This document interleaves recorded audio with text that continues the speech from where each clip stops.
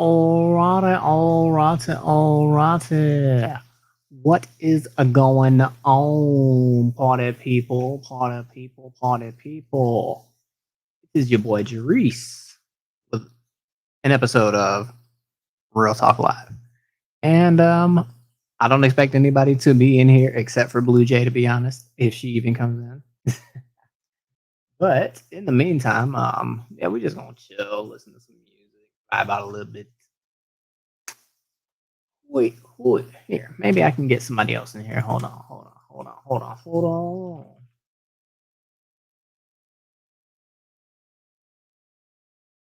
Oh, we got one viewer. Well, unless that's the bot that says you myself. Instagram. Go to my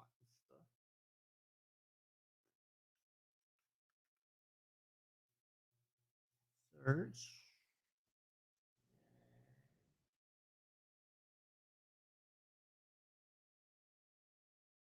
T.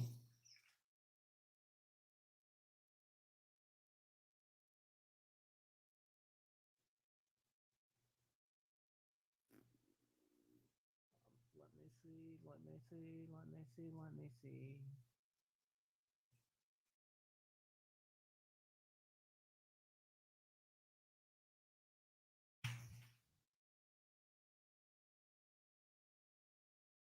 Oh.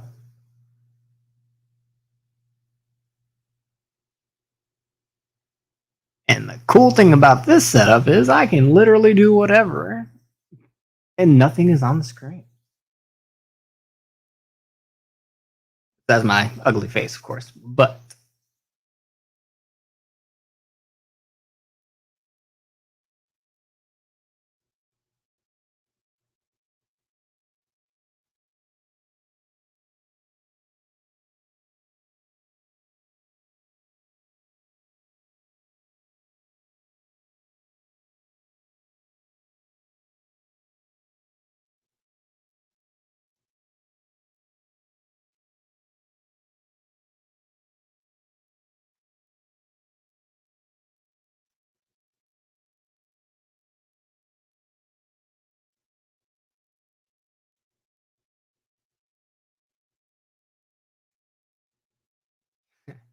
they are still arguing. Like, what is going on? This is weird. Grown men arguing.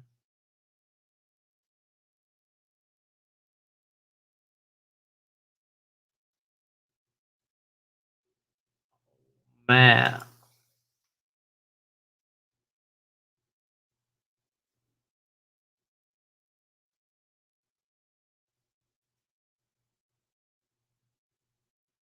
what up, though? Hunter Cleveland. What up, though? What up, though?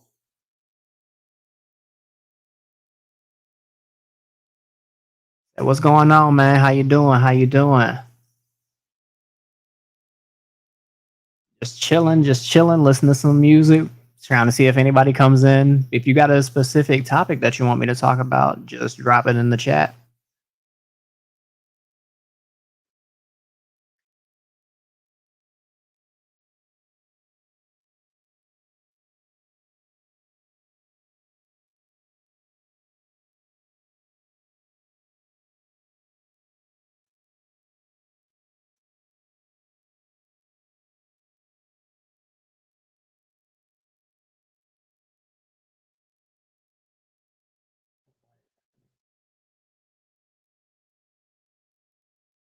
Ah, man, that's tough. My grandpa, well, I guess step grandpa, I think just passed.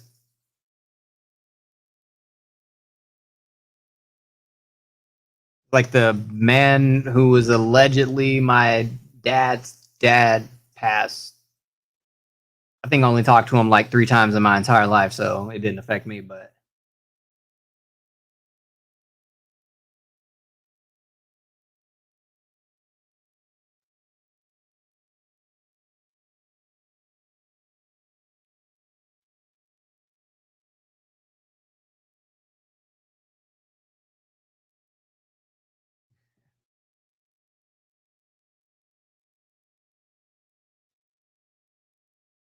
But yeah, man, while you just hanging out with me, anything you want me to talk about? Give a funny take on? Because, my videos are mainly comedy, so.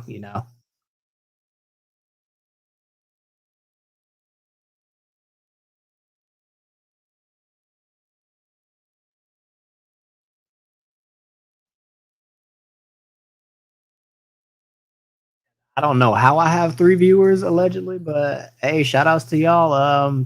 Whoever y'all is, drop something in the chat. Let me know what y'all want to talk about or want me to talk about, if anything. If not, we're gonna do the Charleston White on Cam Newton thing, I guess. There's a lot of stuff that I haven't talked about lately.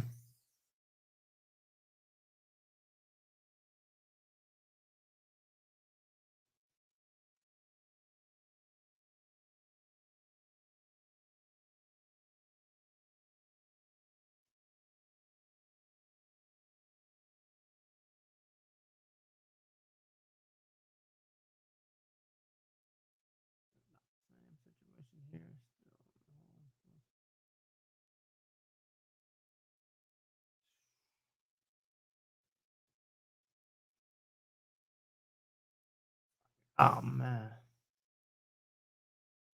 Oh, I guess low key, Hunter. It looks like you're the only person here. You're the only person in the chat, but I guess I'll just start with the actual content. 'Cause, yeah, that's what I did title a video anyway, right?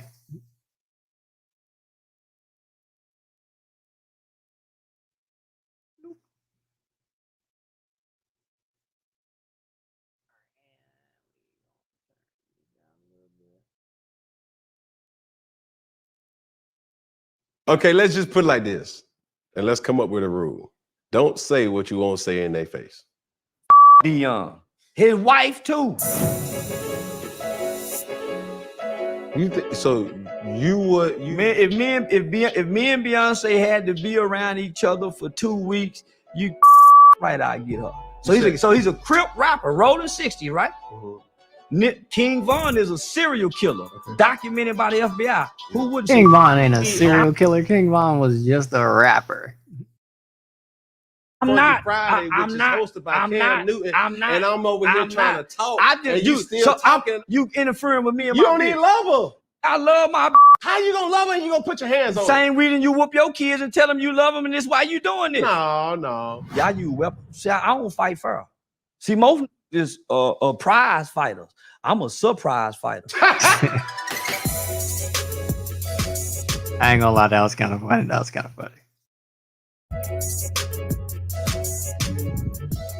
Yo, what are you doing? I'm giving you unbelievable content for the masses. And you just gonna keep it to yourself?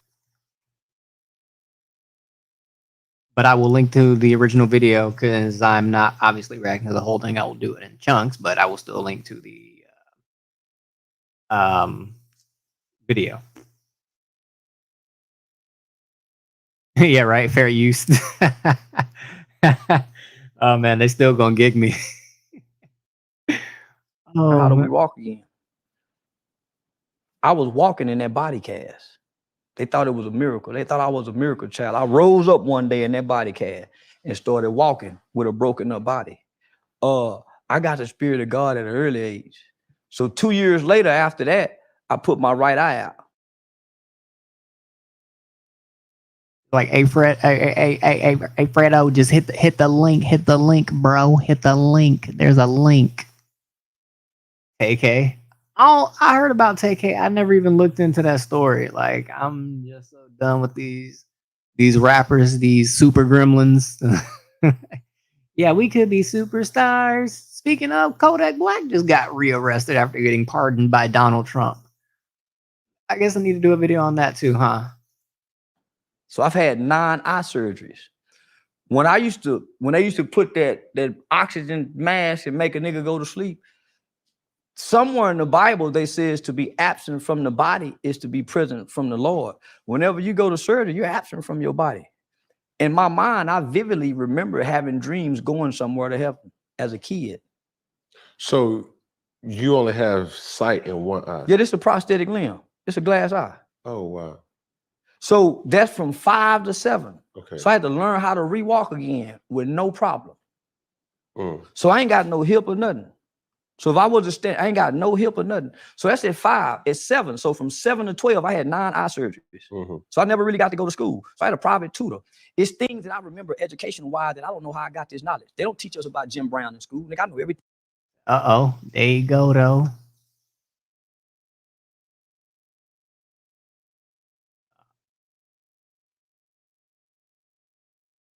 Hey, Fredo, say something. Can you hear me now? Oh, there you go. All right, bet. All right, what's going on, man? Oh, nothing much. Not a damn. Watching this man in his county oranges. Fucking Hey, you leave that boy Charleston alone. the man's he's our prophet, dog. I mean, I don't know about prophet, but Oh man, he was the chosen one. The Lord chose him to lead us to salvation. again, I don't know about that one, but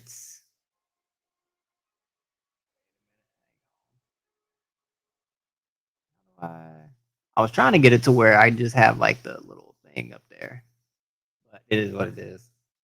You ain't got like a picture or nothing. It looks kind of stupid, but it is what it is. Ah, shit, my bad. Sorry, y'all. I ain't got I don't have a webcam on my PC. Hey, bro. Thing about Jim Brown, the abolitionists. Mm-hmm. I got knowledge and information but that white tutor, I had a white tutor in the 80s coming to my home to teach me. So Hunter Cleveland, Trump pardoned him and he got rearrested. So he was recently arrested as of like 2 days ago or some shit. What was he arrested for? They found him like passed out, like behind the wheel of his car, and he had like cocaine and a bunch of other stuff. Huh.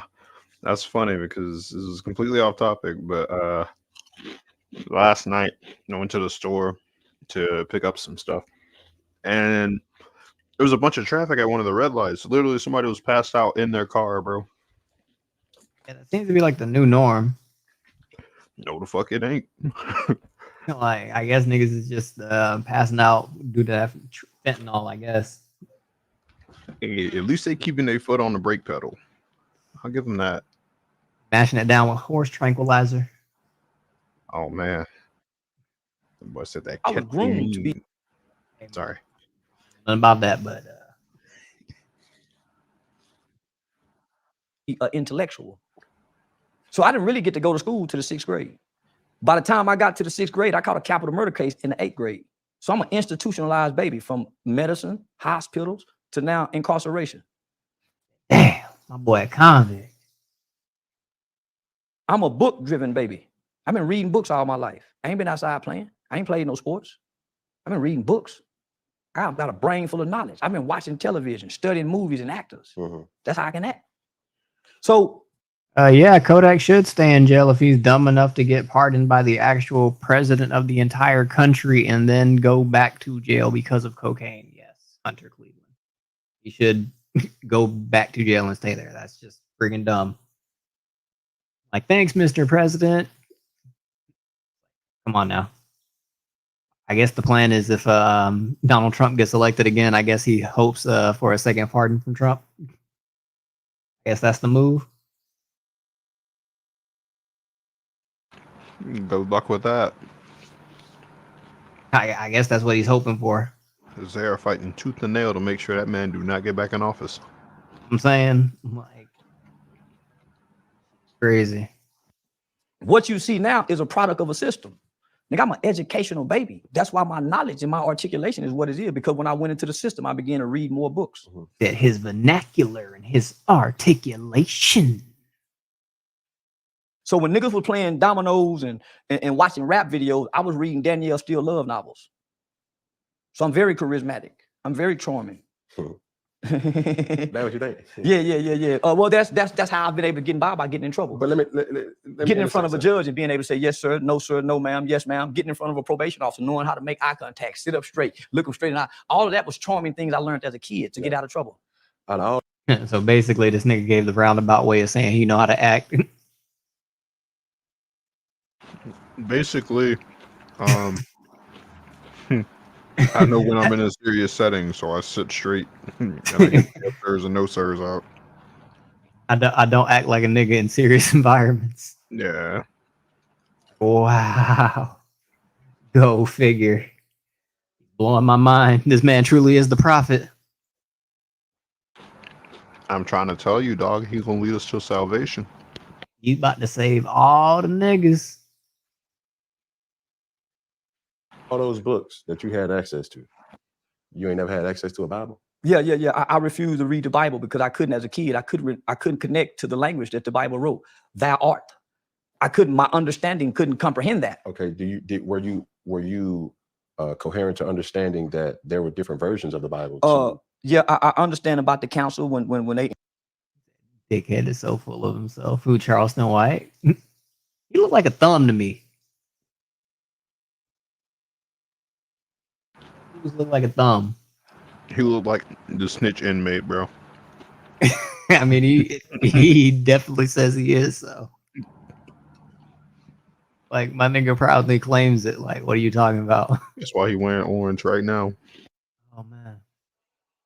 Introduced Cesar Bagario as the white man with the blonde hair, and they took out pieces of the Bible. So I know the Bible have been dissected to brainwash, to control. Yes, so what I did was, but not more or less that level. I'm talking about the international version. I understand it, but as a kid, you don't know that. Yes, sir. As a kid, you don't know to pick up this book and say, okay, they got a King James version. Okay, you don't know this. All you know is here, read the Bible. They say read the Bible, and you can't really understand what the preacher's saying. Correct. But I have a mother who are quoting scriptures. And I'm hearing her say these scriptures, but they're not making no sense. Mm-hmm. All things work for the good of those who love God, is called according to his will and his purpose. Mom, I'm locked up here for murder, and I'm gonna be here for 4 years. How is this gonna work for my good?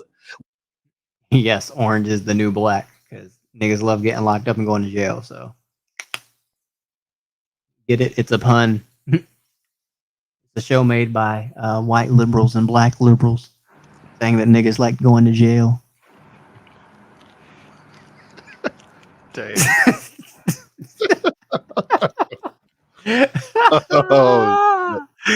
Oh, it's so funny because niggas didn't catch that shit. That shit flew over everybody's head. No, once I saw the creator, bro, I was like, oh, Karen. Oh my god. Niggas was like, oh my god, it's the best show ever. I'm like, bro, y'all don't realize this white woman is insulting y'all smack dab to y'all face. Orange is literally the new status symbol of niggas because y'all love going to jail so much. Y'all know y'all love repeating that statistic of y'all are overrepresented in the prison population. You just found a clever way to say it to y'all. But can't talk about that. Yeah, dog, they did that in the hopes that niggas will rise up and realize that orange is becoming the new black. We need to keep ourselves out of the prison industrial complex.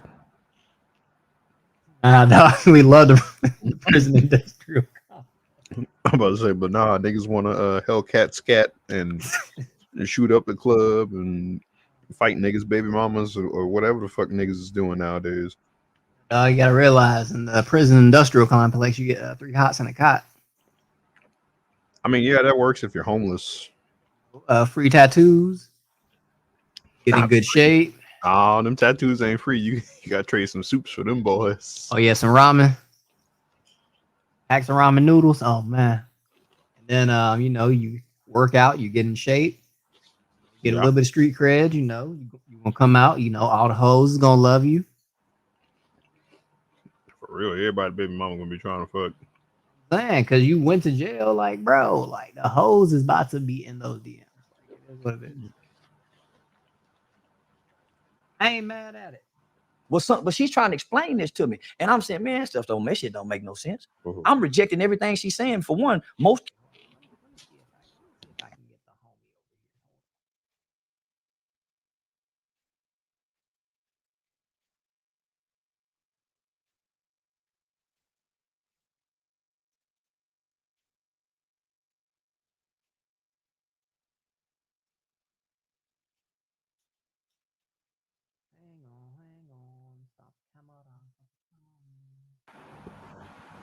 This man said blue is the new white.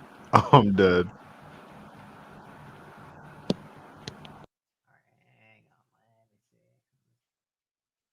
I can get one of my female viewers over here.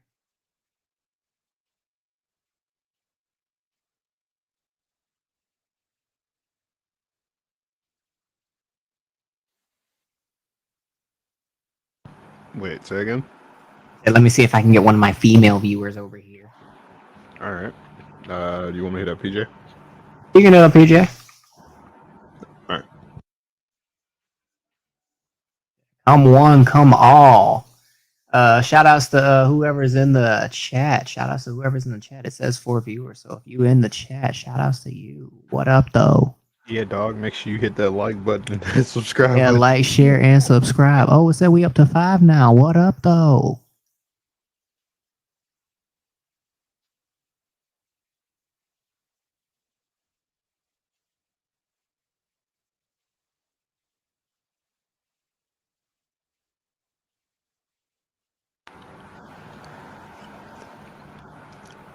But yeah, man, this interview's it's hilarious.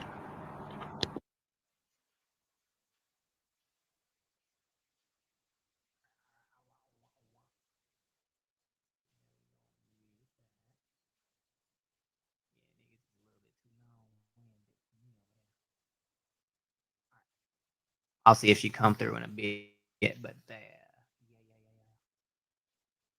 all right. Faux show. Yep. Y'all ready for this?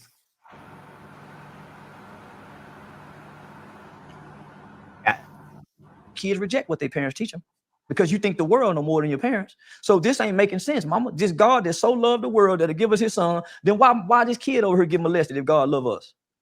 Where my daddy at, mama, if God's so good? You keep hiding about God good. How he good? How? Yeah, dog. I forgot to ask you what you like my room. I didn't even fucking check that shit, bro. That is nice though. My virtual room. I was like, oh yeah, that look clean. It definitely matches the vibes.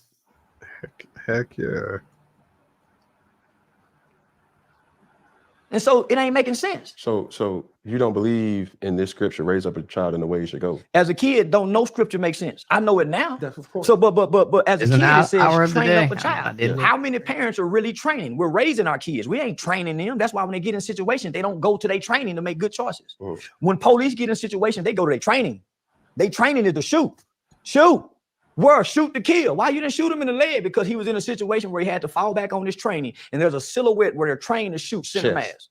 So that's why they don't shoot you in the and it's kind of easier to hit somebody in the torso. Yeah. I'd rather shoot at a piece of paper than a stick. Throwing that out there. I'd rather have to aim at a piece of paper than a stick. That's what I'm saying. Yeah. Torso being the sheet of paper, the stick being somebody's leg. Figuratively, of course. Yeah. Nah, I get you. And you got a soup can for their head. Nah, you got a thumb. Oh damn. More like a spoon shape. He said a spoon. Yeah, like you turn the spoon around, like like when it's all round. Nah, bro, like a backwards banjo. But oh man. Ding, ding, ding, ding, ding, ding, ding, ding, ding. So what training are we giving our children where they get in a situation where they choose the training? We're not training. We raise our kids. How do we raise them? Food, shelter, clothing. We ain't training these kids. We ain't training these motherfuckers. So we ain't trained. We got to go to work. Mama got to go to work. Daddy cross town playing stepdaddy, making more babies. yeah, mama need a house. Daddy needs some shoes. Times is getting hard. Guess what I'ma do? Hustle. Hard. Hard. Horrible. Oh man. Who training us? Nobody. We're being indoctrinated at school and we're being programmed by the culture. Who's training us? Hey, he just said it. Shout out to the culture.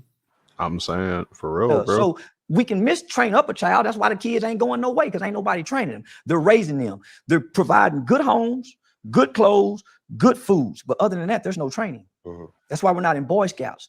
That's why we're not in ROTC. That's why we're not in no type of physical training to teach us how to ROTC, bro. Like, it's funny because like most of those people that were in ROTC didn't even end up joining the military. Yeah, But I was like the nigga that skipped school and ended up joining the military. So what the fuck? But to what he's saying, bro, like niggas don't really put their kids in nothing outside of basketball, football, like fucking track. That's it, bro. Yeah, dog, those are the coolest sports. What you mean? Like you might get, like, if you have a daughter or whatever, she might hop on the tennis team or be a cheerleader or something like that. But like outside of that, bro, that's like school accessible. They don't have anything like outside of school extracurricular type shit, like to teach them discipline and shit like that. You know, you get what I'm saying? Yeah, I mean,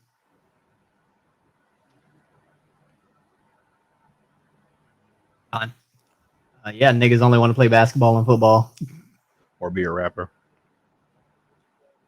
Shout out to the culture, though. Shout out to the culture. Do push-ups outside of sports.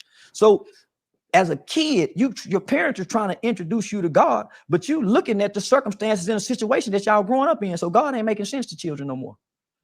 It ain't making sense. Was I blessed because when I go to school, the kids at school ain't blessing their food, but you got me blessing my food. It ain't making sense. Ain't nobody at school blessing their food, so I'm supposed to go to school and pray over my food. No, I ain't doing that, Mom. Because my peers supersede what you're trying to teach me if you don't have a bunch of money to buy my attention. So my mother was financially stable to buy our attention. What your mom did? My mom worked for General Motors, retired from General Motors. The backbone of America, the blue collar worker in the 80s. In the 80s. So we were very financially stable. I had my own bedroom, homie, in the 3rd grade. I had my own phone line. I had the bunk bed, bed with the desk. I had the basketball goal. I had the remote control car. We had the Nintendo with the power pad, the duck hunting game. I had the that nigga had it all. God damn. Yeah, dog, an 80s kid's wet dream. Like, this nigga was spoiled. Like, damn. We had all the action figures, had all the sock and boppers. Oh man.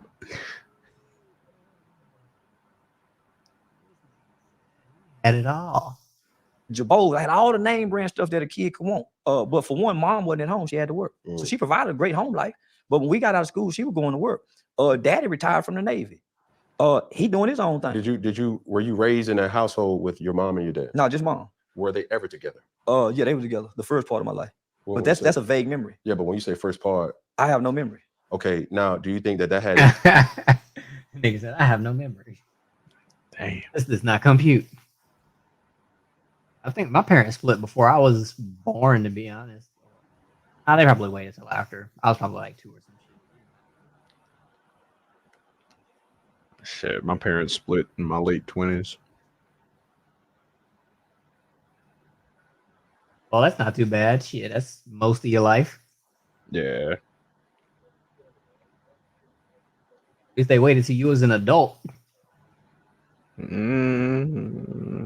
no, they were on divorce court when I was like 11. So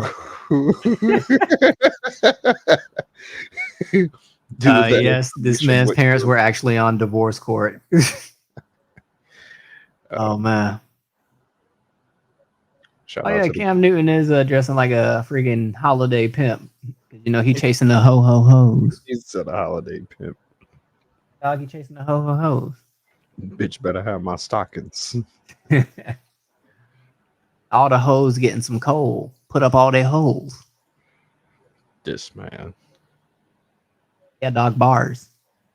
But anyway. Any type of trauma in your growth as a man? The absence of a father in any child's life leaves a child hurt, but ultimately develops a child as an angry kid. And he can't nobody explain why the little motherfucker just angry.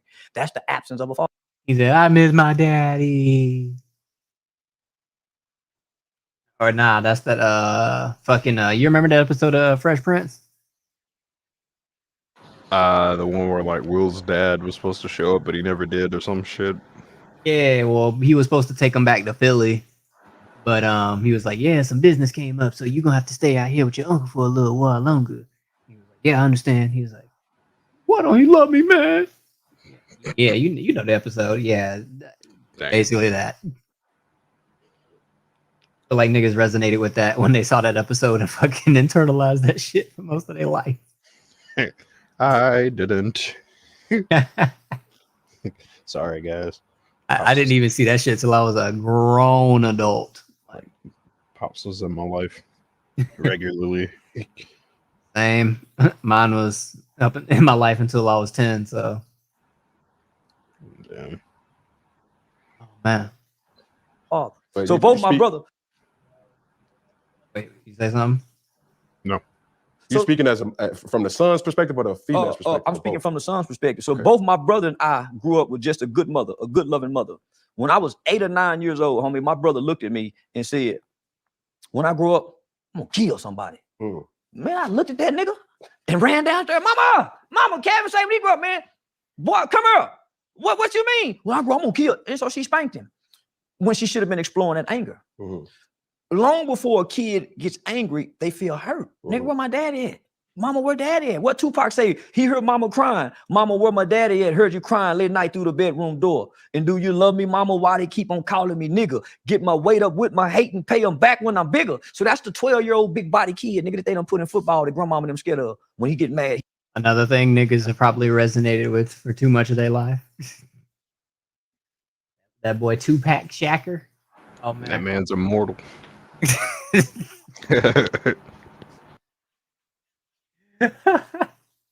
Oh god, bro, he He's really not- is though. He's not dead because they won't let him die. Bro. Shout out to Jada Pink. Shout out to all the sufferers of alopecia. All Hey, the I- actual sufferers. Oh man, speaking of alopecia, I turned mine off for a couple of weeks. Dismay. Need to go. The need to go intermittent. I need to go turn it back on for $30. Oh my god. he huffing and puffing. He kicked the door. He punched a hole in the wall. He pushed his little sister down. Get that weight up with my hate. So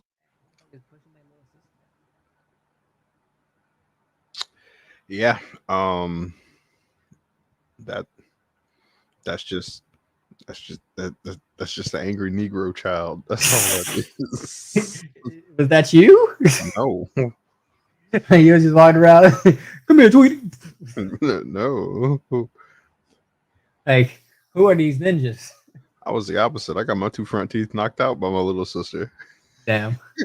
For whooping her ass in Soul Calibur, bro. What kind of shit is that? Niggas is just built different, I guess. Oh man. That's just funny. just think about my brother saying this. Nigga, I'm 8 years old. He 10. Nigga, he killed somebody at 17. So I'm trying to piece it all together. So the anger, right? So we hurt in the beginning, but before you hurt, you feeling unloved. No, hold on. Check that. Truth to that. But in your household, you raised by your mother. Parents was never together. Mhm. You guys, 3 boys. Two boys. So just you and your brother. Just me and my brother. 2 boys. So you only got 1 sibling. Yeah. So- But I had a sister come later in life when I Okay. was 13. Okay. So we got uncle, we got granddaddy, we got grandmama, we got aunts, we got cousins. So Mhm. we got a big family. Yes. And we got males there, but they ain't the right kind of male. Granddaddy got a barbershop. Granddaddy went to the military. Granddaddy retired from Paul Lumber's yard. Granddaddy worked at the bus barn. He the supervisor at the bus barn, but he pimping. He got all the hoes boosting and stealing. Granddaddy catch a major federal drug case and make the front page paper, right? So I remember my mother telling us when I was like in the 5th grade, don't Shout out to the culture. Hey, go to school, tell nobody that's your granddaddy. granddaddy was hustling at the bus terminal. Yeah, dog, that's how they had to do it back in the day. He was in his 3.5. Get the fuck out of my face. Oh man. Oh yeah, here come the 9 right here. Here come the 9. Yeah, you gotta use that old school jargon. You jive Yeah, man. turkeys. Yeah, Mr. Bud Drive, Mr. Bud Drive. Times hard, times hard. I'm tired of these crackers. That's how these crackers put their knee on my neck. Every time I'm trying to pull myself up by the bootstrap, you got goddamn crackers. I'm knocking nigga down. With the cigarette bouncing. You know, nigga Brian. Coming straight from the underground.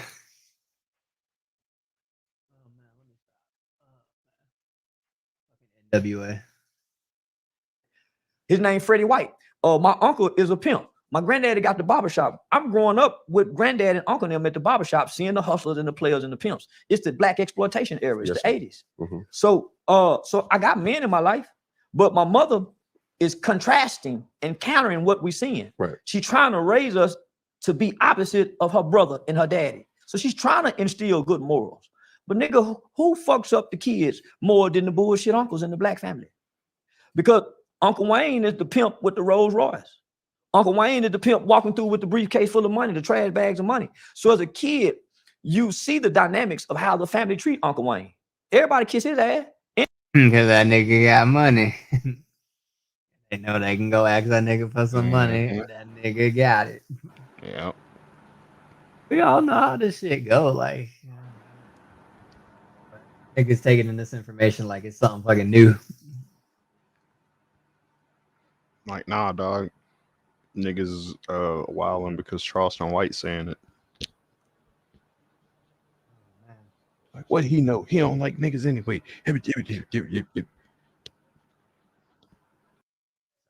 I guess I don't understand what everybody's big deal is with Charleston White. Yeah, I don't know either. Like, this nigga literally is just a caricature of a hood nigga, quote unquote, or a ghetto ass old generation X fucking black man. Because if you watch his early shit, he didn't act like this, but he'll fucking talk about it when he. Yeah, I was about to say he talks about that later. In the viral fucking 1 minute clip, but we'll get there. And he a woman beater. So everybody kiss his ass. So it's no different than a D-boy uncle who in the household with the mama who got the favorite brother. Mm-hmm. He coming through with the pants sagging and the gun. The nephews and them is picking up these traits. Mm-hmm. As he stopped through and get us some money, get out with money, rub them on the head, let them ride in the car with the hoes and the bitches. So I was a little king, like the little kid Finesse 2-time guy. I was that little nigga with my uncle now, being exposed to this shit. So that's the dynamic of the loving. That. So he said he little RT. Oh God, speaking of. Oh man, don't tell me he got a new single. Nah. He just he been popping up on like streams and stuff with like Heist and that, which is like another ghetto freaking Twitch streamer. Dude. Oh God. He was the dude that caused that like riot up in New York when he had that fake giveaway. Wait, Kai Cenat? Yeah. You said he has him on his Twitch streams now? Well, he had him as like a special guest, you know? Oh, God. He gave him like a Nintendo Switch and like some Nerf guns, I think. Why are you giving him Nerf guns, bro? Just give him an actual 9. He had a fucking ankle monitor on. Like, he already bought the light, so you might as well just go and send him back home with a blicky. I mean, he can't legally, get one yet, even though he wouldn't get it legally if he could, because, niggas don't like to own guns legally. But we talking about hood niggas. You think they worried about legal? Definitely. You think they worried about legal, nigga? Definitely not, but, No. All them niggas outside with ankle monitors on. What? They worried about legal? Yeah, okay. Like maybe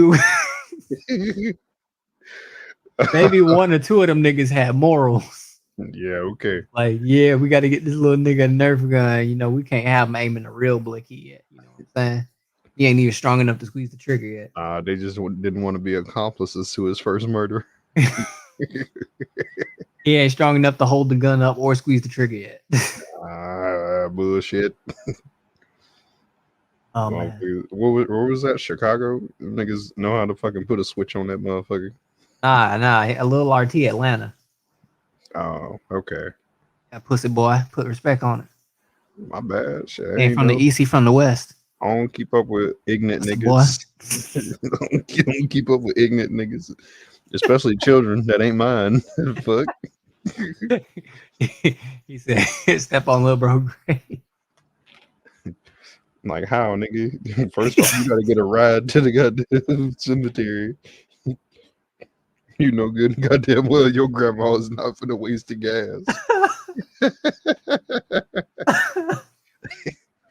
Oh, man. Oh man, that shit is funny. Hey, bro. Nigga is horrible. Single black mother who's God-fearing, who's trying to teach her kids good morals and values, but she don't have the time because she got to work and provide a good living for them. And there's a missing piece in the father being The absence of the father. Yeah. So the absence of the father, who's supposed to step in? An uncle, a cousin, somebody some within the male family, figure. within the family before she have to go out and get a coach. Correct. But nigga, there's no positive male figures. They teaching us the bullshit. Toxic. And they telling us don't listen to your mama. Boy, you gonna be a trick listening to your mama. They really got you. So yo, as a child, you're Okay. So let me just add a little caveat to that. Listening to my mama led me to not getting pussy for an extended amount of time. Listening to your mama, yeah, don't do it. I mean, don't do it. I mean, everything with a grain of salt, you know. A little bit, you know. I've been out here disrespecting these hoes sooner, but.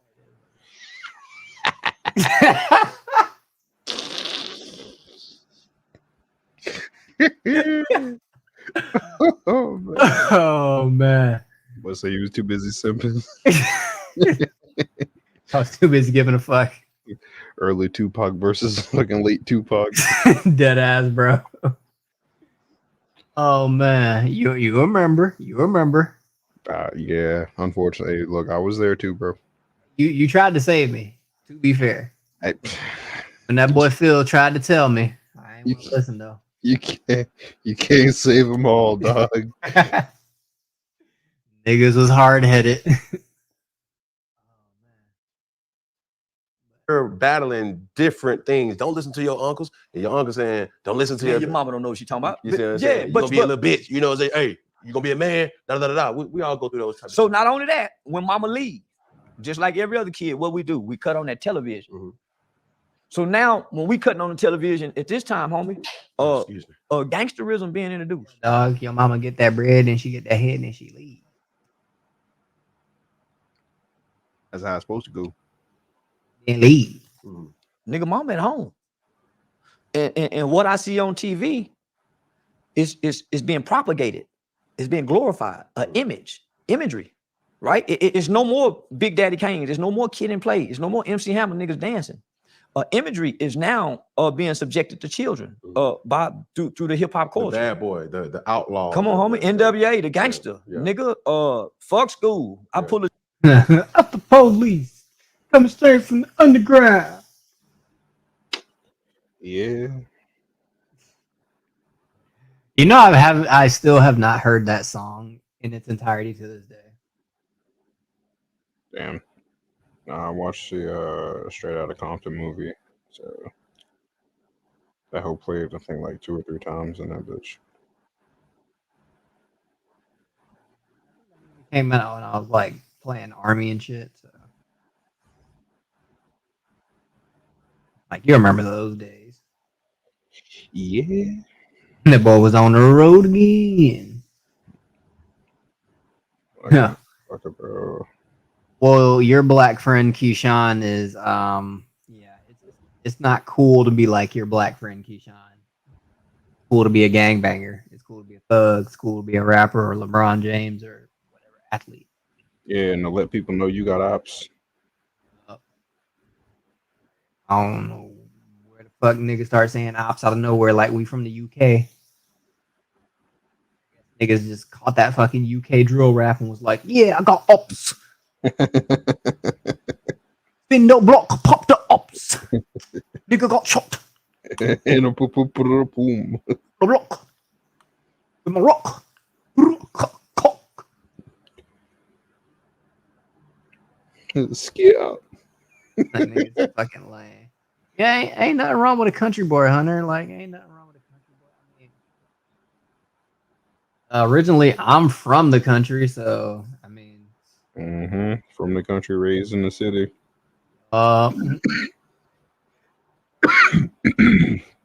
Excuse me. The G about a week. Fuck school. Just that small line right there in a rap song. I pull a G about a week. Fuck school. That was KRS-One saying that. So when I cut off my television, nigga, them images that I see, that's like Uncle Wayne, the pimp. Yeah, that's who you relate to. Come on now. So now I'm spending the night over my homeboy houses. Nigga, they brothers is uncles is drug dealers and gangsters. They looking like the imagery. So now we're starting to take on the image. How do we learn the behavior of gangsters? Through the lyrics in the movies are now being shown to us. Now rather than us wanting to play football, nigga, we want to be Too Sweet. We playing Too Sweet. The guy that can whoop everybody in prison in the movie Penitentiary. Instead of doing kung fu and doing karate, nigga, we playing High Top and Rocket on Colors. So mama at work while all this dynamics is changing. With no absolute clue. Don't have a clue what's going on. Because because like I used to skip school all the time. My mom was at work, so yeah, I know the struggle. I ain't even gonna hold you, Chief. Hell no, I was too scared to get my ass whooped. Oh man. Nope, I don't want a whooping, and I like my freedom. Oh man, I thought I was too smart to get caught. And I was like, yeah, I'm good. My mom got that letter in the mail. I wasn't expecting it. I've been there too, bro. Like, yeah, ain't gonna get caught. Or yeah, we ain't gonna get caught. Who been smoking weed? Oh nah, we don't talk about that one. Why you gotta bring up old stuff? My name's 420 for a reason. Fucking asshole. I'm sorry, bro.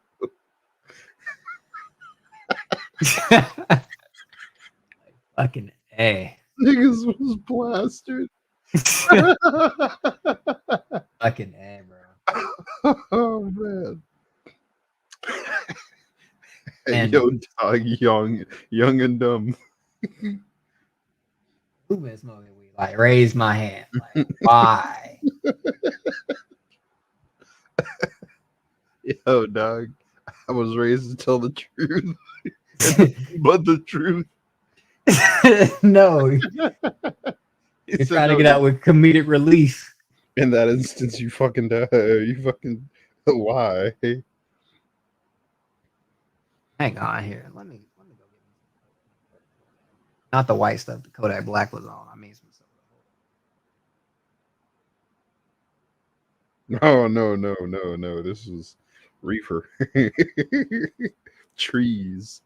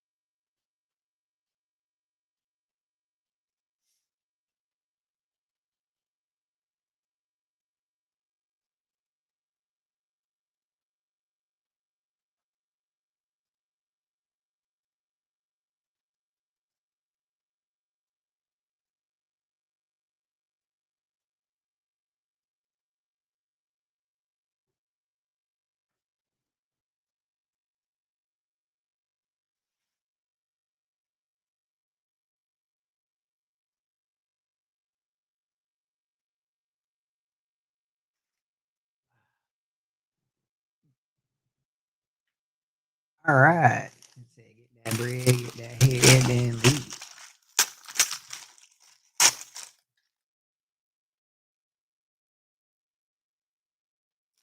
Oh, nice. These are individually wrapped. Freaking. We're doing like a little secret Santa thing at work, and like, freaking, she got me these little Reese's minis. Nice.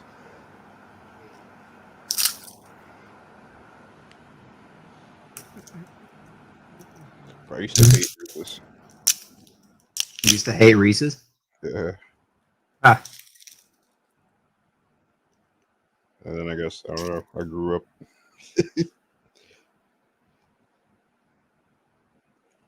You tripping, dog? Reese's is fire.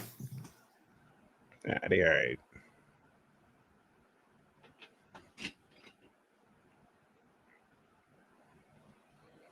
Nah, what actually used to be fire is Snickers, bro. I don't know what they did to change the formula. They started putting like less caramel or something. I don't fucking know. But them hoes taste weird now.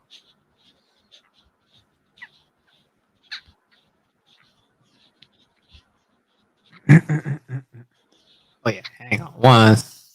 Yep.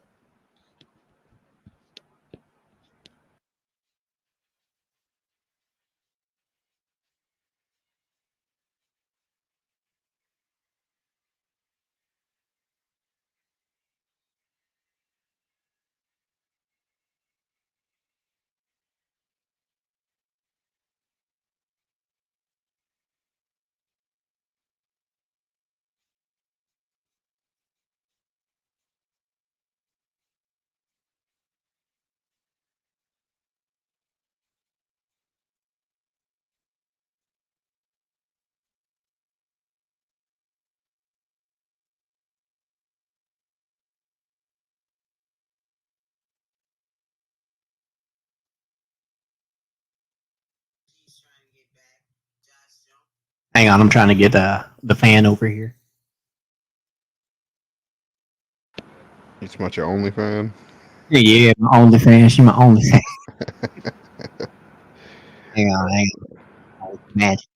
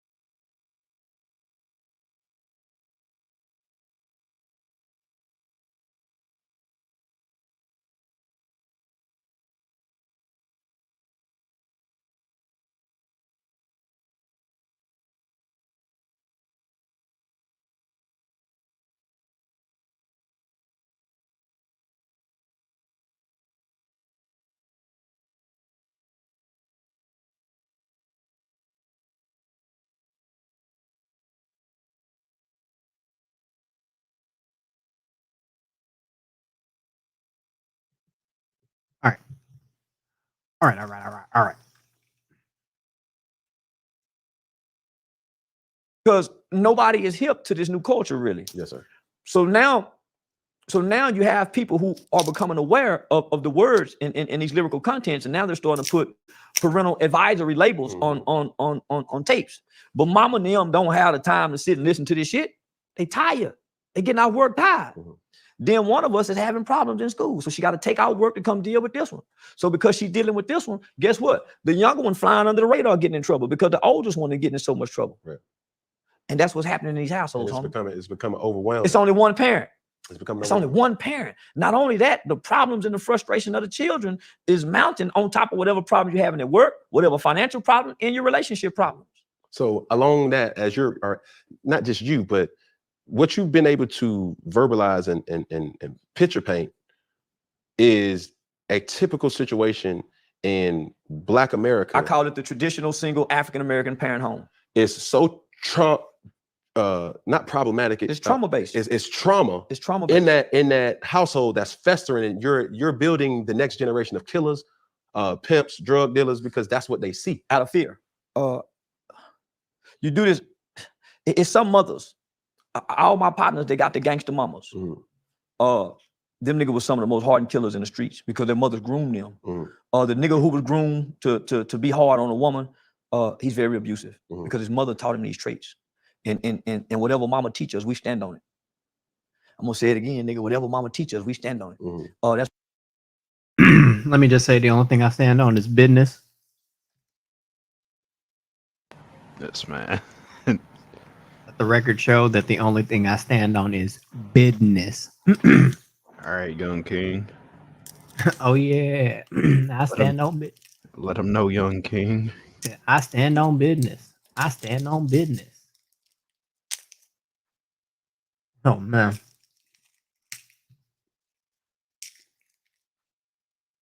Hey, you know what?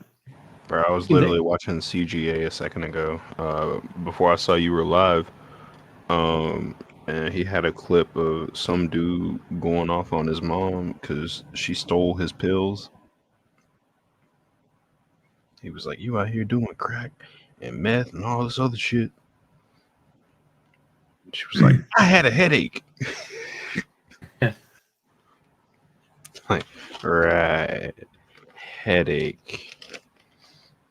Why that nigga mouth look like that, bro? Yeah, man, TIP the King good, man, right here on the west side, man. You know what I'm saying? It's all. Oh, Jesus. We're gonna take a quick commercial break. We're gonna take a quick commercial break. Yeah, man, TIP the King good, man, right here on the west side, man. You know what I'm saying? It's all urban central. Right?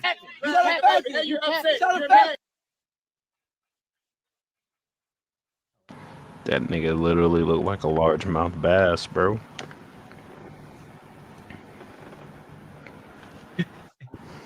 That nigga smooth, ugly, bro. You know what that nigga look like, bro? That nigga ugly, bro. I know you ain't never played it, but fucking on the Dreamcast, bro, there was this game called Sega Bass Pro Fishing, bro. Wasn't it on PC too? It might have been, I don't know, but nigga, I know that hoe was on Dreamcast, and they had literally had like a fishing rod controller that went with that bitch. Oh, shit. Hang on.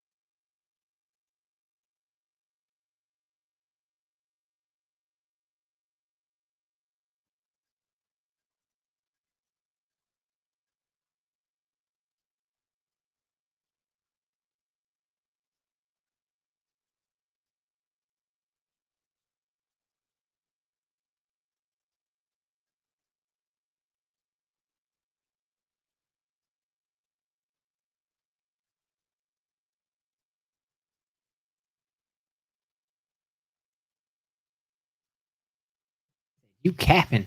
All right. Let's do it. You can't. You losing. I know you. Bro, what is his mouth? Fuck, bro. Right. Some of them freeze frames don't do that man no justice. But hey, he stand on business though. He stand on business. Waka. Hey, Charles, I got Smash Bros installed earlier. I was fucking playing Pac-Man. Hey, friend. Check it out. Waka. Man. Jesus. You can't tell me that ain't funny, though. Oh, nah. You remember the first Luigi's Mansion, right? You remember the first Luigi's Mansion? Yes. Do you remember fighting a ghost, like a fat ghost that was eaten? It was in like a dining hall area. Oh man. Bro, I don't know why, but you did that shit. I didn't hear Waka Waka. I heard that fat nigga eating. Damn. And bro, this man got way too much money to have his dreads looking like this.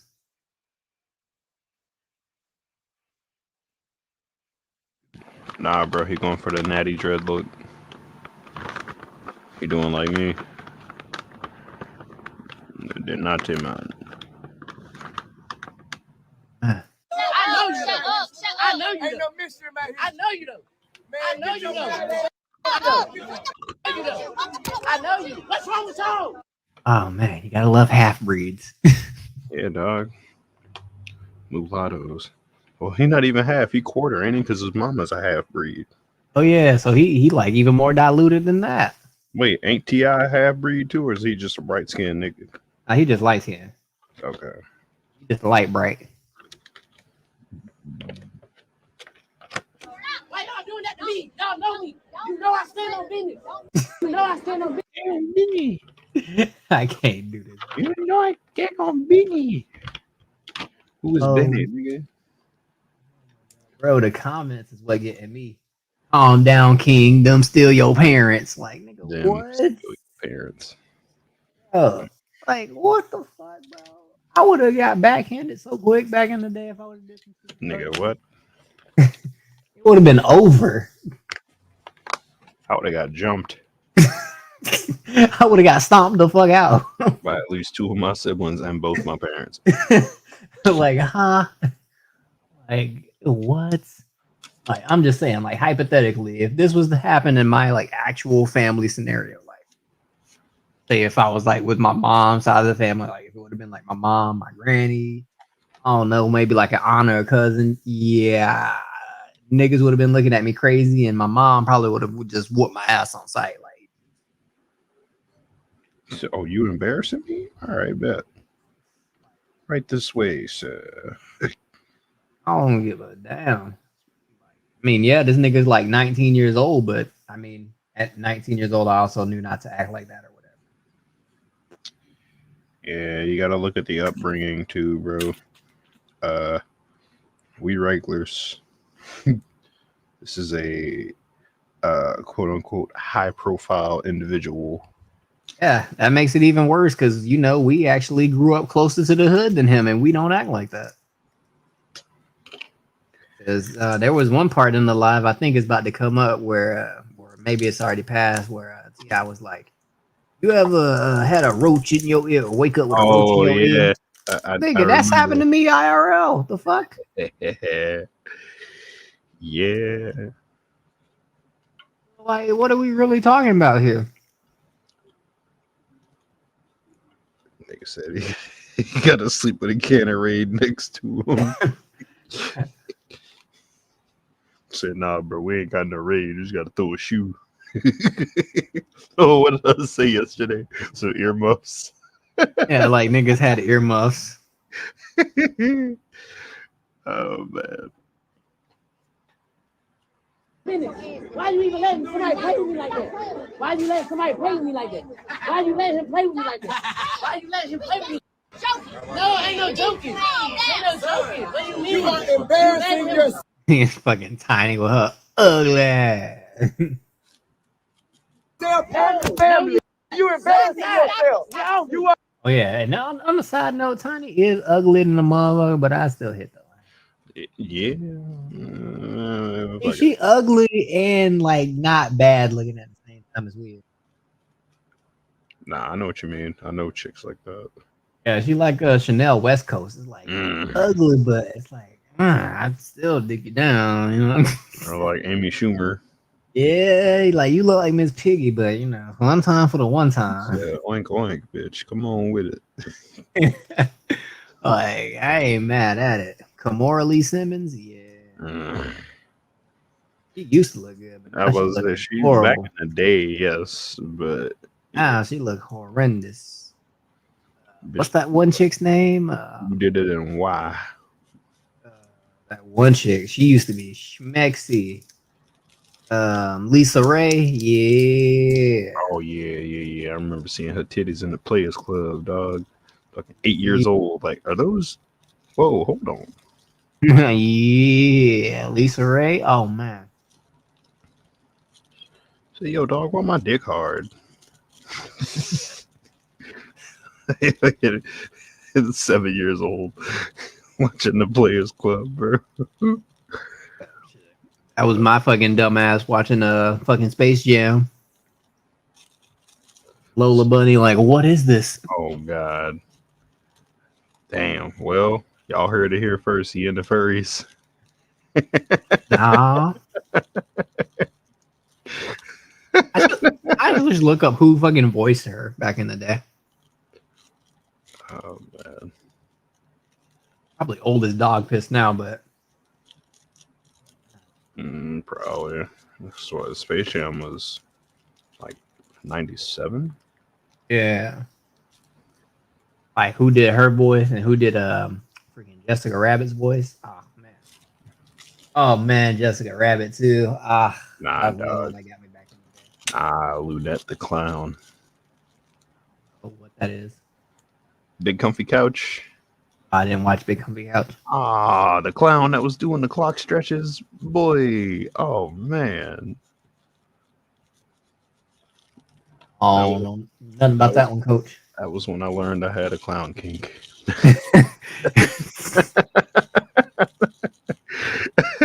You said time to get silly. Damn. Bad.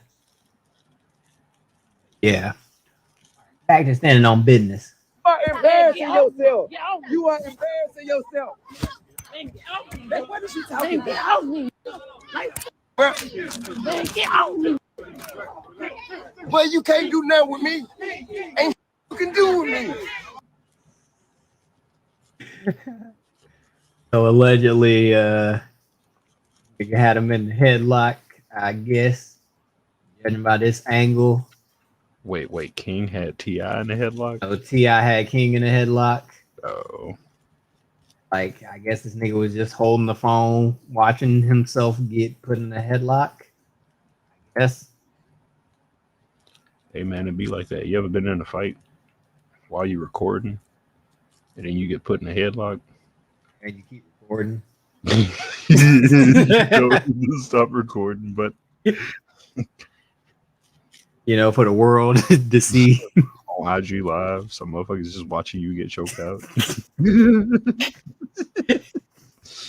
Niggas watching your fade get ran in real time. In real time, dog. In 4K. You didn't think at once. You didn't think once, like, maybe I should stop live streaming.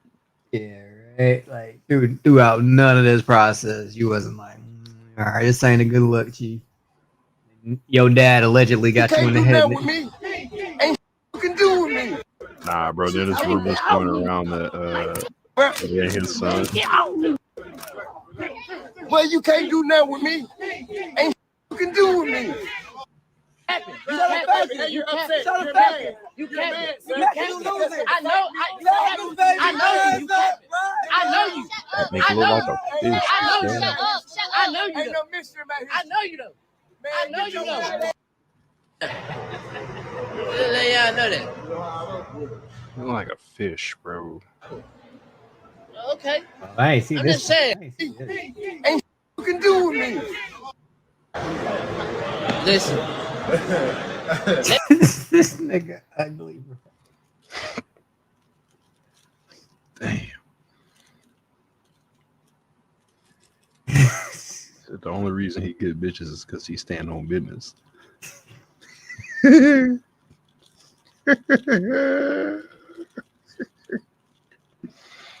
I'm fucking done. All right.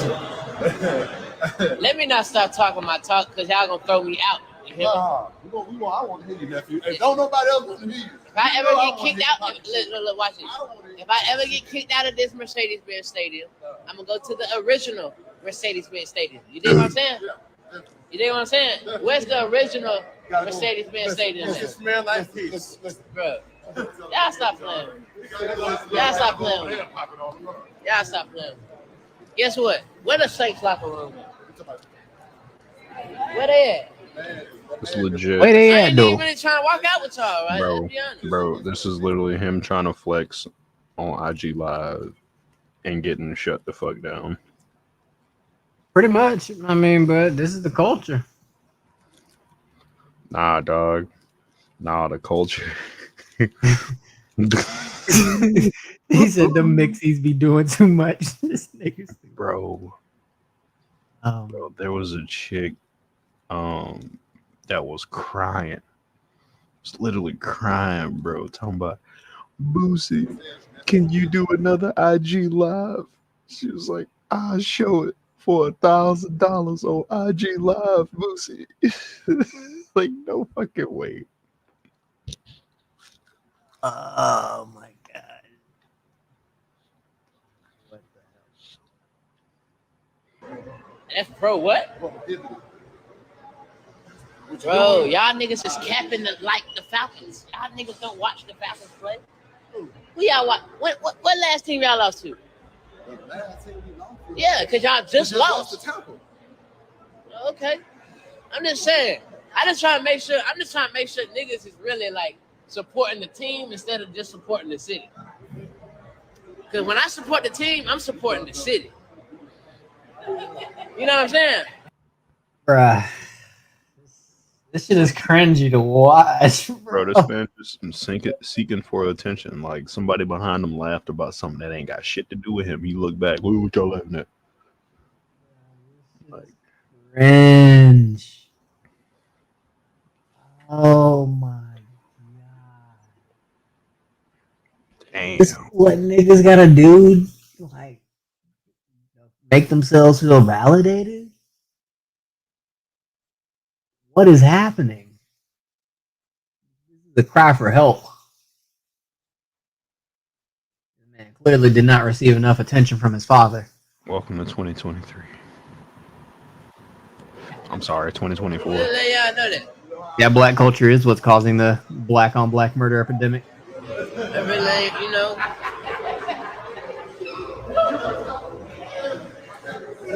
I talk about terror bully. I ain't no bully.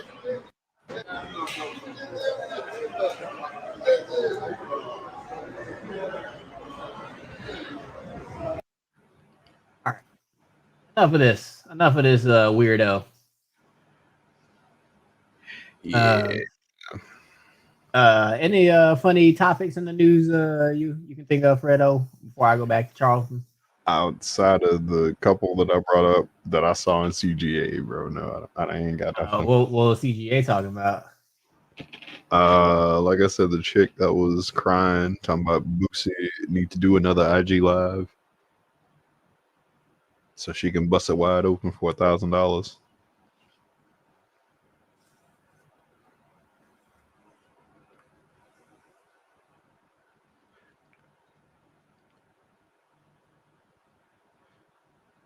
Was it on the live or? Yeah, go under live.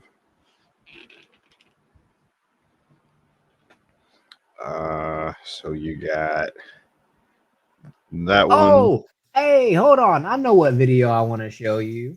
Uh-oh. Want to get your opinion on something.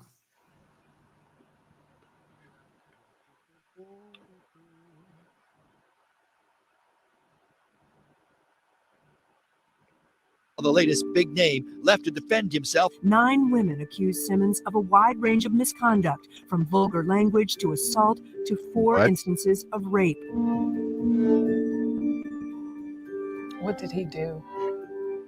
He raped me right up against the wall. Excuse my language. But that's what he did. I have to keep this secret. He showed up naked wearing a condom and tackled me to his bed while I screamed and fought and said no and cried. Stop the cap.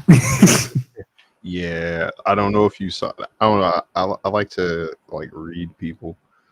So like, I don't know. I was just getting a lot of like crocodile tears. Yeah, that was just straight. Shut up. Get out of here. Crocodile tears. The other one, you can see it like at the end. She's like, "Yeah, you believe that, right?"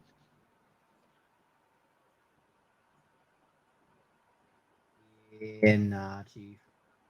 Not going for it. But Me to his bed while I screamed and fought and said no and cried. Right here. That's right. That little that little snicker. Yeah. Kind of like head tilt thing. Yeah, I got you. Yeah, I saw it. If the allegations are not true. What? Fuck out of here. Like, you believe it, right? Wink. Yeah. It's like, no. Like, bitch, just faker than them that goddamn eyelashes you got in. Bigger than that fucking hair she got on. I mean, never mind. You leave that lady lace front alone. Yeah, you're right. True. Why would all these women accuse you? I heard someone else say this, that I was quite frivolous. Look, there's a song by Houdini. I'm a hoe, I'm a hoe. 3 different girls after every show. Culturally, we thought that was the right way. And a number of sexual partners and compromising positions I put myself in is beyond anybody's imagination. You said you had more foursomes than most men have partners. Yeah, and that wasn't really that. I think it was cultural and silly and egotistic and sad and from an insecurity that feeds it, and a lot of reasons why we were that way. If you slept with as many people as I slept with, thousands, and we're talking about 6 people. There were like 20, right? I mean, I spoke poorly. You mean rape that's not no? Yeah. I spoke poorly to 15 of them. I mean, 12 of them. I spoke poorly all the time. I'm a Def Comedy Jam guy. I was crude. So how many compromising situations was I in? And if you call that person and say, can you help me help these other women, then you can get them to tell a story and reimagine a story. And I'm not here to say what they were thinking, but I can simply tell you that I was in so many compromising situations that people can have a recollection from 30 or 40 years ago. And it can be different from my recollection. And it could be one hey Fredo, she came through. We had more foursomes than most guys had one. Could someone leave? Hold on, let me give it a link. Could someone leave and feel they wish they hadn't? Copy. Could someone reimagine a story out of thousands of people? Could someone want notoriety in the market? All right, Blue Jay, the link is in the chat. Yeah, you can just click it, come up, and we can chit chat, shoot the shit, and you can, talk with me and my homie Fredo. Sue you because they had an experience. Since I know we didn't really get to, talk about too much of anything on Chaotic Reacts earlier, so. But yeah, just hit the link, Blue Jay. You know how this works. You've been on the panel before. And don't worry, it's the real me, in case you're wondering. It's not a body double. Yes. Not a stunt double, nothing weird. Weird is the real Jerice. But anyway. Uh-oh. That boy EAE's in here. What up, though? What up, though? Welcome in. Welcome in. It's another viewer from a Chaotic stream. Oh, okay, nice. Yeah, I'm in the Discord, be chit-chatting over there and stuff. I'll make like a formal stream announcement tomorrow. Already asked CT and he said it was cool. Yeah. So that'll probably be like tomorrow evening or something like that. What up, though? What up, though? What up, though? Yeah. How's everybody doing? How's everybody doing? This is Jerice. Videos, obviously on my YouTube channel, youtube.com/Jerice, all that good jazz. And yeah, we talk about Russell Simmons and rape allegations and, Me Too stuff right now. And Blue Jay, come on up. So we can chit chat and hang out. And they can reimagine it just a little bit different. And could you be vulnerable enough to? Oh, nice, Sue. Appreciate that, EAE. People don't know that. 9 separate, 7 from the chairman of the Polygraph Association. 1 for each of the serious accusations. 1 for when someone said, for instance, I was violent. Hey, bro, them cicadas are annoying as hell, bro. Yeah. I know you hear them. Between that and his lisp, bro, I'm trying my hardest to focus. But like, nah, I do understand where he's coming from. Like, you know, he remembers it one way, and then they remember it another way or whatever. They may remember it the same way, but they're trying to misconstrue and like basically make up extra stuff that happened that they think happened or that they know that didn't happen, and they're trying to like basically literally just lie on this man's name. And like these are probably more than likely females that he actually had a consensual encounter with, but now that he's actually somebody and they've Googled his net worth, I don't know how many times, like they try to get a quick bag because they rent due. Okay, I was reading Blue Jay's comments. She said she gonna run to the gas station. Wait, say again? I was reading Blue Jay's comments. She said she about to run to the gas station. She doing nigga activities. Uh-oh. She about to go get some Rillos.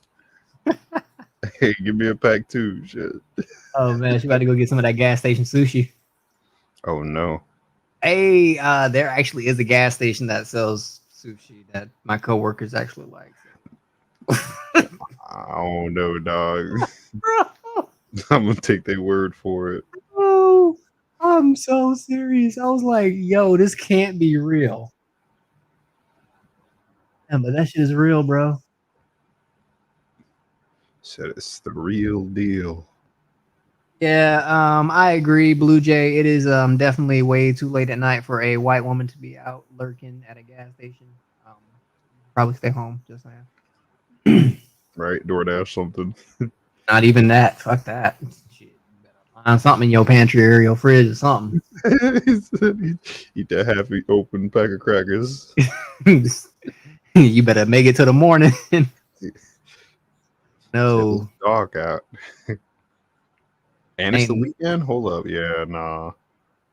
Nobody out with no good intentions at past no 2:30. Especially where I live, because all the bars are closed. All the bars here close at 2. Ain't like back home. I think most of the bars here close at 2, bro. They not back opening or staying open till like 5 a.m. like they used to back in the day? There's probably some like after hours on some shit, but nah, bro, it's mostly barren. Oh, the club closed. 2. Oh, the club closed at 2? Yeah, well, it depends. On what? It depends on what club, what their hours are, obviously. The spot. You know the spot. What, Trying to give out too much personal information, but you know the spot. The spot I used to on weekends, they would close at 5, but it was an after hour. Like they opened at 9, bro. That's what I'm saying. So like, niggas be hanging out at those houses. I mean, yeah, but I don't know, man. Either way, we both agree. Us and the chat agree that it is too late to be out making gas station runs for a white female by herself. Oh man, yeah. Blue Jay. Unless you got like your fiance, boyfriend, husband, man, person. I know you said you're divorced, but unless you got like a new man going with you, don't do it. Don't do it. Take the new nigga with you. Wake his ass up. Or if you got the blicky. If you got the blicky, it's cool. Yeah, man. Yeah. That or some pepper spray. Pepper spray, a knife. You gotta stay ready. So there's war out here. Telling you, Blue Jay, be careful. Don't you do it. Stay in the house. Yeah, back to the video. One person said that. I've never been violent. Took that. Once I apologized. I never apologized about assaulting anyone. But if two people say it, because one said it and me too, and the second person said it, then I took a test for it. 3 hours per test by 2 polygraph examiners. One that I've never done this to anyone and one I've never done to each individual. Some people say that they're not accurate, but if they're 94% accurate, I did 9 of them. It's pretty clear that I don't believe it. I even asked well, what if I believe it? but it's not true. He said your subconscious will get you. I don't know how true that is, but that's what was told to me by the chairman of the Polygraph Association. He was filmed, by the way, talking about this. So there's footage available. No one in the mainstream would cover that. Why do you think that is? There's a narrative. And this man said Blue Jay got black kids. I can tell by the haircut. What does she do? Got black kids. Ain't nothing wrong with it. Ain't nothing wrong with some little half breeds running around. I respect it. If you do have biracial kids. My ex had 2 of them, bro. Like, oh man. You just talking about grocery shopping. Just talking about the biracial kids. I was like, wait, what? Yo. Jesus. Which is what? That we don't want to go backwards. We want to believe women. But women and celebrities may be in some cases a little different. But we don't want to not believe women. We have to believe women. We have to give them the benefit of the doubt, but we can't demonize people without proof either. Twitter cannot make a decision. I've never spoken to a policeman. I've never spoken to a judge about anything. So who's the judge and the jury here? Maybe you haven't lived in the real world. It's gray. No one's intentionally hurt anybody. It's a big difference. No one pushed anybody, and being pushy is different from pushing someone. It's very gray. Rape is a strong allegation in some of these stories, or that you pinned women down. I mean, like bad stuff, either happened or it didn't, right? Yeah, it's a serious word, but I think they've changed the meaning. All right, let's pause it right there. Let's talk about it. Because that's something I've been saying for years, right? What's that? That they changed the definition of rape. How so? All right, so hypothetically speaking, right? Mm-hmm. We'll just say her name is Janet. Right. I meet Janet at the bar. We'll just say, I met her at a General Public. That's a nice little bar, in City Center, back when I was back in Houston, right? Okay. All right. So I go, we get a hotel room, we bump uglies. And then, she goes home, right? Mm-hmm. Okay. This bitch wakes up the next day and decides, that Jerice guy.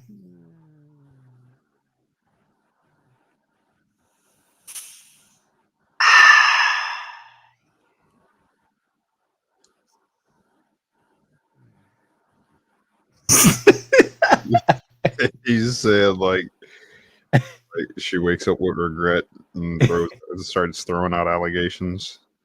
Yeah, it's kind of like females have been doing that for a hot minute now.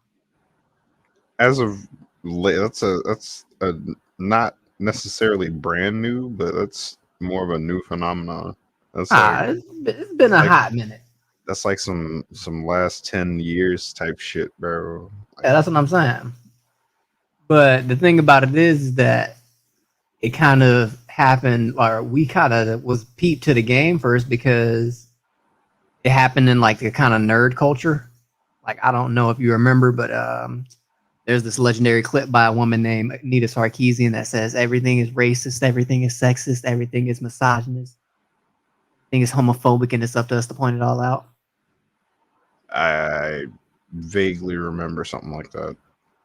So it started with that, and then there was the whole Gamergate, and then Me Too, and then Time's Up. Most of that stuff kind of sort of popped off in like the nerd / anime sector, really.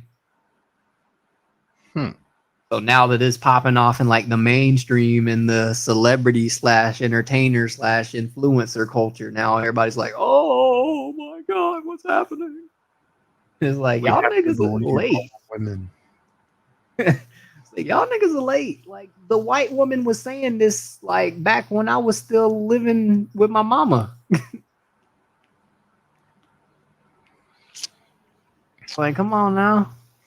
Like, Hey, bro, man, this you know what this they was going say. on back since, bro. You remember the lake? Yeah. Exactly. That's what I'm saying. But within the last 10 to 15 years, like that's been like the a popular thing to go on. But like before that, I feel like it used to be like actual like on some caveman type shit. Yeah. Beat a bitch over the head. Sneak, jump out the bushes or something crazy. Now they're just like, you know what? Jerice is kind of ugly. Yeah, he raped me. Yeah, I can't have that one on my record. He got the bag. What was that baseball player? Yeah, and that's another thing too. If you're rich and they sleep with you, they'll try to say you raped them for money. The other side of the coin. Damn. I don't invite people over because I don't trust black people either. Got me fucked up. Niggas got sticky fingers. Oh man. I ain't trying to find none of my stuff at the pawn shop. Shout out to my PSP. Oh man. Oof. If you know, you know. Shout out to the homie Dion. Damn. Oh, speaking of, it was his birthday yesterday. Ah, shit. So, yeah, happy Next time you're in the court, I'll tell him happy birthday. Yeah, right. So in 3 months. I was about to say next year, literally. Oh man. All right, but anyway. How so? Because I've never been violent to anybody. The rape is a violent crime, so it is a very serious. Somebody jumps out of bushes and rapes somebody. It's different.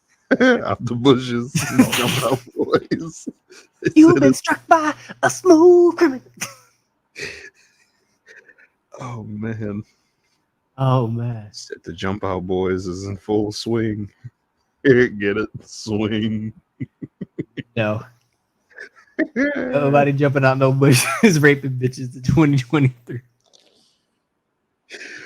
Oh man. This is not what we doing. Watch 2 weeks from now, bro. The story pops up.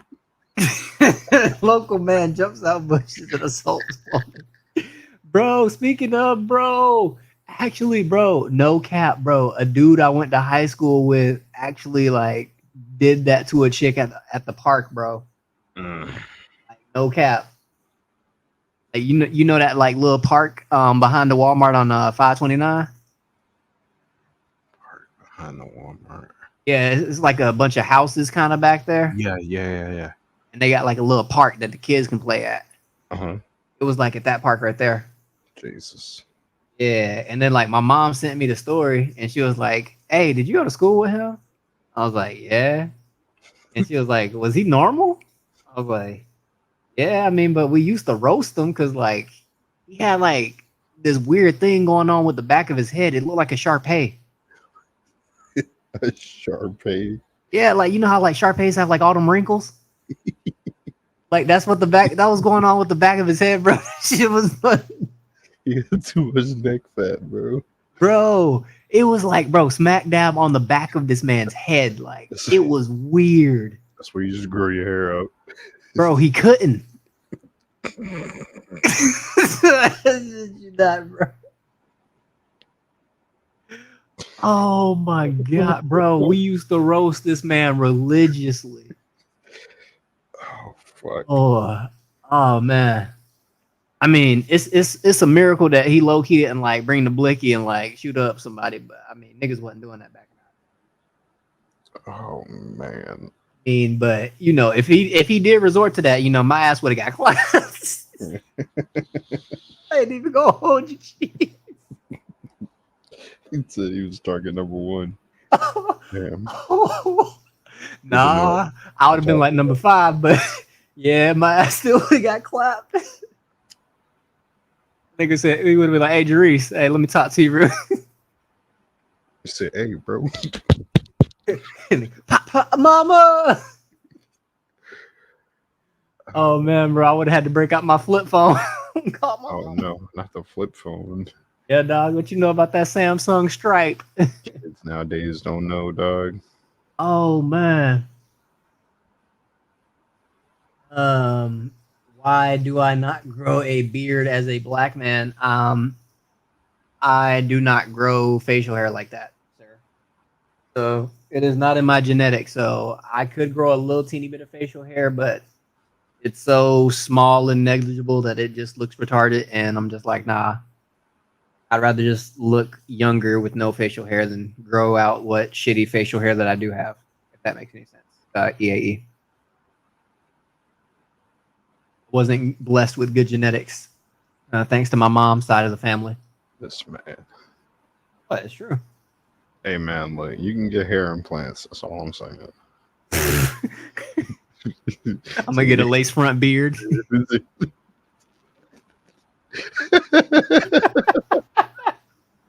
gonna get a lace front beard. Yeah, dog, I got my beard done. Niggas gonna be drawing on my beard, like, bro, no. How you got a beard implant? Oh my god. You know, we not doing this. Does it count as a prosthetic?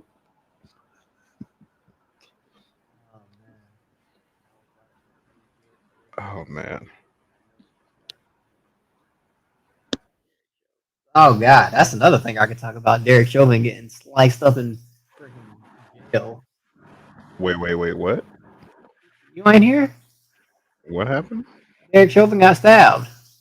Stabbed? Oh damn. Yeah, dog. Somebody was in there practicing. They stabbing. Oh no, not Roberto.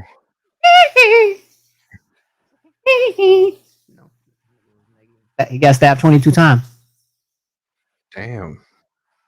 Dog, fuck it. I don't know if, I mean, chat is kind of just talking everywhere and just interacting with us anyway, so I don't mind showing you a story. Said side quest. Exactly. I mean, we just vibing anyway. Probably I'll do another live stream. No, not.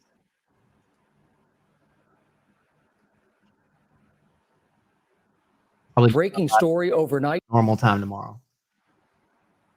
Okay. Derek Chauvin, the former Minneapolis police officer convicted of murdering George Floyd, attacked in a federal prison, and he was seriously injured. ABC's Jacqueline Lee has more on this story. Ooh, Jacqueline, how you doing? My name is Jerice, last name Crawford. And I was wondering about that lazy eye. I hope you not shy. Hey, all I'm saying is Good morning, she got a strong throat. Hey, I don't care if she can gargle peanut butter. Hey, man. Hey, I need that. Hey, all I'm trying to find out is if she got a gag reflex. Hold up.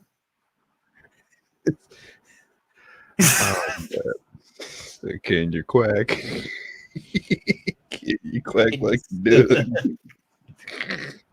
Oh shit. man. But yes, Blue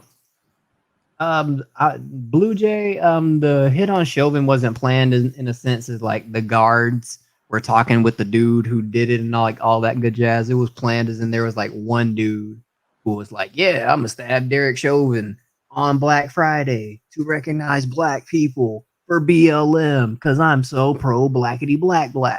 That man got an additional 30 years added to his sentence. Yeah, but he did it for black people. Yeah, fist in the air. Yeah. And I think he wasn't even black. Do I get a tax write-off for this? No. I'm not being affected positively in any way. No. Oh, okay. All right. I didn't think so. Oh man. I wouldn't even say allowed it. They probably didn't even know this was going to happen. This was just probably a dumb inmate going, yeah, I'm going to stab him today. And then he just did it. And then the guards had to react accordingly.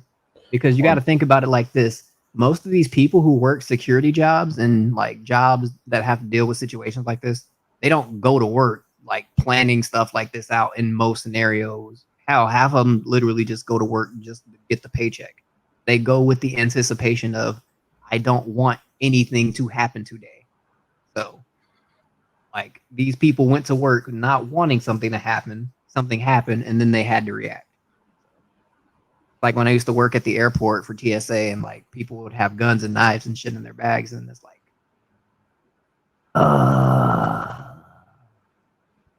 really?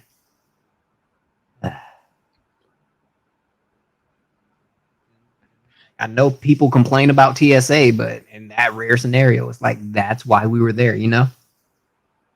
Yeah. But yeah, let's see here. He was Hispanic. Yep. Yeah, that's what I'm saying. Everybody knew he should have been in maximum security because he's a cop. He's well known. He's the quote unquote racist white man who killed George Floyd, the superhero of the black community. Because, you know, George Floyd did so many amazing things for the world, right? And society as a whole. Like, get caught with a fake $20 bill. Nah, man. What you mean?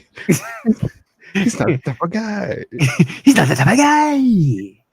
And, you know, we're not going to talk about the other body cam video that showed him doing the exact same thing. Oh, come on, Mr. Boss Man. Oh, I've been shot before. Come on. The dude had a pattern, and Derek Chauvin just happened to be the unlucky fool to interact with him on that day. And he probably OD'd, to be honest. If you really want to keep it a buck, I think he OD'd. But his autopsy showed that he died from asphyxiation. So that rules out that he the cause of death was not overdose. Derek Chauvin should have never been in general population, but that just goes to show that this freaking justice system is it's a literal sham. Like, they knew this was gonna happen if they put him with maybe nah. Maybe it's like they did it on some reverse psychology type shit. Like, oh yeah, we'll throw him in Gen Pop so society doesn't think that we're protecting them by putting them in max. Nah. Bro, we've seen 60 Days In. I mean, Come on, bro. We know how this shit goes down, bro. Okay, all right, Fred, answer this, no cap. You got some family members that been locked up? Of course. Tell you about some shit? A little bit, yeah. So there you go. Like, we know how the shit goes down. Like, nigga, me too. Like, bro, I got family members that been locked up, bro. Like, yeah. Bro, them niggas tell me shit, bro. Nigga, you black. Yeah, of course you got family members and stuff. Like, so bro, we know how the shit works. Like, this ain't nothing new. Yeah. Come on now, this nigga had a target on his back. Yeah, and like I'm saying, they fed him to the wolves. So literally, lamb to the fucking slaughter. To try to keep people from starting more riots and shit because he got put in fucking maximum security. I don't know. I feel like they didn't trust niggas. Like, oh, you know, the coloreds, they're gonna go buck wild if we don't. Bro, they could have kept him in fucking max security, and niggas would have did what they always do. Forget about it in 3 days when a fucking rapper came out with a new song. Yeah. Come on now, miss me with this. Yeah. All right, let's do it. Hey, Gio, good morning. George Floyd's death obviously rocked the country in 2020, sparking nationwide protests about police brutality and race relations. And now sources say the man at the center of it all, found guilty of murdering Floyd, is in the hospital.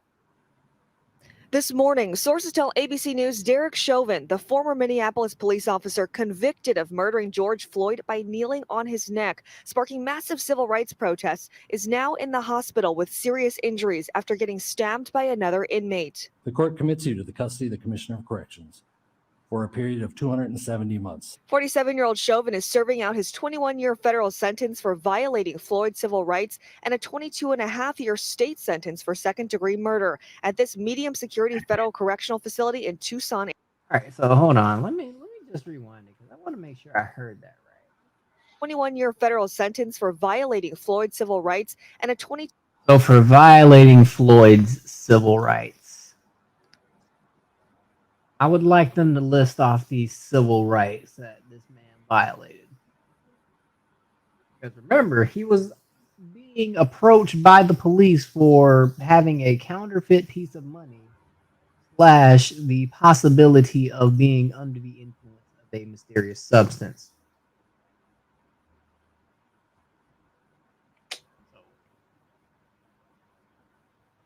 It ain't like this nigga was just walking down the street every day when you're walking down the street. Oh no. And everybody that you meet. He's putting their knee on your damn neck. It does say, hey, can you please get off of me today? Like, come on, bro. Like, what are we doing? Oh my God. 2.5-year state sentence for second-degree murder at this medium security federal correctional facility in Tucson, Arizona. Oh, and second-degree murder. Bro, Back in August, he's gonna officials do 10 years and get out on good behavior. And he shouldn't even be locked up because, like, bro, you're not about to lock me up just because this nigga's a fucking loser and he owed fucking deed and fucking suffocated because his fucking heart probably blew out or some weird shit. This nigga was taking fucking fentanyl with fucking horse tranquil. Bro, no. I'm not losing my life because of you. Fuck you. moved him there from this maximum security Minnesota state prison, where he was mainly kept in solitary confinement largely for his own protection. The Bureau of Prisons only revealed security, but they moved him. Okay. They knew the shit was gonna happen. So I mean, this was an incarcerated individual was assaulted at the Federal Correctional Institution, Tucson, yesterday. In a recent documentary called The Fall of Minneapolis, Chauvin spoke to the media for the first time, calling the trial and sentencing a sham, claiming his use of his knee on Floyd's neck was part of his police training manual. In fact, I'm looking at it right now. 5-316, maximal restraint technique, right in their written policy manual. And sources say Chauvin is, as of now, in stable condition and is expected to survive, but we have not heard back from his attorney or the prison.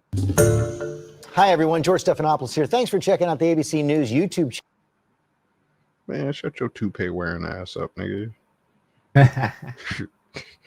Sorry. Yeah, dog. What you think about that? What you think about that? I don't know, man. So they had him in max security and moved him. Why did they move him? Did they say why he was moved? Reasons. No. Character development, I guess. I don't fucking know. Because the plot demanded it.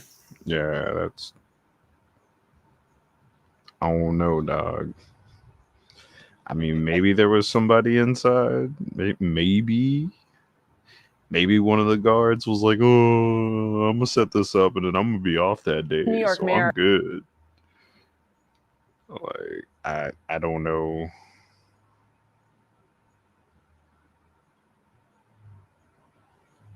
Let's see. Very suspicious, though.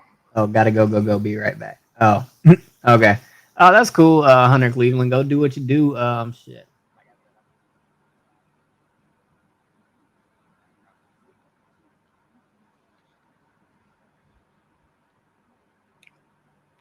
Uh-oh. Eric Adams facing a Check this one out. Mayor of New York faces sexual assault charges. Jesus. Because apparently he was talking bad about his boss. Now he got all this dirt coming back up out of nowhere. It's an evil world we live in. Cold world. Been talking about his boss. Oh, that boy Joshua Jones. All right.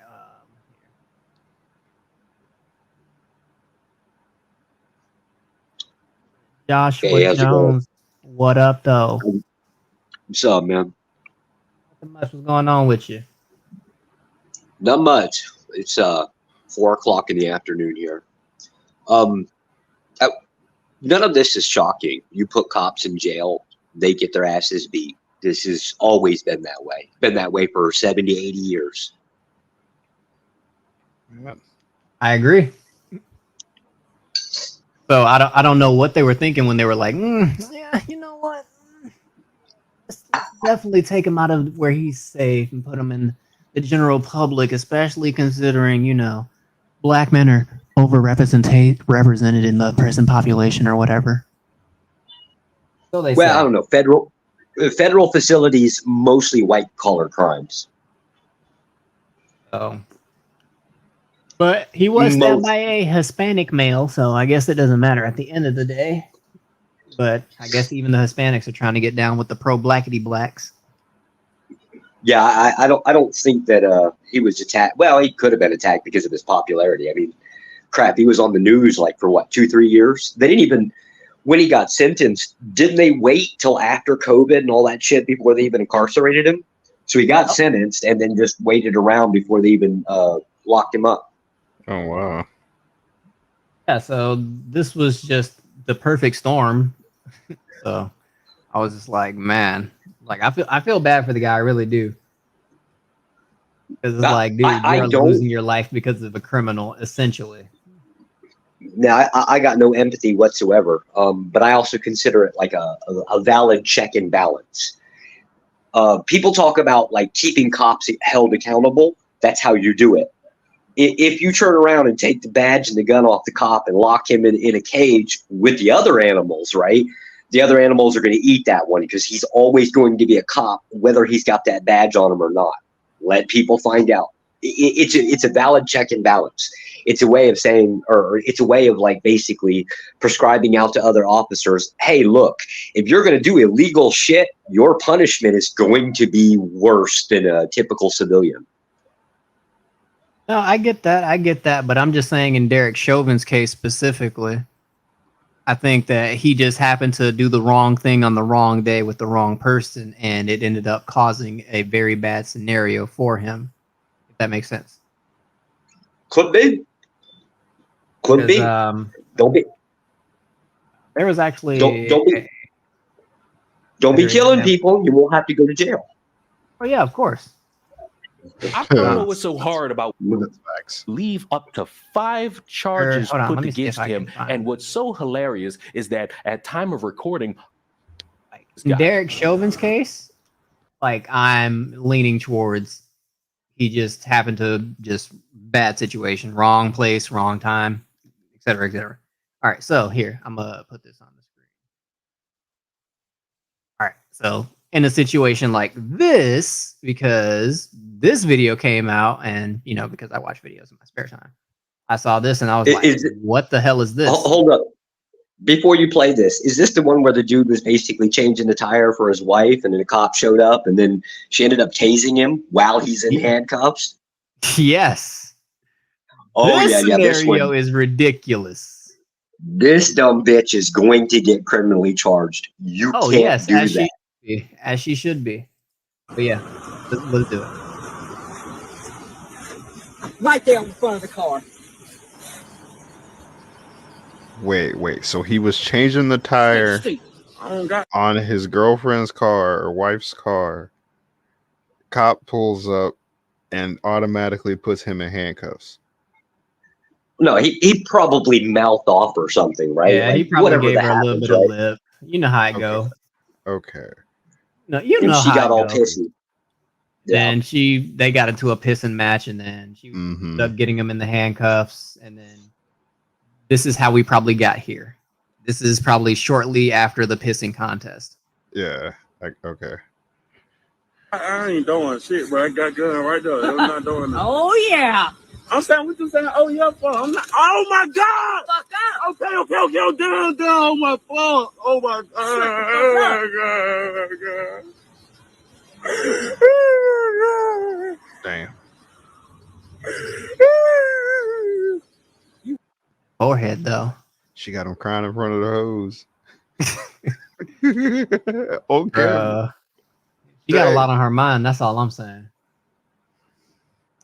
Tyra Banks syndrome is not very funny. That's man.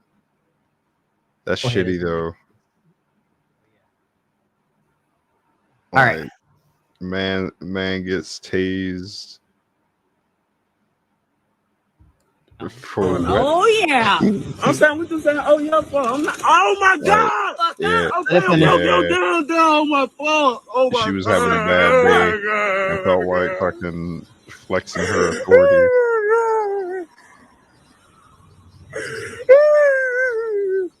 You want it again? Shut the fuck up. You was big and bad. Shut your bitch.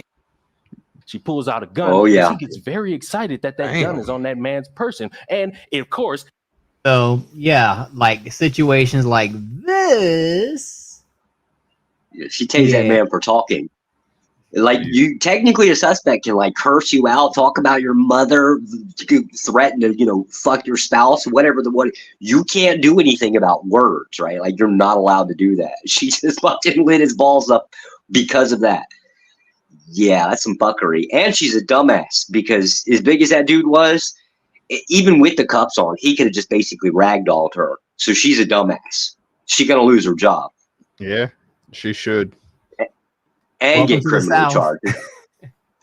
And get criminally charged because that like excessive force, that's a thing. Welcome to the South, because I could tell by her accent she's from somewhere between Alabama and Louisiana. I was gonna say Bama. I think Bama. Yeah, that shut the fuck up sounded real like it came from a real sweet home. You know what I'm talking Sweet home Alabama. Hey, country boys, we already know. If you know, you know. Actually, I think this is kind of a bigger problem than what it is. You got women out here putting themselves in males' positions like this. Even with like female cops, right? And they turn around and get ragdolled by some suspect because somebody's being a dick, kind of thing, right? That's going to reflect back on society. That's a no-win situation. I got a problem with the entire situation. She shouldn't have even been a cop in the first place. Yeah, I'm all for it, man. If these chicks want to be cops and have to deal with dudes, possibly shooting them, beating them up, stabbing them, I mean, who am I to stop them? To be honest, I can't stop people from doing what they want, bro. Yeah, because the ending result is it reflects back on society. Oh, look at these criminals beating up on women. Well, it's not really a woman; it's a cop. At the end of the day, just is what it is. So who am I to deny society? Oh my God, Blue Jay, what are you doing, baby girl? Going on a shopping spree at the gas station. How? What? At 3 a.m. Oh man. Yeah, she said she was getting dinner. She's getting dinner, laundry detergent, dish detergent. She's getting it all. It is Sunday, so that means chore day. So about to begin the week. But Joshua, anything you want me to cover, man? I don't know if you're a subscriber of my channel, if you watch any of my videos. I will be as soon as I get off panel. I'm going to click it. Yeah, I just now. EAE is the one that posted the link in the Discord, so I connected through that. Yeah, I usually do pre-recorded content with like clips thrown in, just because I find it funnier that way. But I'm gonna try to start doing more live shows. But any topic you want me to cover real quick? Fuck, I don't know. Take your pick. I don't care one way or the other. That's what I'm saying. There's been so much I've missed lately. Yeah, but everybody needs a little time to figure out like what their niche is. What is the thing that they're good at? What they like to do, kind of thing. Just take some tinkering around. Oh man, I'm up for whatever. Let's see here. What's going on with my boy? What's on with my son? Oh no. I'm pretty much I'm kind of like the misogynist within the community. Let's see here. Technically, so I'm also a federal officer. I'm also, I think one of those passport bros. I always get accused of it, but because I'm married to Florida. But no, they were trying to talk right? about that on CT's show, and they got so off track. I was like, I got to get up out of here. Yeah, that's Shenard. Every time Shenard pops up, I have problems with him even in Discord. Like somebody will make a claim and then he wants to attack the person making the claim as opposed to attack the claim. I can have a discourse with Shenard. Maybe I can't. I obviously can't. I've only seen him do it one time. We got raided in Discord, and I saw him literally took on, I think it was like 9 or 10 other guys. They came looking for Angel, and strangely enough, it was King Shenard that kind of like kept him calm. I have not figured out how he did that. I was like, impressed. Nah, Shenard cool. There's like a certain way like you gotta talk to like I don't know. And then like a lot of people that come up on like the panels and stuff, they're kind of like long-winded and they do not get to the point. And then Yeah. I've also noticed that a lot of y'all be agreeing with each other and y'all don't even know it, and then y'all just be talking in a circular argument. What is Usually happening?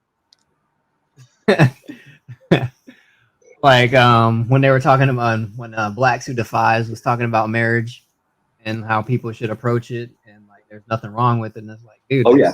like, we're not saying anything's wrong with it, but just saying and my boy Fred can agree with me, from our generation's perspective, from the females' end, it's just another day. It's just like a birthday. It's just a party. It's just a celebration. It's not this covenant with God. Yeah. Where you're looking at it as me and this man are gonna make it through thick and thin. It's not that anymore. Yeah, I tried to touch Instagram pics. I definitely tried to touch on the red pill thing, but like I said, it was as with King Shenard around, it wasn't, the conversation wasn't going to go in that direction. I gotta have a show on CT Rex, and I just gotta have a little bit of time just to talk. A lot of people don't talk direct, and they talk in circles too much. Yeah, relationship conversations, or if you have boys and girls on the panel, that's going to be difficult. Good luck trying to organize that. Yeah, that's going to be a lot of button heads. No, I got this. I just need Roz girl. I need Portia. Portia been ducking me for like ever, even though that's my baby mama. She just don't know yet. Portia's scary, but them Texan girls, well, they don't fucking play. Portia the homie. She's just from Dallas though. Yeah, if she shows up on panel though, she I've seen her chew out dudes, almost have them crying off panel. She's scary. I love her to death, but she's scary as hell. I won't fuck with her. Wait, where are you from, Josh? If you don't mind me asking. Well, that one's difficult to explain. I was born on a military base, Homestead Air Force Base. No, I mean like where do you live right now? Like where do you reside? Oh, right now I'm currently in Vietnam. Okay, cool. Because you said you were in a time zone difference, and I was like, hold on. He said he married a foreigner too, so that's where he's at. He's over up in Vietnam. Heck yeah. Yeah, I do like the 6 months thing in Vietnam and then 6 months in New York. Boys over there eating that pho every day. That pho is basically a bowl of water with some fucking noodles, some grass, and a couple thin slices of meat, right? Grass. Oh man. Oh man. He got the wifey making it for him. That's cool though. My wife don't make no damn pho. You fucking eat rice 3 times a day. Jesus fucking Christ. Hey man, just add some water. You got some pho.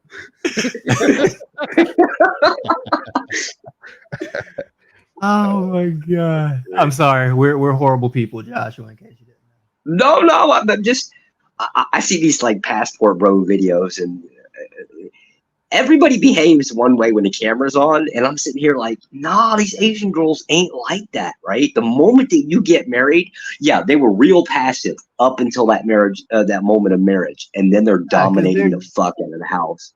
They're just like any other chick. Once they marry you, the bear trap is sealed. Gotcha, exactly. bitch. Yep. Yes. Switch. Yep. And then like another thing that was going on the panel earlier was like they were trying to use the umbrella term of passport bros to liken it to all the black dudes that are going overseas just to pay for box, right? And it's like the passport bros literally have another subsect of men that they designate that as called passport pookies. So it's like, we know what it is. We know dudes, especially black dudes, have been flying over to the DR in Brazil to get box. You know what it is. I don't think it's just black. Well, white it's dudes not. do, but the black dudes have what made it mainstream and bad. Well, only within the black community. okay, so back in the 70s, we called them mail order brides. It was like just the same thing. It wasn't like you'd get on a website and have them brought in just because the visa regime didn't work that way. Your ass would basically shop online for a girl, schedule a date, and then go fly to that country. They'd hang out there for like 3-6 months, depending on whatever the visa regime. It's always been a thing with the white community, right? Mm-hmm. So like the idea of like the passport bros being a new thing. Okay, so a mainstream of a bunch of black dudes getting passports and going to other countries. That's like so. That's an issue. Different. That's an issue, sir. It's just people reinventing the wheel, basically. But like, I'm a little concerned. So I understand the red pill community has viable complaints, and so I understand like seeking out women alternatively, like like within another culture. It's a band-aid solution. It is a solution, but it's kind of more like a temporary solution. It's still going to come back and bite you in the ass later. Long term, still hurts. Yeah, unless these people that are trying to be conservative nuclear families all get together and somehow form a little like commune or like a little nation state or something, like it's all going to be for naught because most of these people still live in Western society. So they're still going to slowly get outnumbered by the more liberal crowd that's growing. Strongly agree. That's why I don't understand the whole like living abroad thing. I hate it here, man. I would kill to be back stateside. I hate this shit here. The living standard is such garbage. I'd rather be in New York State. So I don't understand the whole idea of, we'll go to another country and we can live like kings. Not really. The visa regimes don't allow you to do that, right? You're paying an extra cost to reside here. You can't just pick up residency nowhere in Asia. Well, I don't know. Maybe there might be one country. Can't do it in Japan. Can't do it in Philippines. Can't do it in Vietnam. Can't do it in Cambodia. Indonesia is the only one I don't know about. Maybe you can do it there. But people are talking like they're going and living. They're not. They're paying extra fees to be able to reside there legally. Wow. I mean, I guess it's fine as long as the currency exchange rate still allows them to maintain a profit with the money that they're raking in American dollars. It's only effective if you're if your income is coming from outside the country. That's the only way that it's reasonable. But the way these guys are talking about it, they're selling it as a sales pitch of it's an easy solution. It's absolutely not. You still get taxed as a U.S. citizen. I don't give a fuck what. You could be on the moon. You still have to pay income tax as a U.S. citizen. You can't just go walk into a bank anywhere in the world and open up a bank account. The moment that you do so, instantly the Department of Treasury has access to your account. You can't hide nothing. They started that, I guess that started in 2014. So this whole offshore and shit, that's a bunch of bullshit too. Everybody's lying to everybody about like these like loopholes to get away from shit. Oh, yeah, I'm very unknowledgeable on that subject, but I mean, I'm a law-abiding tax-paying black man, so yeah. Shout out to my federal agent who might be listening. I pay my taxes. To be fair, though, right? You don't have a choice, right? You're going to pay taxes whether you like it or not. It's not like damn right I don't have a choice to pay my taxes. You're damn right I don't. Yeah, buddy. 3 things are certain in life: death, taxes, and advertisements.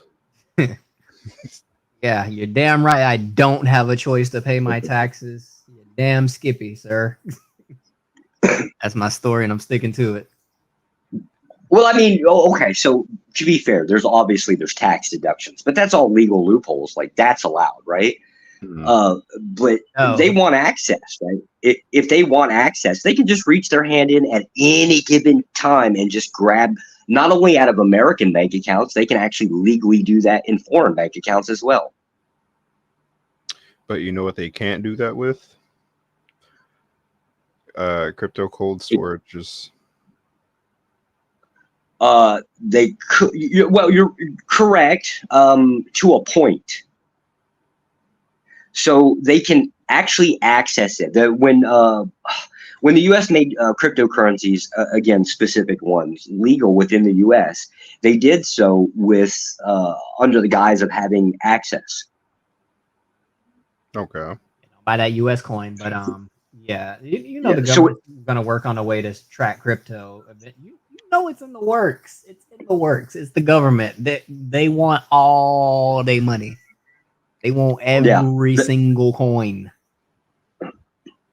Like there might be something available right now that kind of like bypasses it. It's just not always going to be the case. So why are people like leaning so hard on these systems as it's like a permanent workaround? Like, oh, just do this. Just useless. It's the same thing with the passport bros, right? Like it's just a temporary solution. Yeah, it'll get you laid. It'll get you married. Yeah, she'll probably pretend to be like, I guess traditional and serve you dinner and all that other bullshit. But at the end of the day, they all still the same bitches. Even feminism. Like feminism isn't even exclusive to the US. It exists out here. Mm-hmm. Because the Western world is really what sets like the trends of the world, essentially. Yeah, everybody's watching our TV. I think it can like work for some, obviously, because I know two people in real life that got brides from Hispanic countries, and they're married, they had kids, yada yada yada, and they're still married to this day. I mean, could they get a divorce? Possibly. Will they? Maybe. Who knows? I mean, but they're happy right now, and I mean, isn't that really all that matters? I guess it depends, right? Like if are you living life for the moment, or are you living life with an expectation of costing you? it really depends on what that happiness costs you. Like, right. So the question really boils down to do you want to be happy or do you want to be stable? It's kind of like that's what it seems to boil down to. Because and one of the guys that I'm talking about in particular, shout out to Billy, he was previously married and he had kids, so he's divorced, had to pay alimony. I'm sure he had to pay child support, or currently does pay child support, and now he's remarried. So obviously there's something that marriage brings to him that he's willing to do it again for if possible. So I don't know. Yeah. I mean, but for me personally, I'm not willing to play with that smoking gun. Yeah, no, that's why I don't really dog on the red pill community so hard. I might not agree with their prescriptions. I damn sure agree like 99% of the time with their identification of what the problem is, which always boils down to is why should we do this when there's so much risk involved to us? Again, looking at it from the male's perspective, you can't really just discount it. You just can't throw it out the door. It has some meaning, especially since it's a growing thing and everybody's concerned with it. I blame the simps for the way that women are today. Oh yeah, most definitely, especially all that simp music back in the day. Let's get married, and like, bro, that's what that woman first. Yeah. Meet me at the altar and you're my girl. Like, come on, bro. Like, bro, niggas was worshiping the ground like bitches walked on back in the day, bro. Go ahead, Joshua. No, sorry. I was reading up through the chat and trying to catch up. Probably EAE's probably throwing smoke my way. He said he going to bed. Now this Blue Jay, she's supposed to be in here, but I guess the gas station's like 30 minutes away from her house. Fired. Bro, she getting haggled by a homeless person. Probably. Yeah, hey, miss, you got some change. You got some change. So you kind of cute. What's your Instagram? Hey, little mama, how you doing? Blue Jay says she'll be up in about 5 minutes. No, I'm just giving her a hard time. She's like low key my biggest fan. Oh man, but yeah, man, it's crazy. But speaking of taxes, let's talk about Hunter. With breaking news, federal charges against the president's son, Hunter Biden. They have not yet been made public. We learned of their existence just before airtime and do not know the details, only that in addition. What a wonderful guy. Look at that smile. Look at that smile. Bruh, there's no way a guy with this great of a smile can be a scumbag. I refuse to believe it. Oh man, I'd let him watch my kids. I would too. Wait, what? I'd leave him with all my No. cocaine too. I don't know about I'm actually surprised that they charged him. They should have waited until after Biden's presidency. This is all just a dog and pony show. Sure. Coming from the I mean, military. let's hypothetically say that, okay, so they charged him, they arrest him, he goes to court 45 days, comes out of court, found guilty, right? Still, because of who he is, right? He's more than likely to be pardoned instantly from Biden. So all you did was run him through the court system with no punishment, because that's what comes with the punishment or the pardon, is it gets you out of all of the consequences of it, right? So I said, none of this stuff makes any sense to me. Yeah, it's just the dog and pony show just to get most of the American public distracted with, oh my God, the conservatives are going to be, oh my God, they're charging Hunter. Yes, there is justice. And then the libs are going to be like, oh my God, they're charging Hunter. He should be able to spend money on whores and hookers and whatever he wants because it's his money. So yeah, I'm not really all about that whole fucking sexual degeneracy shit. I really actually oppose that. So you wouldn't ride on the Lolita Express? Yeah, no. Oh, come on, Joshua. Come on, bro. I find women to be horribly irritating. In most scenarios, so do I. So the idea of okay, so imagine I wasn't married, right? Like, let's say I had 5, 6 girlfriends. Isn't that 5 or 6 different headaches to deal with? I can't imagine that much drama in my life. I really can't. People in poly relationships, Yeah, it's like back in the day. Fred, you remember when we used to text Kim and Lisa and all them? Oh God. Yeah, I'm gonna bring up some childhood trauma for us. Digging in the crate. Oh Jesus. man. So basically back in the day, this is the homie I know in real life. So yeah, so back in the day, we used to be texting chicks. This was we was in the Campbell, 7th grade. Yeah, it was like middle school era. But, so we used to meet chicks off this game called. It was basically an online chat room. Yeah. So and then we'd be texting 2 or 3 chicks at a time, and bro, that shit used to be annoying. I don't know about you, but that shit used to get on my nerves back in the day. Yeah, it still does to this day, bro. Just trying to fucking do what I need / want to do with my day and try to entertain these motherfuckers. Yeah. My ex thought I was cheating on her, bro. When this is I hate texting you throughout the day. You think I'm texting another bitch? Yeah, it's just having to deal with multiple people's stressors of the day and their drama, and you got to hear about who said what at work, bro. And these new age bitches, bro. You just want your dick sucked, but these new age bitches, bro. I swear to God, bro. If I hear the word narcissist one more time. Yeah, man. They like to throw that around. Most used word of 2023. Well, that's kind of an interesting concept because women's currency is basically attention. Narcissism is really just self-centeredness. It's about serving self. So if the dudes just all want to kind of fucking relax, I don't know, play their PlayStation or fuck around in the yard, whatever age group you're in, depends on what you do kind of thing. And the women want the attention. Isn't it just the kettle calling the pot black at the end of the day? In a way, yeah. Yeah. So fuck off. I mean, at the end of the day, just, I don't know, I think Risky's probably got a decent prescription. Men ought not listen to women. What's the point? I think Risky just was too idealistic in his approach right now. message that he was trying to. Well, he was obviously being a little bit hyperbolic for, I guess, like sales kind of thing, like a marketing thing for the channel. But at the end of the day, it is like, why would you be getting your advice from women?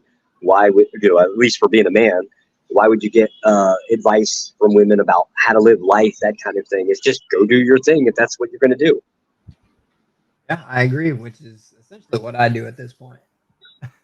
I was laughing earlier when I was on CT's show when you had a Black Suit of Five was talking about that and the whole covenant of marriage. Were you in the chat room tonight?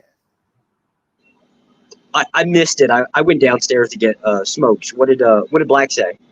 Oh man, he was basically like he was being very good hearted. He was just saying, if two people come in with the intention of trying to make the marriage work, it'll probably work. But I just had to try to tell him, I'm like, bro, snap back to reality.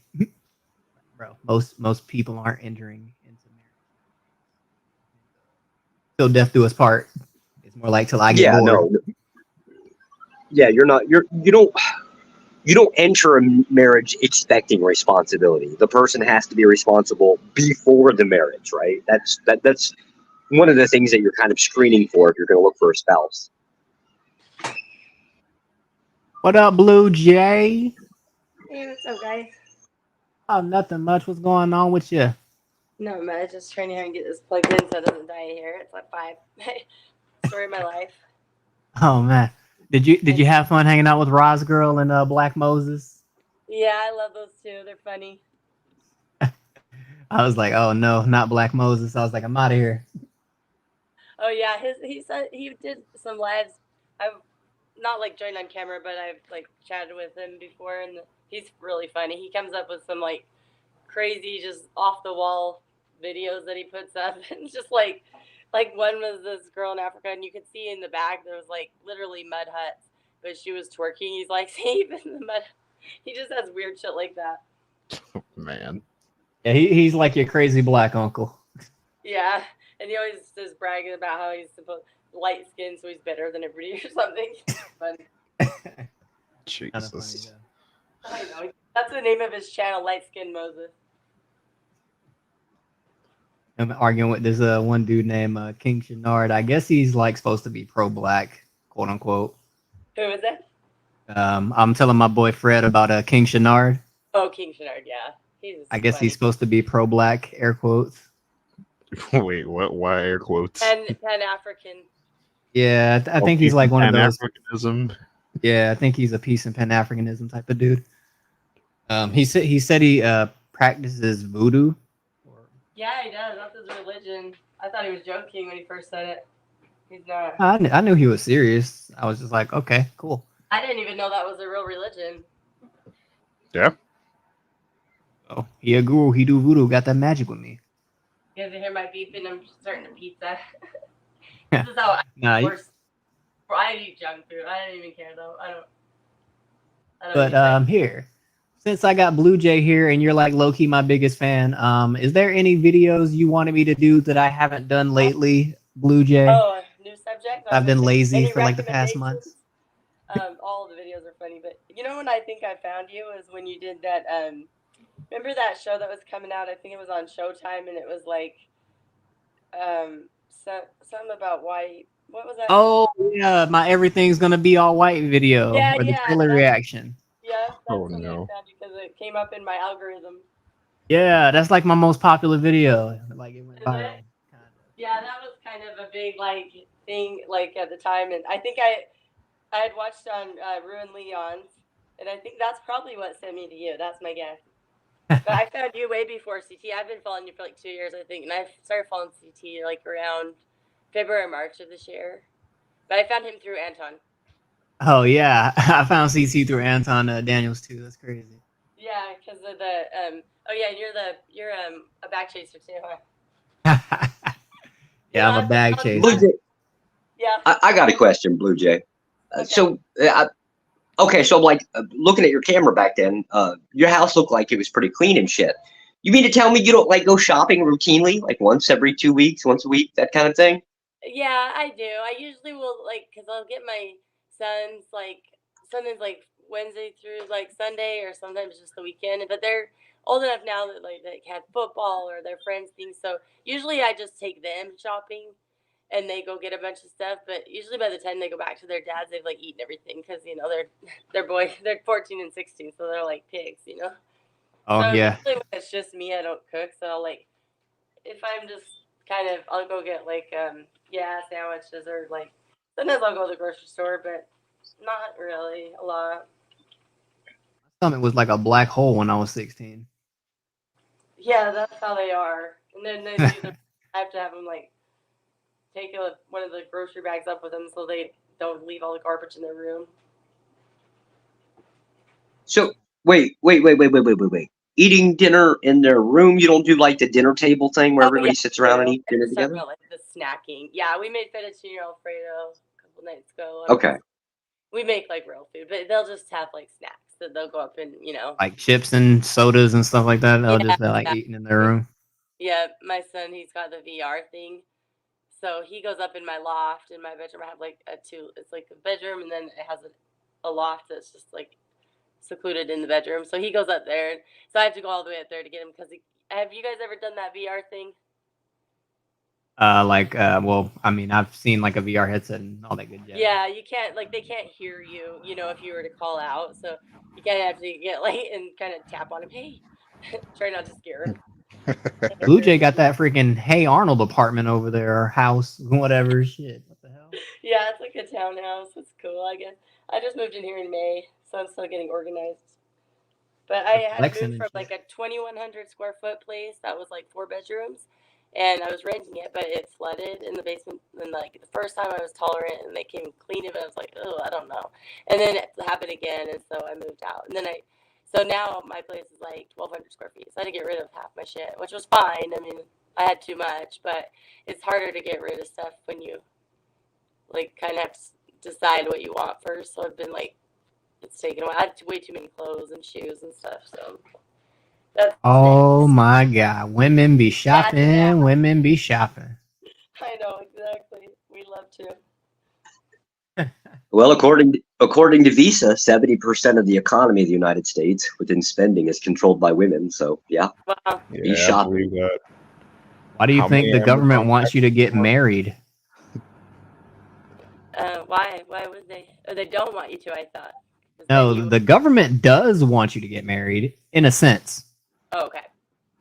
Because think about it like this: if you have a significant amount of resources and you marry a female, that said female is more likely to spend said resources, right?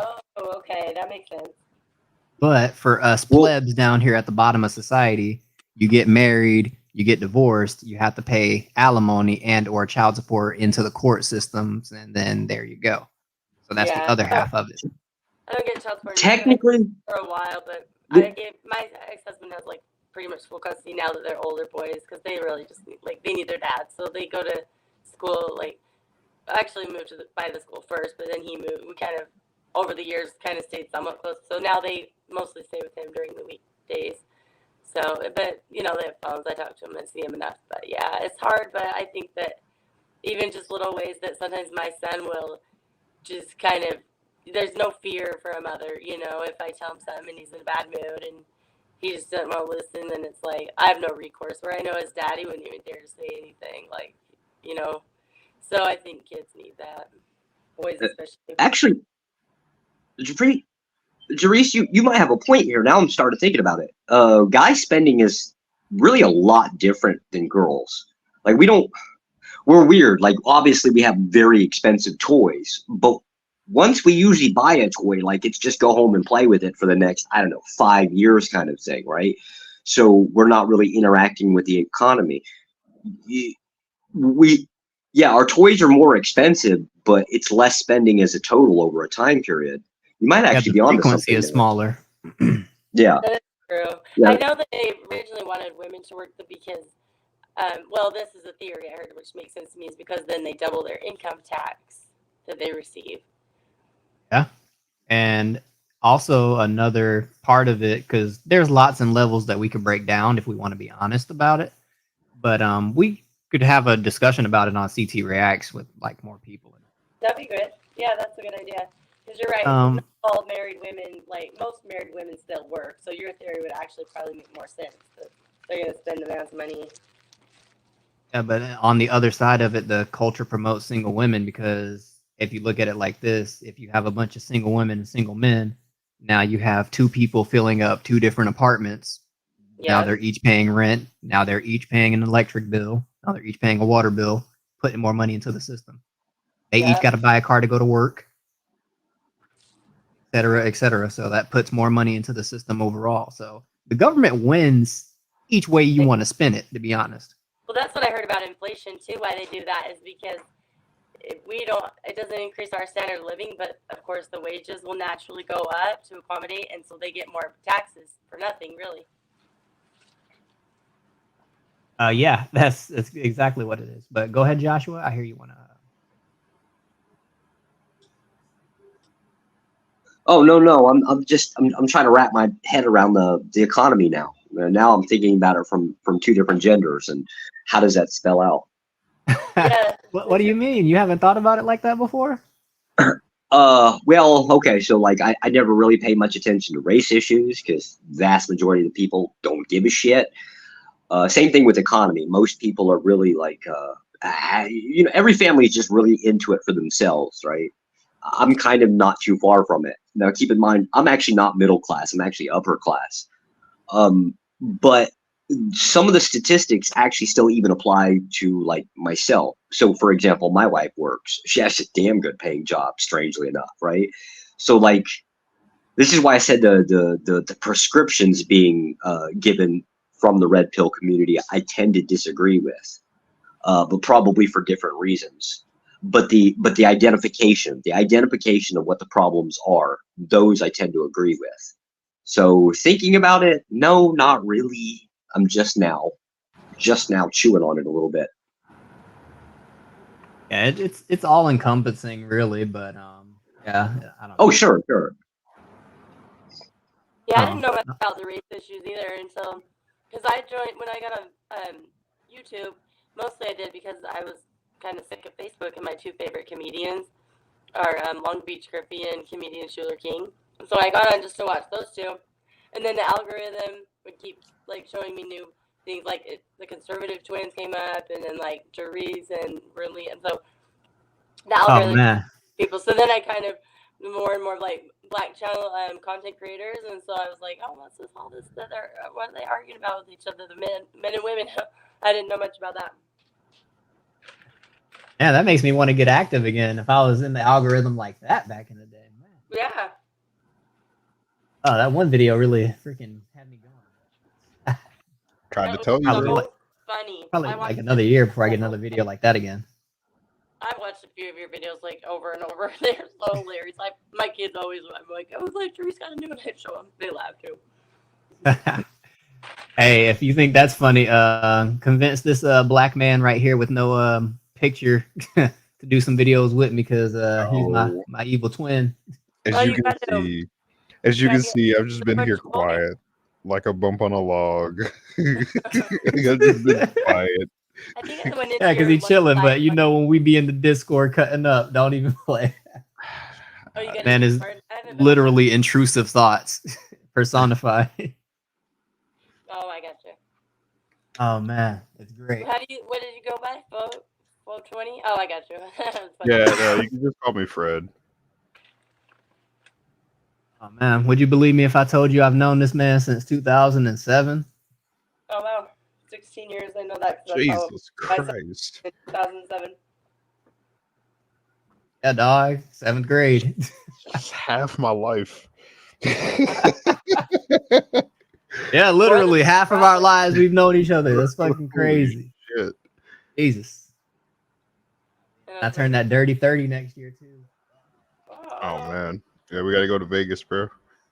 All right, I got $5. I got $5 on it. Yeah, we gotta get you a bump of Coke. For sure. Butt cheek. I'm not that type of guy. Dog. You got the plug right there on the screen. Oh nah, my boy Hunter. We just gotta find Hunter. We going back to the homie actually. Oh god. We going back to the home in Charleston. Are you talking about I Charleston repeat a White? lot of shit my mama say. Nigga, mama Yeah. said. Oh yeah, I love Charleston White. That's funny. He is funny. What I titled my live stream, but have been on side missions, fucking talking about other shit. That's right. I did see that. Yep. All right, let's do it. Did at the Bible. So nigga, so if you the street mama, that's why the whole mama is so dangerous. But the loving, over nurturing mama is just as dangerous as the whole mama who teaching him the street shit. Yes, sir. Because she handicaps him. And what ends up happening is, out of his rebellion to be free as a boy and a male, he overcomes.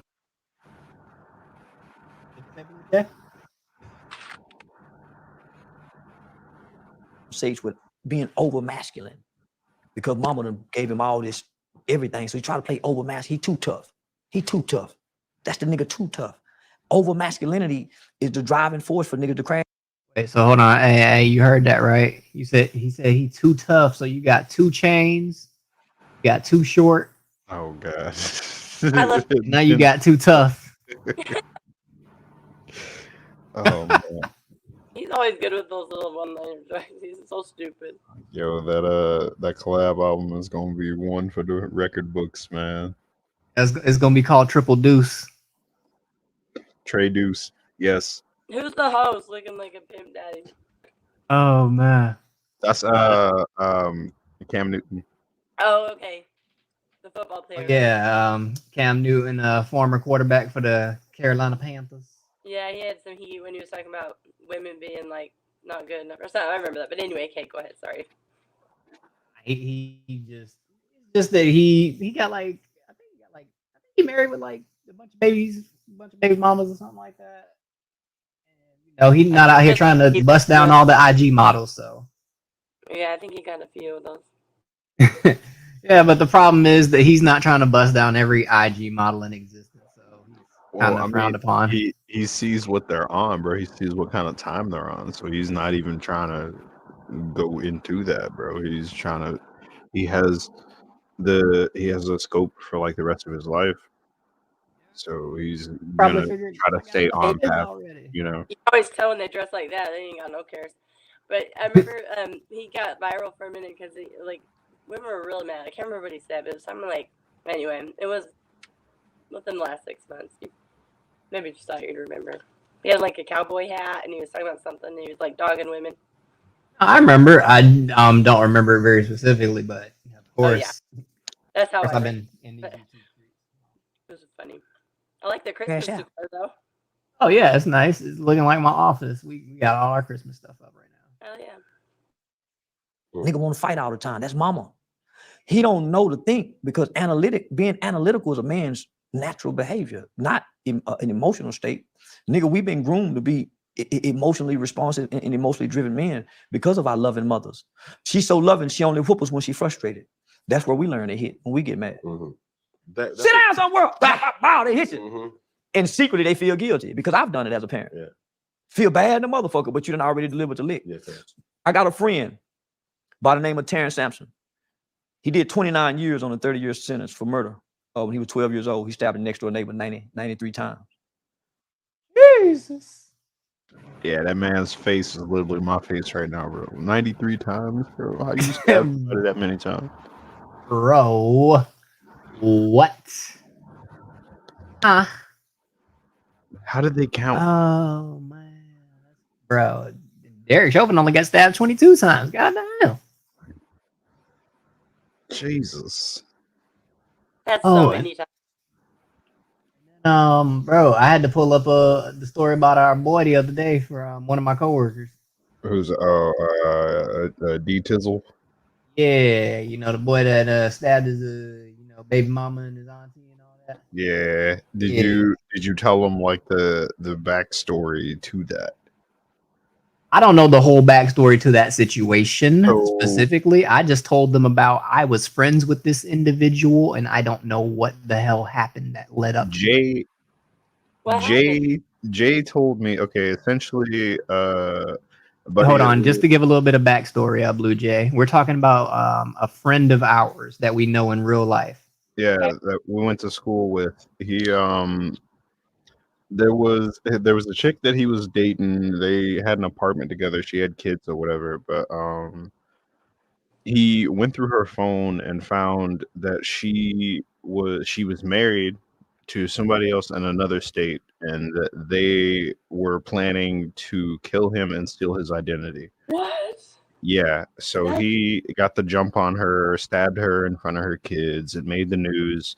He got sent to jail, got out, got released, and then he shot both his aunt and his cousin. One of them died. I can't remember which one, but Hey, see, that's the part I'm confused about. yeah. That's wild. Yeah. Like, why did he shoot those two? I don't know, bro. First part about the chick is trying to steal his identity with the dude, I understand that part. Yeah, and that's where I am too. Like, yeah, I get that, bro. You know, handle your business, do what you got to do, fight the flight. But family, Right. I mean, What's yeah, you're more? gonna be psychotic after that because you realize you took a life, but you think you'd be like more loving than like scared and like want people like to be like in a safe place, not still be mad. Blue Jay sound like she talking from experience over there. She got a couple of bodies. Oh man, Blue Jay, you over there sliding on the ops? What's happening? She said maybe. Oh man. Oh no, Blue Jay spinning the block. I knew it. Oh, that's where she was, bro. That's why Yeah, she wasn't on no gas station trip. She was like, hold on, the ops outside right now. I got circled the block. Hang on. Hold up, the ops on IG Live right now. With the blicky out and everything. I can't imagine killing someone. That would be horrible. Yeah. I don't hear it in you, Blue Jay. I don't think. To just be put in that situation, yo, like that's some scary shit. Yeah, you gotta do what you gotta do for self-defense or protect your family. But like, yeah, just I don't know. Just still, it's like you'd be burdened with it, you know. Yeah. Most definitely it's gonna like eat at you. Mm-hmm. Crazy though. Look at this man's face. Look at his head. It's funny. Like 93. I guess he does. He said he had his first homicidal. Wait, say that again, Blue Jay. Oh, I said he must like those kind of hats, those half cowboy looking hats, whatever they are. Anyway, sorry, go ahead. Thought when he was 5 years old, after his dad had brutally beat him. But right after the thought, he said his dad walked in with tears in his eyes and said, "Son, I'm sorry." Imagine had his daddy done that before the thought. He would have saved a life. Come on, homie. So frustration is a motherfucker as a parent. Before we get too ahead of ourselves, I'm trying to paint a picture here, and I'm trying to take people on this journey. When you took me through 6 to 8, talked about your brother committing a crime. For you, at 14 or throughout that whole process of juvenile. Oh, and if y'all just see anything y'all want to talk about, just let me know and I can pause the video. Right. What was that like for you? It was traumatizing. Because you got to think, I'm a mama's boy. Nigga, I'm the baby. And I just come from being hurt. So I've been in the hospital most of my life. Yes, sir. I'm a nurtured child. I'm a nurtured child who needed to be accepted. I didn't play football, didn't play basketball, so I needed to be accepted. And I found acceptance through negativity, ultimately committing crimes. I learned to be violent. I'm not a violent person. I can be violent. I learned how to be. I've done a lot of violent things in my life, but I was playing, trying to fit in with the environment. Yep, product of the environment. Hey, I mean, usually how it goes, bro. Like it goes back to what he was saying earlier with like the whole, you got uncles and cousins or whatever. They out there hustling and bustling, they pimping or whatever they doing their dirt, and then you seeing them, and they got nice cars, and they always, and everybody in their families essentially looking up to them because they have all the money and got the hoes. So Even just like your reaction to frustration or anger, like you know, if you're hit or yelled at a lot as a kid, even if you don't like it when you're a kid, it's like something that people tend to repeat because it's an instinctual reaction. Yeah. True. But I don't know, because I was beat as a child. Like I was a badass kid. I ain't even gonna hold you, Chief. Like I was fucking bad. I wasn't You're that like, bad. not like abused beat, like Oh no, definitely not. I was That's far from abused. Oh no, Yeah. I was Like it was far borderline. from it. It was borderline abuse. All right. All I'm gonna say is that shit kept me out of jail. Hey, the other day, I his went dad to jail. kind of pushed something in his head and stuff. He's like, "Mom," I'm like, "I know," but he was like getting on to him because he was being disrespectful. So like, him, his wife, me, like he just kind of in that attitude phase. So I'm like, well, I guess in the car he kind of like pushes on his head, like, "You think you're tough? You think you're tough?" You know, like that's something I could never do. But I'm Yeah. like, well, he kind of needs that sometimes. You know, he didn't like punch him or something. You know, but yeah. I think that's different. I think dads almost have to do that. They don't really want to, but they know, like, I can't let my son get just completely wild and get in trouble, then it's on me. So they kind of, even when they don't want tough love, they have to. I'm talking about, like, the crazy people that are just, like, always hitting their spouses and the kid for, like, no reason, you know. Or they get mad and they just, like, often, like, slam them across the room or something. You know, that's different, but I think that's what Nothing wrong with the dad like more like chest that. checking So- a kid.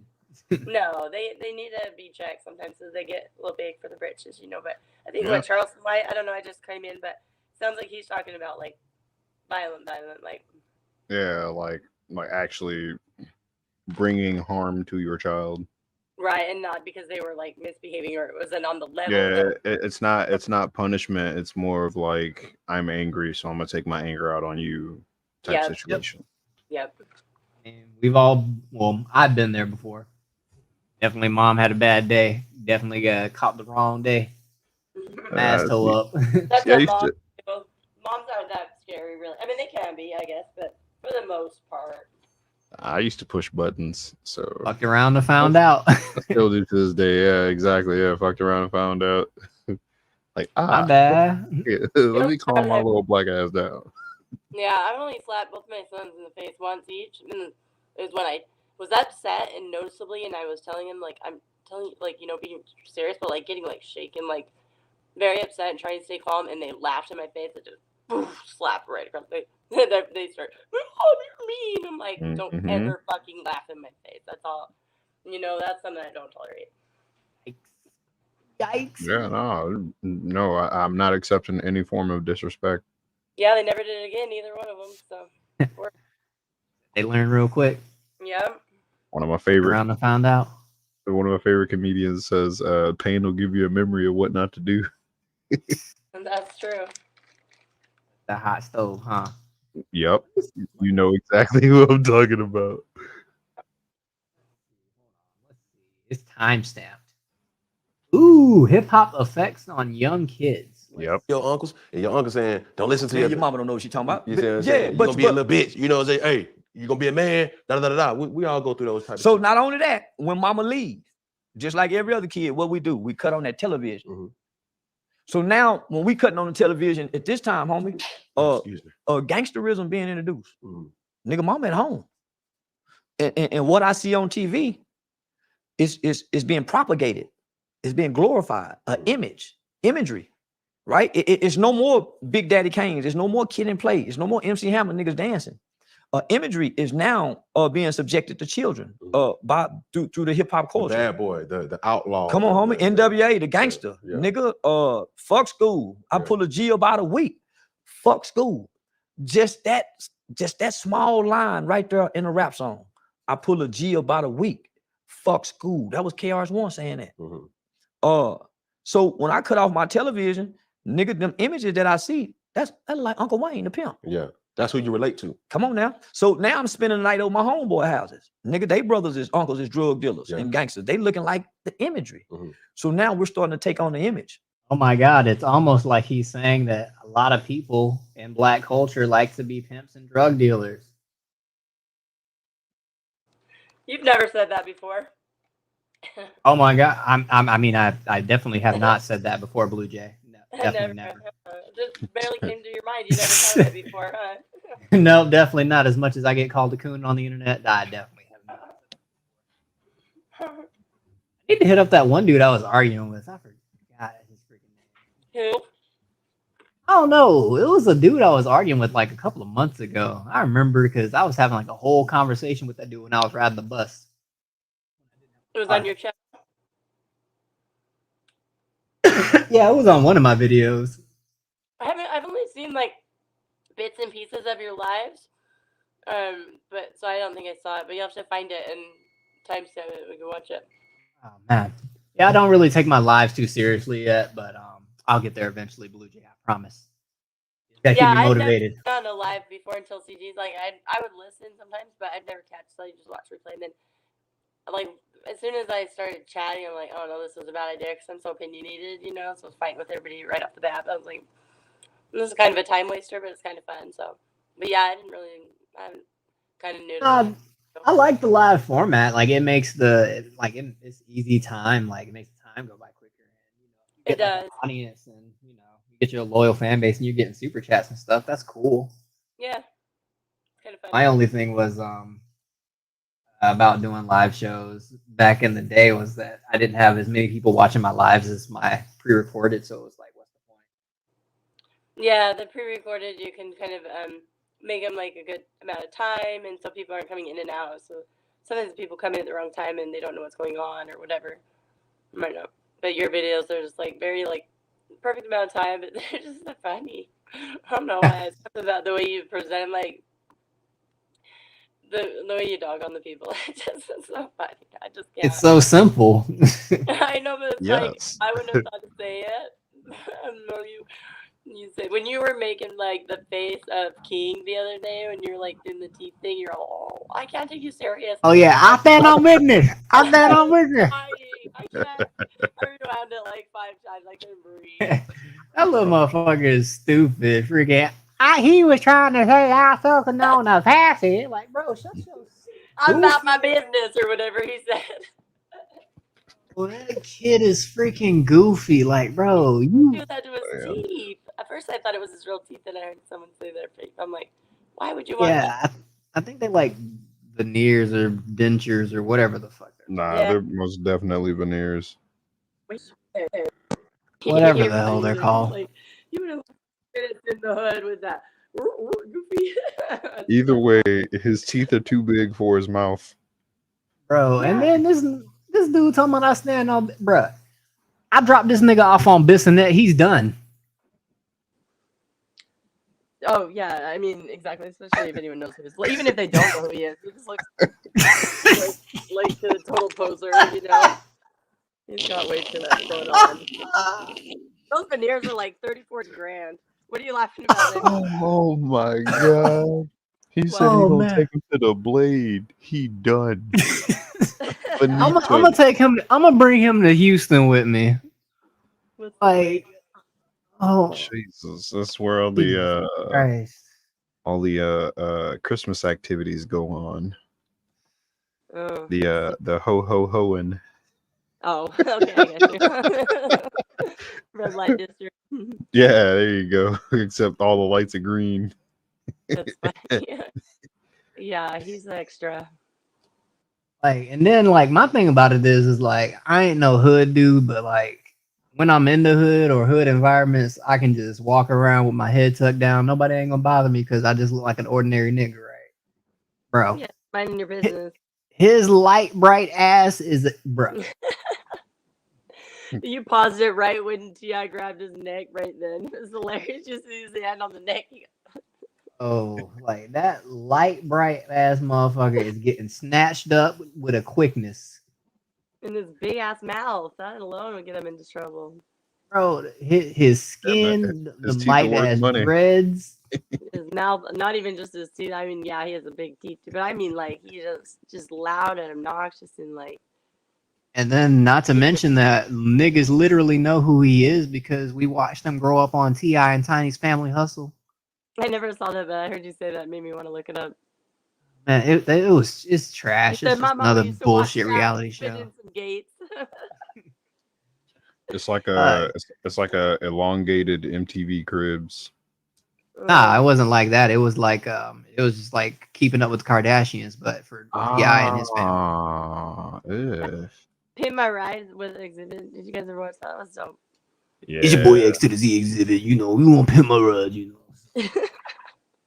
Yeah, there was some scandal with that show. They were saying like people didn't get to keep the cars that they made because it was too much, or like they put too much money Yeah. into the cars. I saw that video. Too, probably. I bet it'd be different.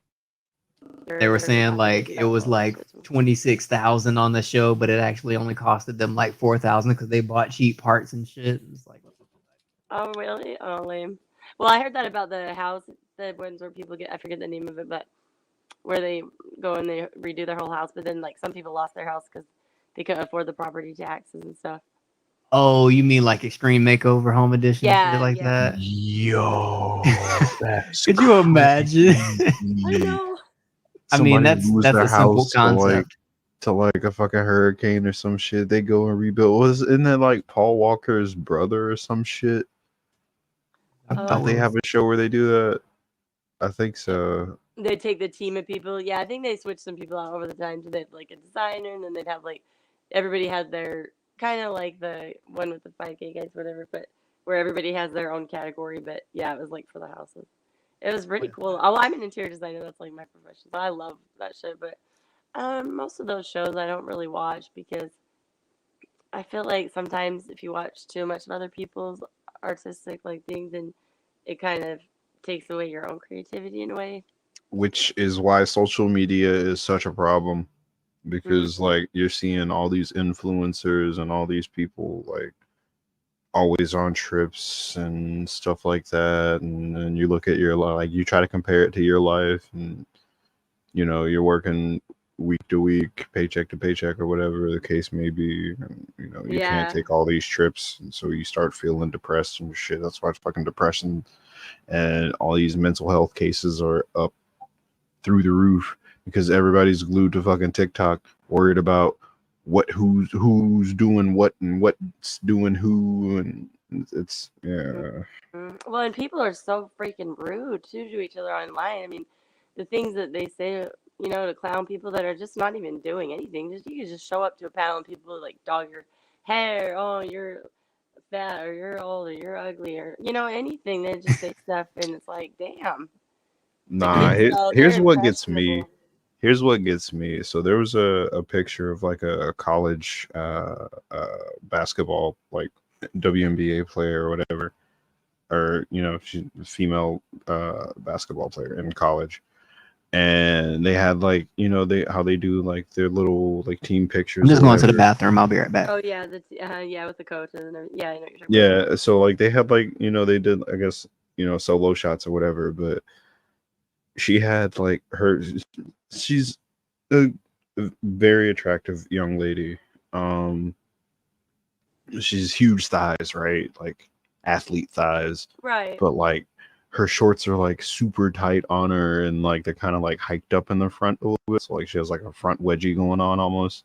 Okay. And then so I see this post, and I immediately go to the comments because I already know like the comments are gonna be like hilarious, right? So I Yeah. go, and immediately it's like people talking about, oh my god, her camel toe, do like you can't even see anything, bro. What are you talking about? Gosh, And I know. The fast things that- forward.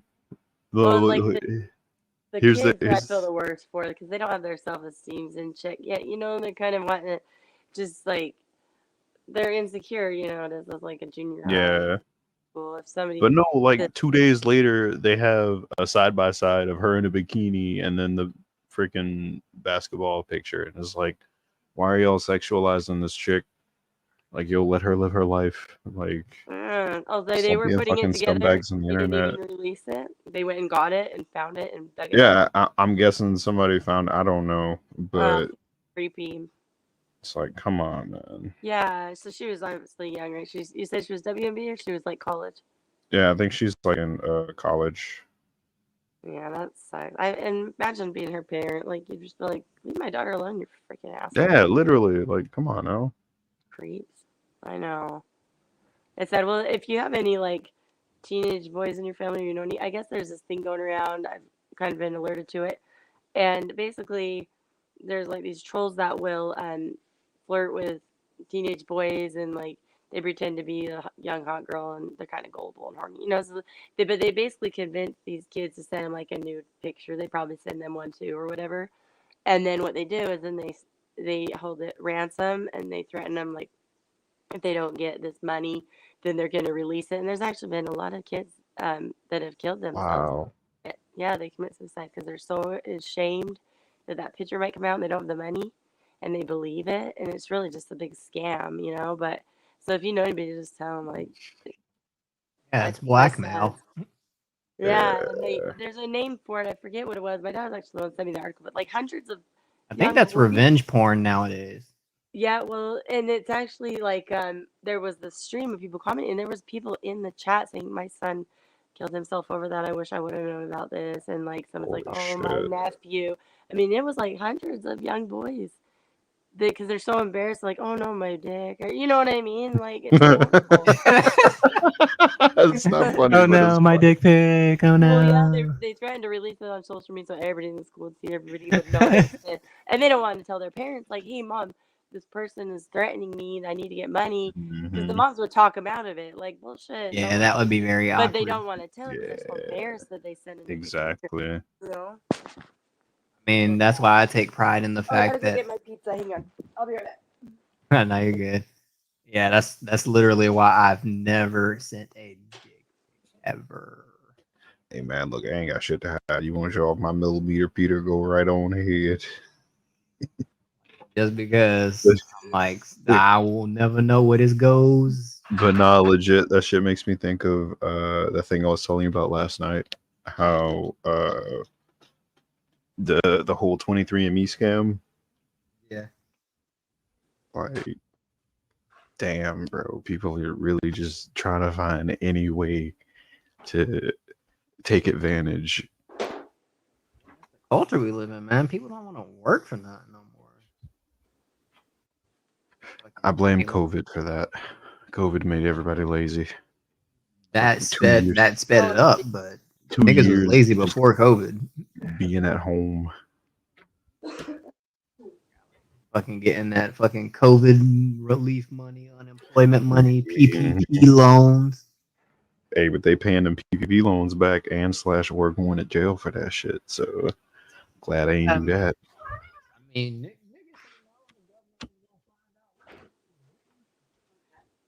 Unemployment? Nah, that wasn't fraud, dog. I was actually out of a job. why motherfuckers is like, oh yeah, we're gonna fraud the government and expect not to get arrested.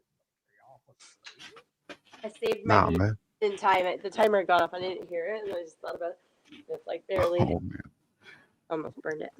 Hey, look, man, there ain't nothing wrong with a little extra crispy pizza. I know, right? I don't like it that way. Only Yeah, time I have that a makes problem me with it. too. What's Only that? time I have a problem with crispy pizza is when the bottom of it is the same color as me.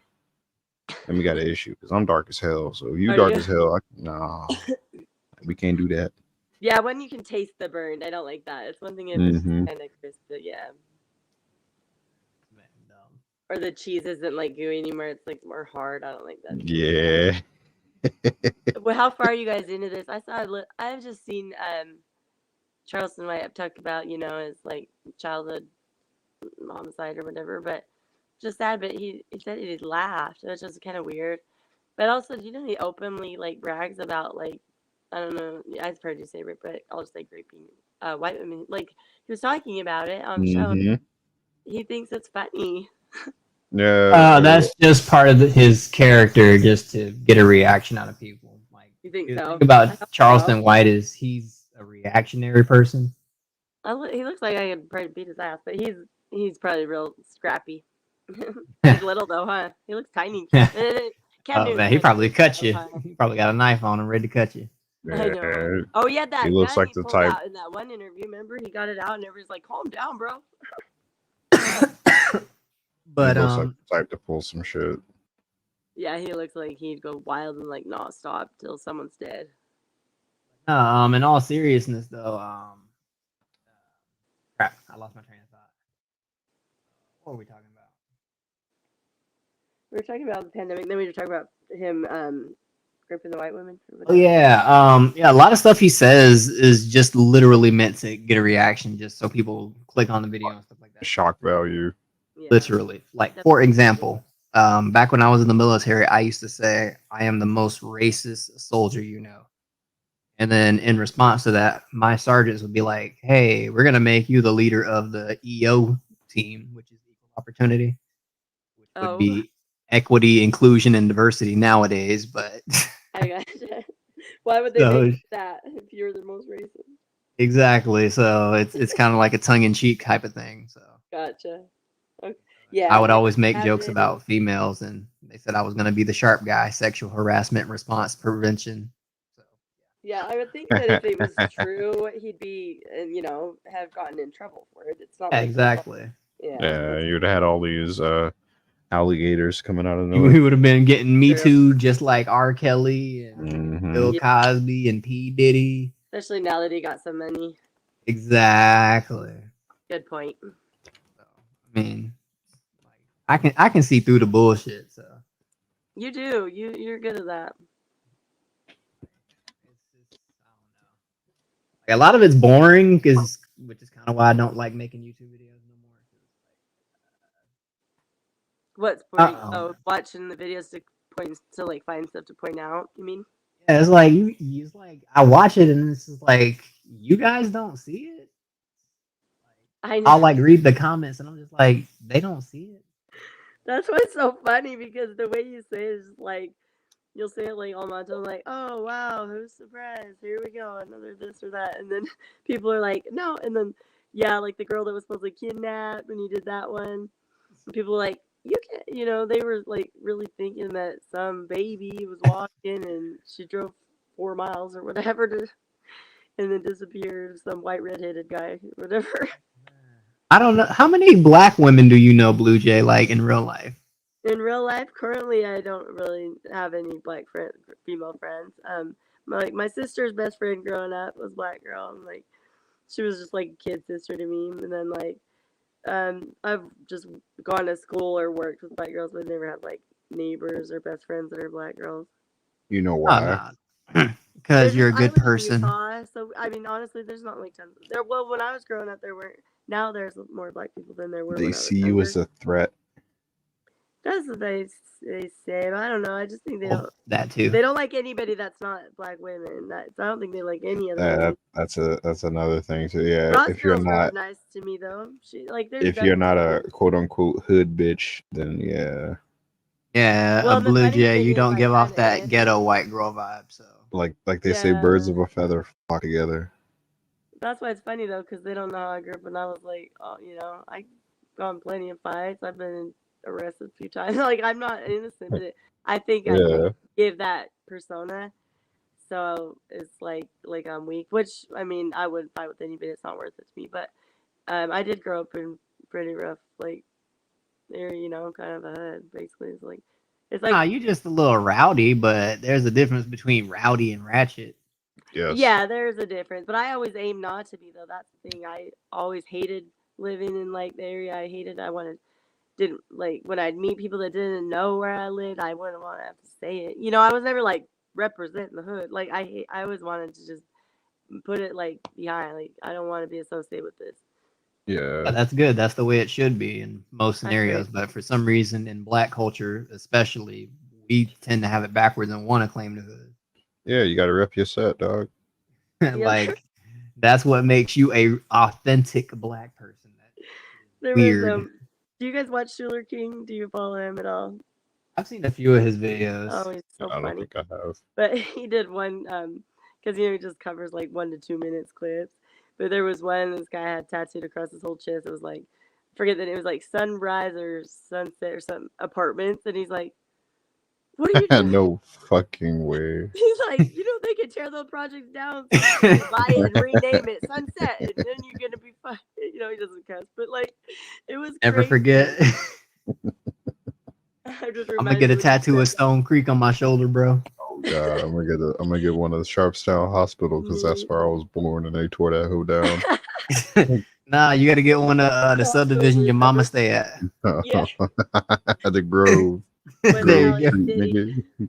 No, my friend, I actually grew up in like very diverse areas. And, like a lot of like a lot of Polynesians, Hispanic people, but like my best friend is Tongan, and like we still stay in touch to this day since like junior high, you know. But I was looking at crime stats for some one day, just kind of forget what intrigued me, but and I found our city, and it was like 7% of U.S. cities are safer than West Valley City. You know, I'm like 7%. God damn. Yeah, it's bad. Like. Or more dangerous, or whatever. It's like 93% of cities are more dangerous, which is funny because you always hear about the big ones like Chicago, but unless it's something that like there's a reason for people to publicize it, but it's like crazy high crime rates. But I mean, there wasn't anything that I felt like danger necessarily, but there was a lot of crime. Like once when I was in high school, my friend, because it snows here, you know, it's cold, she went out to start her car, and we came back out to get in to go to school, and it was stolen. Damn. Shit like that, yeah. But Oh, hell no, I'd be pissed. I know. Go outside to warm the She car was up with that bitch Get gone. on the Prelude. You remember those? They're all- They stole the car, warmed Yeah. up. I'd be more mad about And they stole that. it. Her brother had like pimped it out, you know, because they were in the card club. I was hanging out with like Asian card club people. Fuck. So it was all pinned down. She had like a nice system in there and shit. Like, yeah, they just jacked it. She was mostly mad her cheerleading uniform and backpack wasn't there, you know. So. But yeah, it was kind of good. But nobody that I know that like went to college and stuff stayed around. But I have other friends that they're still there. They're at the football games on Friday, you know, putting their kids in it. And I'm like, oh, hell no. Oh shit. But nah, I was gonna say Blue Jay. I was gonna ask if you knew black women because, yeah, I know a couple. Well, I know a lot actually. Believe it or not. And yeah, none of them would have stopped for a quote unquote white baby walking on the side of the freeway. Oh, that's right. That's how we got on that. Okay, yeah. Yeah. So that's And how you I wouldn't be knew the that only story. one. Yeah, I know. You called that. You're like, wait, the black woman's stopping to help somebody? No, that doesn't sound right. I was like, you're so rude. No, specifically a white baby. Like if I it would have been a know. little black baby, then I might have been like, okay. You know what I noticed when I like do communicate with like black women through YouTube and stuff? Like if I'm like chatting, the real like not they also like all of them, but like there'll be a lot of black women that will be kind of rude to me. Like, what are you even doing here? Like, why don't you go find yourself a white channel or something? You know those things, comments.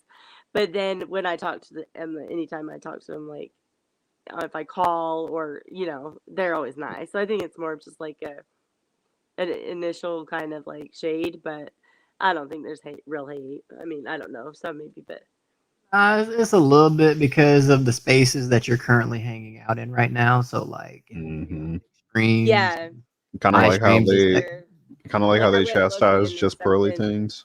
yeah, they're I gonna know, and I assume hate that you're that. like Like here I've for never black men liked or something. her. I always hated her, so it's kind of like never want to be associated with that type of person. But actually, I never kind of tried to get in like black spaces. I just I followed those two black comedians and the algorithm. I'm not gonna be like, Yeah, oh, I the think I have too many black algorithm. channels. You know, threw of you course to the not. wolves essentially.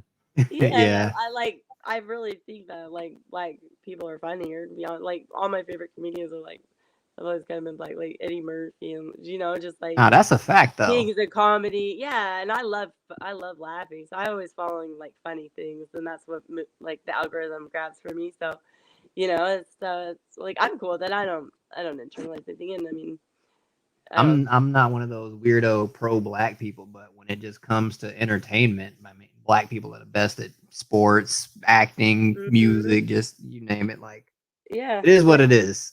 Very talented, like natural people, you know. When it comes to artistic stuff like that. And I'm more that way, like as far as like you know, I've always been able to dance. I've always been kind of just like goofy, and like so I don't really, you know, feel like it's something that I'm like intrigued by. It's just like that. I just fit in. A lot of my friends are Polynesian growing up, and Polynesian people are very similar, kind of like they'll sing through the hallways in school, like soul, and you know, they're just chill. So they're way good at football. So it's kind of similar cultures, a little different, but kind of similar in some ways. Oh shoot, I can't hear you. I think it's something. You can hear me? Yeah, I can hear you. Yeah, Okay. but it's just I don't know, man. It's no, I gotta find a video to do tomorrow too. Oh yeah, are you doing it on your channel or CT? I might hit up CT. I think you can link it so that people can watch it from your channel or his. Because I've seen someone. Because I've not seen anybody do it. Like I haven't watched it from their channel, but I've heard CT say, "Dude, you at least could ask before you just streamed it. Same, you're streaming it live too." So it's like they're streaming his show on their channel, but so I know there's a way to do it. I just don't know how. But I'll probably just do it on mine because if I do it on StreamYards and I want like other people to come up and talk and whatever. oh, I see. So you If have to be if able to control the. Okay, that makes sense. he be derping around, freaking kicking people off for like a split second, then bringing them back up, and then I hate that. and I'm just like, bro, what are you doing? I know it bugs because Like, bro, come at you mad and you didn't even do it. bro, that shit is so funny. Like, you'll just see somebody disappear for like 1 second, and then they'll be right back, and I'm just like, I know. CT sometimes reminds me of a little kid. He's just real playful and like silly. He's funny. I like CT a lot. He's cool. the only thing, like, I literally like rock with him. I think he a cool dude. I probably would rock with him if I knew him in real life. But the only problem that I have with his channel is like Dale and Angel. But I Oh, mean, yeah. there's other people that have said it too. So They haven't been around as much. I've been, when I was there when I think Angel was there before I came on, but I was there the first time Dell came up, and he was just talking about abortion up until the last minute, and I was like, oh, I don't like this guy. And then I could tell there was something going on, but I was like, he's like a mercenary, he's the one you like wind up toy and send into the battle. Like they ain't stopping. Like whatever he's taught, he's doing it.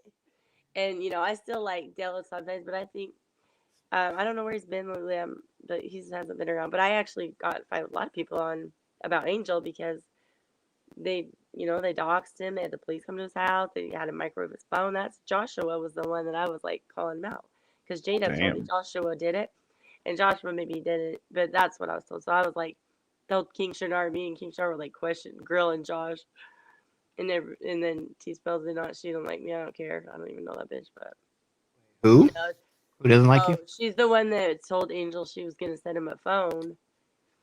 I don't want to be too much trouble now. She knows I said it though. She heard me, but I think because she said, Angel, I got an extra phone for you after because the people were watching his live and there's something wrong with his screen. They said put it in the microwave, it'll fix it, and he believed them and he did it. And Oh my everyone god. saw. And they were laughing, and so she was on when the CTs came up, and she's like, when Angel was there, she's like, Angel, email me your address because I'm gonna send you a phone. I have an extra one, but I can't send it for 3 weeks. And I'm thinking, what the fuck? Why not? And so then, like the next day, or after that, he was missing, and he went to jail. And I guess the cops came to his house asking him about him abusing animals. But I've seen her come up on channels, and she never sent the damn phone. And so I said, I know it was you. I can put two and two together. And she's like, bitch, I don't know you. You don't know what you're talking about. So, but then she'll come up on other streams and be like, cat killer, and then hang up. I'm like, just so weird. But I don't trust her. But I mean, it's not my business. But I was really protective of Angel. I thought that was really, really evil and like just very bizarre to attack Yeah, an autistic that's man. Like, shitty. yeah, why are you gonna get in his real life? He got fired from his job. He went to jail. He had the cops showing up thinking he's abusing animals. His phone's gone. He has no money. That was And sad. then they're clearly taking advantage of somebody who's on the spectrum, which is Yeah, and they think it's funny because it makes them mad. I'm like, wow, that's just wrong. I mean, so I was kind of like battling with some people. I couldn't believe how many people just stay silent and or laugh. So, it's not cool but at all. that's Like, kind of it. All blew over now. It's all done. I think. But I told Angel every time. I'm like, dude, call the police. You have rights. The cyberbullying, the stalking, like those are actual crimes. I told him. Mhm. So I would try to help him out, like at least as much as I could with advice. Unironically, I think Rock is like the nicest person when it comes to Angel, because Rock is like just trying to bully him so much to the point to where he just forces him to leave. Angel is so stubborn that he doesn't. Rock will literally fight with him like they're really fighting on the same plane. I'm like, bro, yeah. Rock will get so upset. And I'm like, okay, I guess. I mean, water reaches. All this man a waste of freaking cum and all this other stuff, and he's just like, I know he gets what is so happening? like low down and below the belt. Well, he's called me a bitch before Rock. He's funny. He's a loose cannon, but I do like Rock actually. He's pretty cool. He's a good heart. You're right. You need to learn to relax a little though. I know, and he says the N-word more than anybody, and he's half white. I'm like, why is it always the half white dudes that say the most? Because they have to overcompensate. Exactly. They gotta fit in. Come Hey, on, I'm gonna mute it real quick. I'm gonna go cut up my pizza. It might be like pots and pans, but She's I'm about not to go hanging devour her up. pizza. I know. I'm gonna go cut it. I'll be right back. Always the mulattoes, bro. Yeah. Fuckers are weird.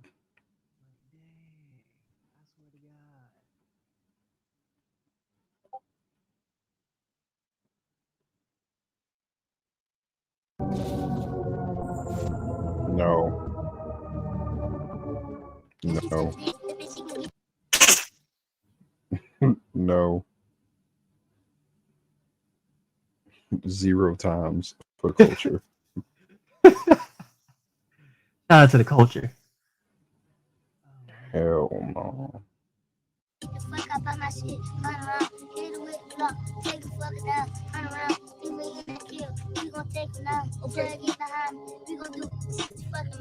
Bro. Can't stand niggas, bro. Dog. This fucking You gonna do hood 60 right in miles this bitch. is the speed limit. This hood bitch in the back. Okay. Yeah, that's fire. Like, bitch, if you don't like, bro. Bro. Get your NPC ass to fuck.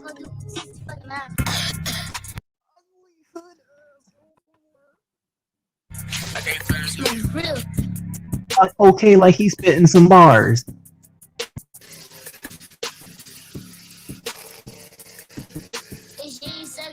Babies, you can get the fuck up on my shit. 100 round, hit him with a Glock, take a fucking down. 100 round, bitch, we in that kick, we gon' take him down. 12 get behind, we gon' do 60 fucking miles. I remember this, keep on talking, bitch, I remember this. Being that boy head. Bruh, I imagine all the white people that watched this was like, what the hell is 12? Stupid. Why are they gonna do 60 miles when 12 gets behind them? What Karen, what's that? He said, Karen, what's that? Aaron, they're talking about 12. Isn't that when you step on somebody with your kicks? God. 12. Fit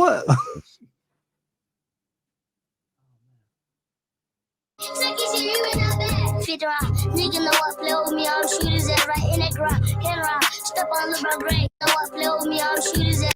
Oh man, look at these upstanding gentlemen right here, bro. Yeah, dog. Pillars of the community.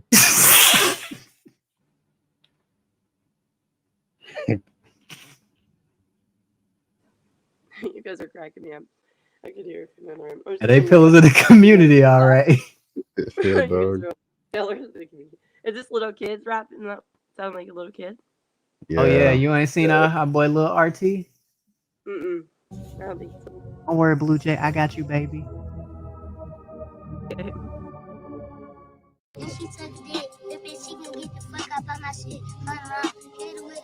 He's tiny. She said he's tiny. He do like when I'm starving in Africa. He's cute. The homie look like he missing a couple of meals though. Yeah, those little kids though, they're so hyper, they burn calories so quick. He's adorable. I mean, not even that. Like, look at homeboy right here. He's just as skinny. Like, what's up with these like hood dudes? They either like overweight or they skinny. Bro. It ain't no in between. Count how many ankle monitors you see. Oh no! What is I that? mean, What kind of car is that? the Hellcat's cat.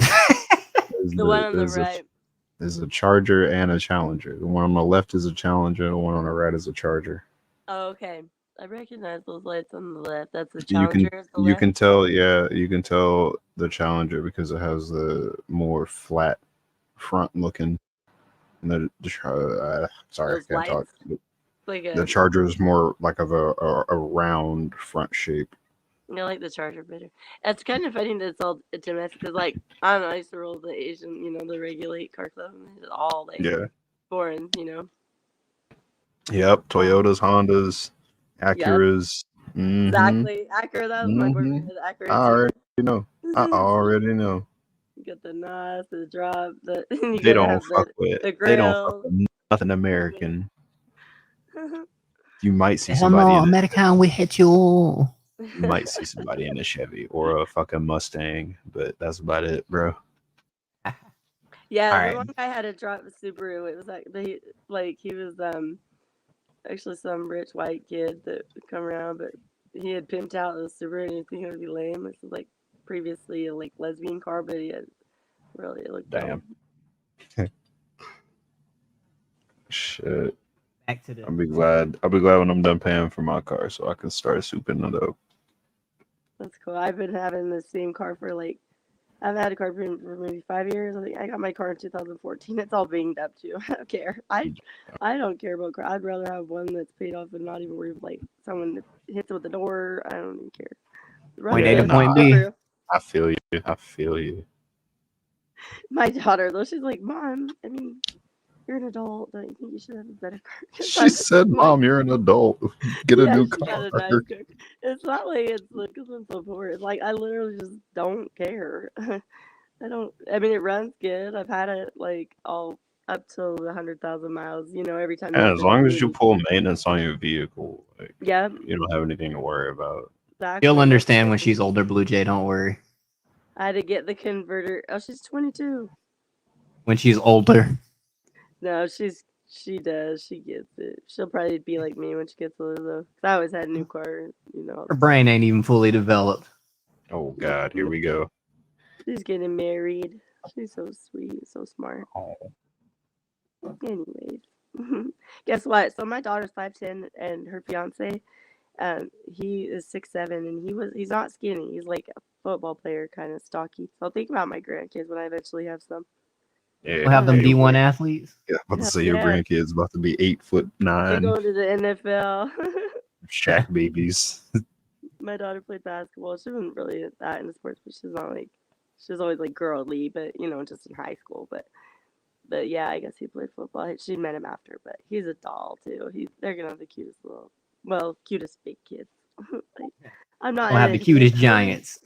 And I have my sister. She's got a 3-year-old, so it's like, but there's a pretty big gap. So yeah, I don't want to be a grandma yet, but Hey, dude. when I am a grandma, I'm gonna want to have the kid all the time.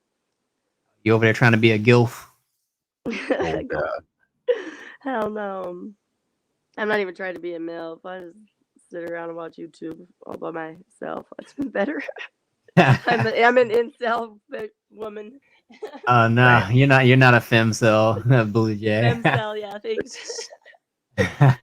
I like being femcels are the ugly like 500-pound like whale looking chick.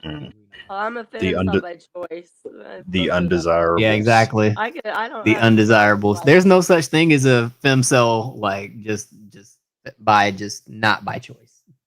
Oh well, Yeah, I know, no. I know whatever the one's. I could get a guy. Don't worry about that. Yeah, exactly. I You just don't walk want outside, dick is flying your way. Yeah, I don't get to avoid him actually, but no, I just not interested in the way. It seems like a lot of work to go have conversation with people. Getting to be an introvert. Oh man, You're not wrong. You're my only friend. Now 420 my friend too. Thank you. A squad. Hey, you want a link to the Discord? Yeah, God. no. Send it to me. Oh man. I need to find Sinji on there. I love her. Who? Cynthia G? Mm. Oh Yeah, no, not synthetic G. She's actually the one that really kind of enlightened me because when I joined YouTube, at first I just had my regular old name, like whatever, And then one time I sent her a super chat and she like went to read and she didn't pull up the screen. She goes, I can't read the name. I can't see the name. And then she just read what I said. And I'm like, oh, she's protecting me. She's trying to look out for me. I was like, I better change my name. I never thought about that. But yeah, she hit me up. She liked my comment one time too. I felt so special. I like her. She's hilarious too. You ever actually listened to her? Man, Like it'd her comedy? be like, yeah. She is funny. I forgot what year I found out She's about got around a the wit time I like yours. first started She's quick-witted. doing that red pill stuff. Oh God, Yeah, she really hates black dudes. She goes off on like Umar Johnson and like Ingerman, and she just what though, she's very factual. She does always have stats, like stuff like they kicked the black man out the home or whatever. She's like for 3 months, and then she pulls up the documents. She's like, and this shows they were already out of the house, so that's not true. That's why they wanted the welfare, why they voted for that politician, because they promised welfare because they didn't have a way to take care of their kids because the men left. So it was kind of more like what came first, like the chicken or the egg. Chicken or the egg. The men had left and had like a couple of families going on before the women got the vote. So it's not like they were just like all prosperous and like, oh, we can get some free shit. Okay, well, we're gonna go ahead and kick the man out here. Pack your shit. Like that would never work. Yeah, no, there These was an chicks- incentive. Yeah, these chicks were having kids with Dusties before food stamps and social services, but I mean that incentivized more chicks to do it. That's the part that they're forgetting to mention. They were getting married while they were doing that back then. That's the only difference. Yeah, I think it was Nowadays, just more of everybody's that. a baby mama or a baby daddy. I know it's crazy. Like this guy was hanging out with some girl. I don't know if you guys saw the Risky Show, but they were asking me about him. I'm not gonna say too much, but he was hilarious. Like we were just really friends, honestly. Like he'd come over all the time, and for like 6 months, he kind of tried to flirt with me a little bit. I was like, kind of had other stuff going on. And one day I was like, just remember, help yourself, like whatever.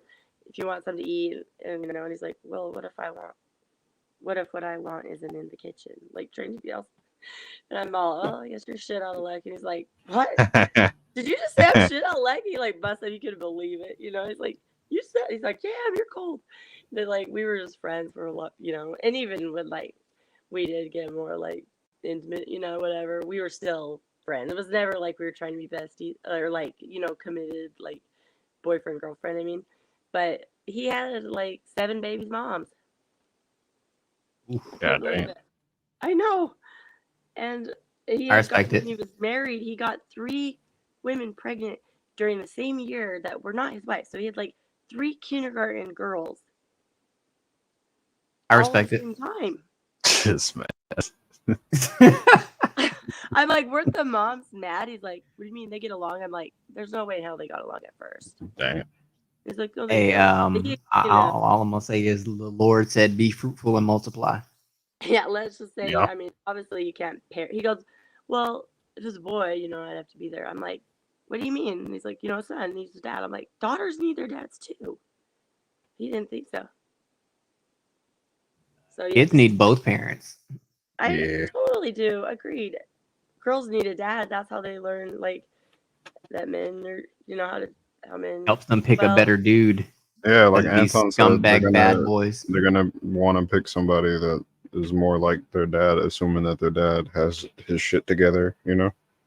Right, exactly. Or just or they'll just take anything because they don't know what it's supposed to be like. So it's like, well, I guess this is how it is then, even if it's shitty. Yeah. But yeah, it is almost 5 a.m. Is it I'm really about to call it. 3:45 Yeah. where I'm at. Oh, you on the Uh-oh, West Coast? West Coast, I'm West on the Coast. Mountain Standard Time in Utah. Oh yeah, tripping. Oh, okay. Yeah, so like in between you guys and Pacific, or are you in Oklahoma? Oh no, you're in Texas, right? Yeah, I'm in Texas. That's right. So you're still Central Time, though, huh? Yeah. Wait, hold on, Blue Jay. Ain't all the Mormons out there? Yeah, actually, Come to find out, I guess my aunt's, my great grandparent or mother, her family came as Mormon, but I didn't know. We don't really talk about our families, or nobody really knew. But my sister married a guy whose family is really Mormon, and they're like really into genealogy. So she did all my sister's genealogy, which is of course mine. So and that was only a few years ago. I found out that my ancestors were like came across from Missouri and the Mormons, and then were killed by the Utes Indians, like raped and scalped and all kinds of shit.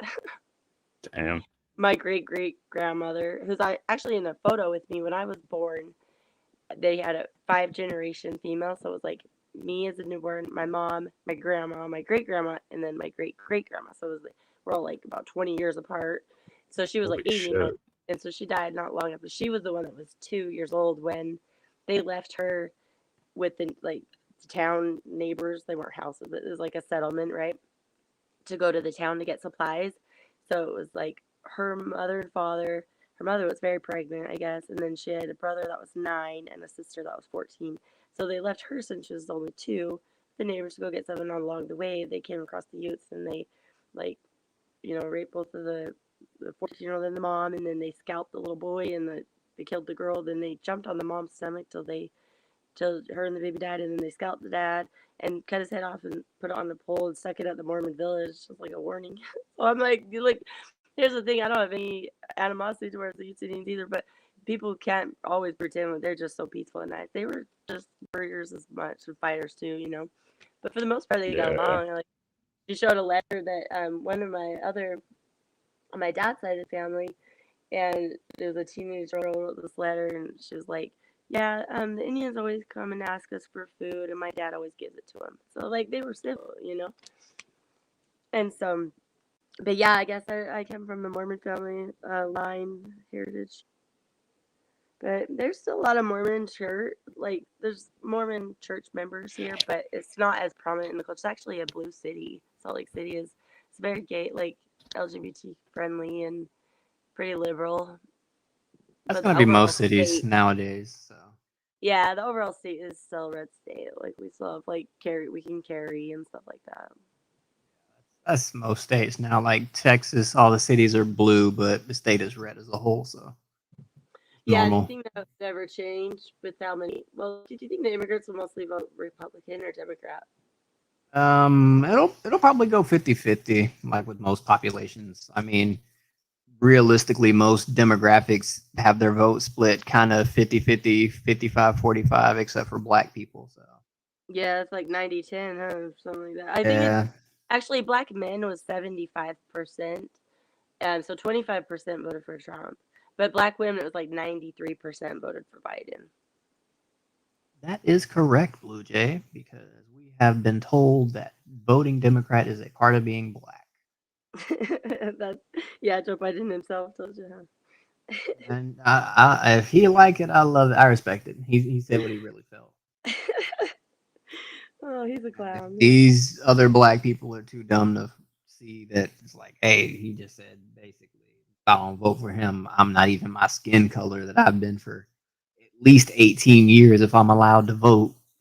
Yeah, yeah. Don't separate your brain thoughts from your skin. I mean, God forbid. You know what you could do the video stream on? Did you What's ever up? see the Alex Jones? I saw it on. Did you follow the Cartier family? The who? It's Cartier family. It's like 4. I don't know if they're brothers or cousins or just friends, but it's like they're kind of young. It's like college age. These 4 kids, and they'll review videos, and they're actually really cool. Like they went to the border and they were interviewing Vivek Ramaswamy. He's been on their channel interviewed with them, but look him up real quick if you want. But anyway, they did I love Vivek. I just think I think he's like the Indian version of Obama right now. I don't trust him too yeah, much. he's a little too. It's too hard to Convenient. trust him quite yet. Yeah, he's flip flopped a little too. That's what Anthony Bryan. What's his name? Anthony Bryan Logan. Yeah, I learned that from him. But anyway, I see you're so in a lot of black spaces, Blue Jay. You're gonna make a lot of black women uncomfortable. I've been in. Yeah, Anthony Bryan Logan's one of the first ones I followed right after Conservative Twins. And then I came across the Millionaire Morning Show, and then I saw then Lapeef. That's where I saw Chaotic. Actually, Chaotic, I did look up myself because I saw him as a guest on Lapeef, and I was laughing. I'm like, who is him? Who is this guy? I gotta look him up. So I found CTO, but I saw him on Lapeef. But yeah, no, I think most black women like me. I mean, I don't have any need to try to infringe upon steal their man or anything. You know what I mean? That's not like I'm trying to compete with anybody. So I I'm like, hey, mean, you you can have can some say of ours. that, but perception is not white guys. always reality. Yeah, the thing is too, but I wouldn't care less if black women date white guys. Why would I care? You know what I mean? I don't care. So what? I But mean, yeah, yeah, so you're not supposed to care because if yeah. you did, that would make you racist. Well, I really don't either. Like, I mean, why would I care? There's plenty of them. Like, yeah, I don't take one. What does it But matter? the But yeah, I know what you're narrative is saying that though. you, as a white woman coming into these spaces, you after us, quote unquote, black men. Yeah, and my opinion on that is like I go where like if I'm drawn to something that is funny and like makes me like have a good time and I like the people there, then I'm not gonna care what anybody else says about it. It doesn't matter to me. 'Cause I've always had like friends of other cultures and I didn't even know there was such a racist thing in America till like YouTube and I'm like, what the hell? I thought racism was like pretty much over like 30, 40 years ago. I mean, I had all my friends were like Cambodian or Polynesian or Mexican or I don't know. I just didn't think it was a thing anymore. But I guess I'm seeing it is, and I do try to be sensitive about it. I don't disagree that it is, but I also just don't feel like I don't feel like I have to try to not say anything racist because I don't feel racist. So it's like anything I say is not going to be racist. I don't, you know what I mean? That's because your environments that you've been in are a little different. I mean, for Yeah. me, I've grown up in the South my entire life, so and me being a black guy, I've known how quote unquote race affects me, but it's not as Right. pervasive as the weirdos on social media want you to believe. Like I don't have to walk out of my apartment in fear of my life every day. Right, or that the Nobody's cops are doing waiting around the corner or whatever. Yeah, and I think something like it surprised me when I heard Officer Tate's one of the ones I got followed after like Conservative Twins too. He's funny, but I don't watch his stuff like that much anymore because I mostly watch like CT or like you or just you kind of get like your regulars. Like I watch Risky, like whatever he has one come out now, he's good. But anyway, Officer Tate, I didn't really. He was saying on one of his shows that he had literally like never been around white people till he went to college. I was like, that's something that was like completely shocked me. I didn't even know there were places where people could grow up their whole lives and not be around other cultures. So I mean, I am like kind of it's cool to learn new, like hear other people's experiences and things like that. So I just like kind of like listen to what people say and disagree with them or agree. But if people try to put their perceptions on me, like that I'm a certain way, then I'll just either ignore them or if it's I'll defend myself. But it doesn't happen a ton. It's usually just like I mean it's like maybe a side comment or something, and I don't really care. I don't pay attention to that kind of stuff because it's always in a chat where it's so no name. It's like could not even be a real person. If I would have never moved, or if my mom would have never moved to Houston from South Carolina, like I would have never been exposed to a lot of the stuff I've been exposed to that has led me to being as cultured as I am. Like, for example, in South Carolina, there's basically only black people and white people. So Oh yeah, you did say yeah, that's true because that's where Schuler King's from, South Carolina. it's still kind of segregated-ish there. Mm, that's interesting. And I've then been when to I moved Georgia, to, but go ahead. I have to tell you my Georgia ceremony one of these times. But well, I had a boyfriend. And I was kind of like sick of him, but we were like breaking up, but we weren't all the way broke anyway. But we went to the Masters, and it's held in Georgia. And so we stayed in Savannah, and then you drive into Augusta or whatever. And so when we were staying in Savannah, we went out to dinner. We ended up going to this bar, have some drinks, and I went. It was like a 2-level type bar. It was like pretty popping, and so I had to go to the bathroom. So he was in the bar, and I went downstairs to look for the bathroom, whatever. And I was a little tipsy at that point too. But when I was downstairs, I got introduced to like someone just started talking to me. This black dude, and he was with his friends. And so they're like, where you going? And I'm like, oh, come up here, come to the bar, like my boyfriend, blah blah. So we start walking up to the bar, and I'm like, hey, and of course knowing that my boyfriend, he would like buy drinks for whoever or whatever. And so then one of the guys, he's like, hey, tells my boyfriend, he's like, my man's taking your girl home, so don't even bother asking him. Don't even bother saying anything or something like that. And he's like, what? And he's like, you heard me. And then the other guy that was like, the one that was like kind of the one he was talking about, saying he was taking me home, which this was news to me anyway, but he just straight up punched him right in the face. My boyfriend. I'm like sitting there like, holy shit. So then the cops come up, they're already there, and they're like, what's going on here? And my boyfriend's like, he punched me, like, we'll just leave, like, we don't want trouble or whatever. And he's like, we're just here from Salt Lake, we're going to the Masters tomorrow.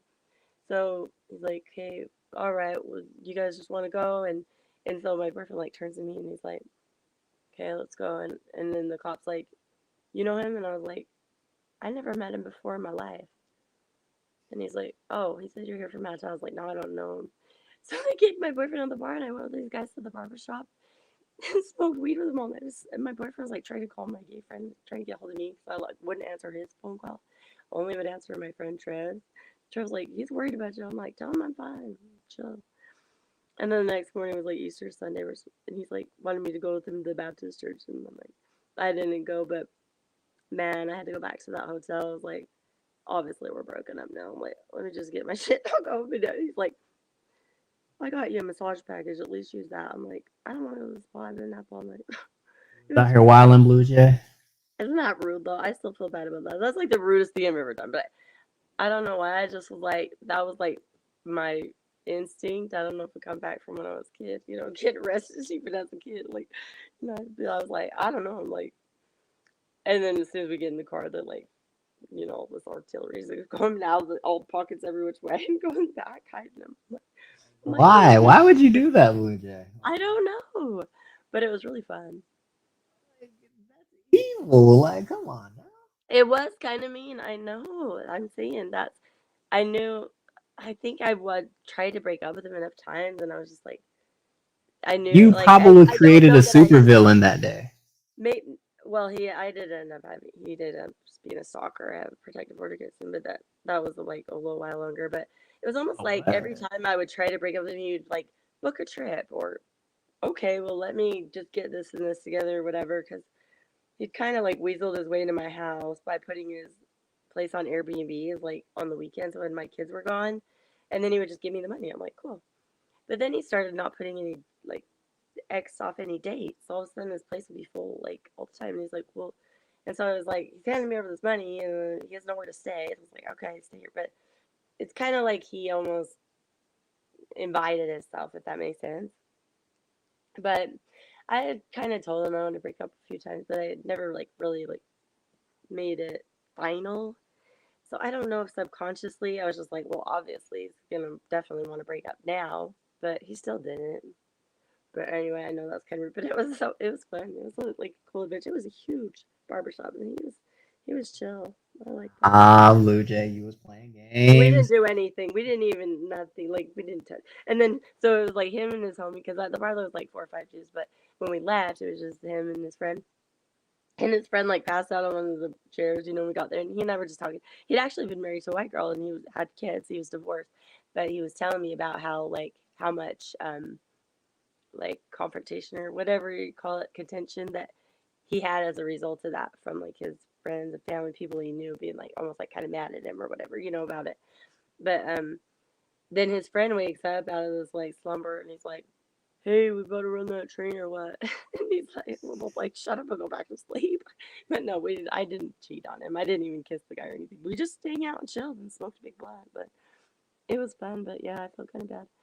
And the next morning, he's like, come to church. He's like, his family was there, his mom and everybody. I'm like, I didn't want to be disrespectful in the church, kind of like half high and like out all night. So, but looking back, I'm like, I should have gone. I've never been to like a Southern Baptist church. That probably would have been cool, especially on Easter, Out here breaking dudes' hearts trying to create supervillains. Oh gosh. Or Yeah. nah, not even supervillains. You trying to create F-boys that y'all women love to complain about. No, I don't have those. That's what I'm saying. That's how what y'all. everybody accused me of when I said I dated a black guy, and he was kind of off and on, and we were, Wait, say doing that a again, Blue joke. Jay. I'm sorry, I didn't hear you. Oh, it was on. Oh yeah, that's true. About dating a black guy. Well, Risky asked me on his channel. The last guy I dated, was he black or white or whatever? And the last guy that I did, he was black. And I said, yeah, he was cool. It was like a couple of years we hung out. We were like all the way committed, but and that was a lot me. He would get kind of like make little hints or be like, oh, you go do it, and right after I leave or something, I'm like, no, I don't. But we weren't like committed, but we saw each other almost every day. Like we were close. It was more friends, and not every time we saw each other was it that we'd have to get it on or anything, because we didn't even do anything for like 6 months of knowing each other. So, but it's like when Risky said that, all of a sudden in the comments in the chat, men were like, "No, you were just a jump off.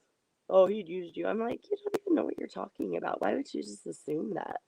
It was weird.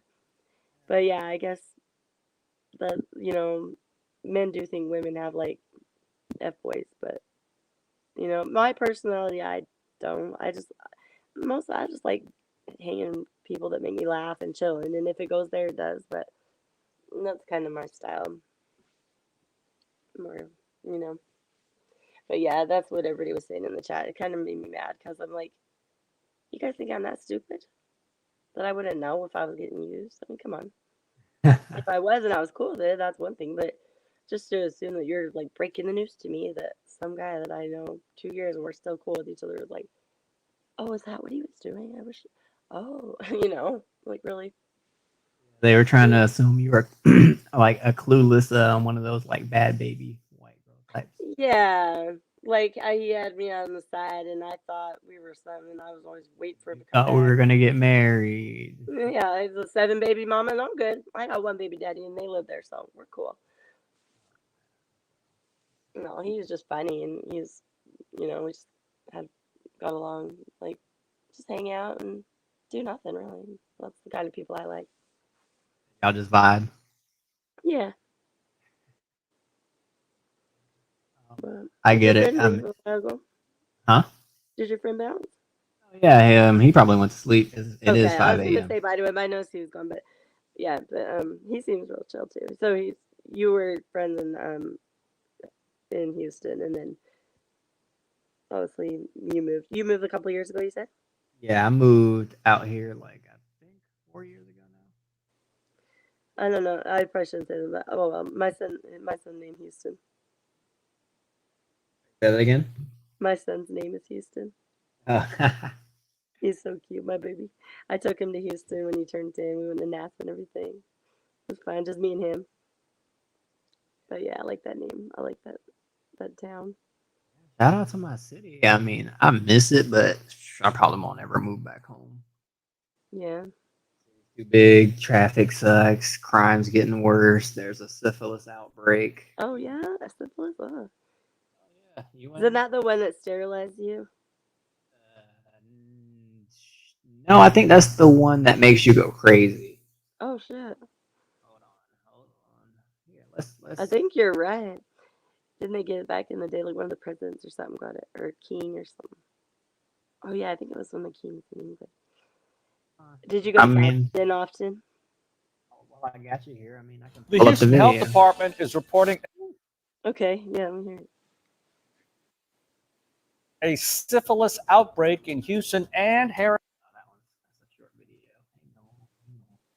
Did you go to that pleasure pier in the Galveston Bay? Oh yeah, plenty of times. Yeah, I took my son there. That was like our last day. It was fun. We first stayed at downtown Houston, and then we went to Clear Lake for a night, and then we went to Galveston for our 3rd night there. It was cool. Y'all really toured the city, huh? Yeah, you gotta see all of it, I gotta know what his name's all about. Oh man.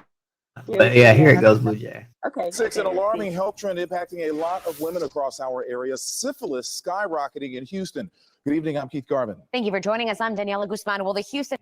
Daniela Guzman, ¿cómo estás, muchacha? Me llamo Juan. I really gotta learn. I know, like, I learned Spanish in college because I did international, business degree, so I had to have a language. And I could like read it and write it. I couldn't speak it awesome, like I could understand. I left pretty much all of it, but I really want to do one of those tutorials. And Spanish is going to be a really important language. It already is good, but it's going to be even more and more as like with the immigrants and stuff, you know. Yeah, with the migrants coming over.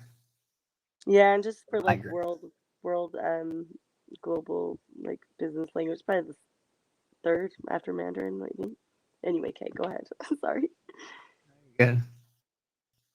Charleston Health Department is calling the sharp rise in cases of the sexually transmitted disease an outbreak. KPRC 2's Andy Sirota live in Sunnyside, where a community meeting was held today about this. Andy?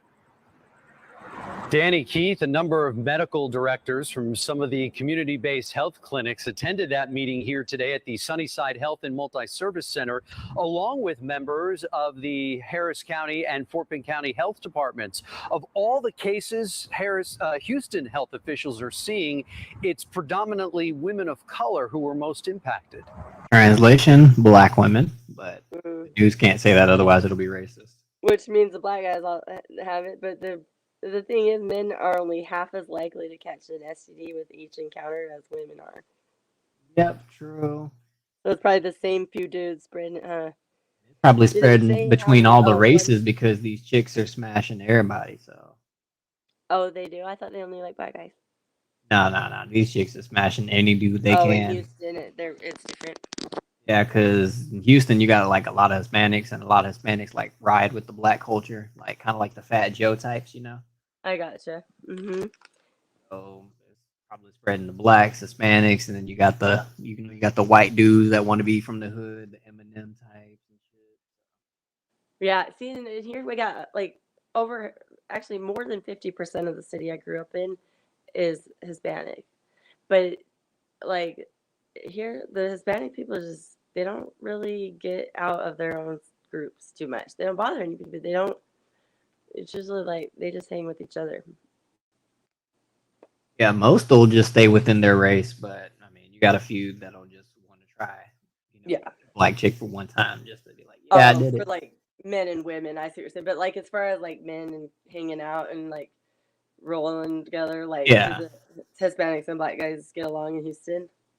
Yeah, I mean, for the most part, it ain't like no beef or nothing like that. Not like in LA, how they hate. Nah, LA, them niggas are weird over there. So my friend that I was telling you about the one with the baby mom stuff, he's still kind of does thing, but he grew up in California, and he's crip, but he was telling me a lot about it. Like he's from Stockton, but he has and you know how you were saying about King, how he's like a big mouth and everything, and how he wouldn't last long.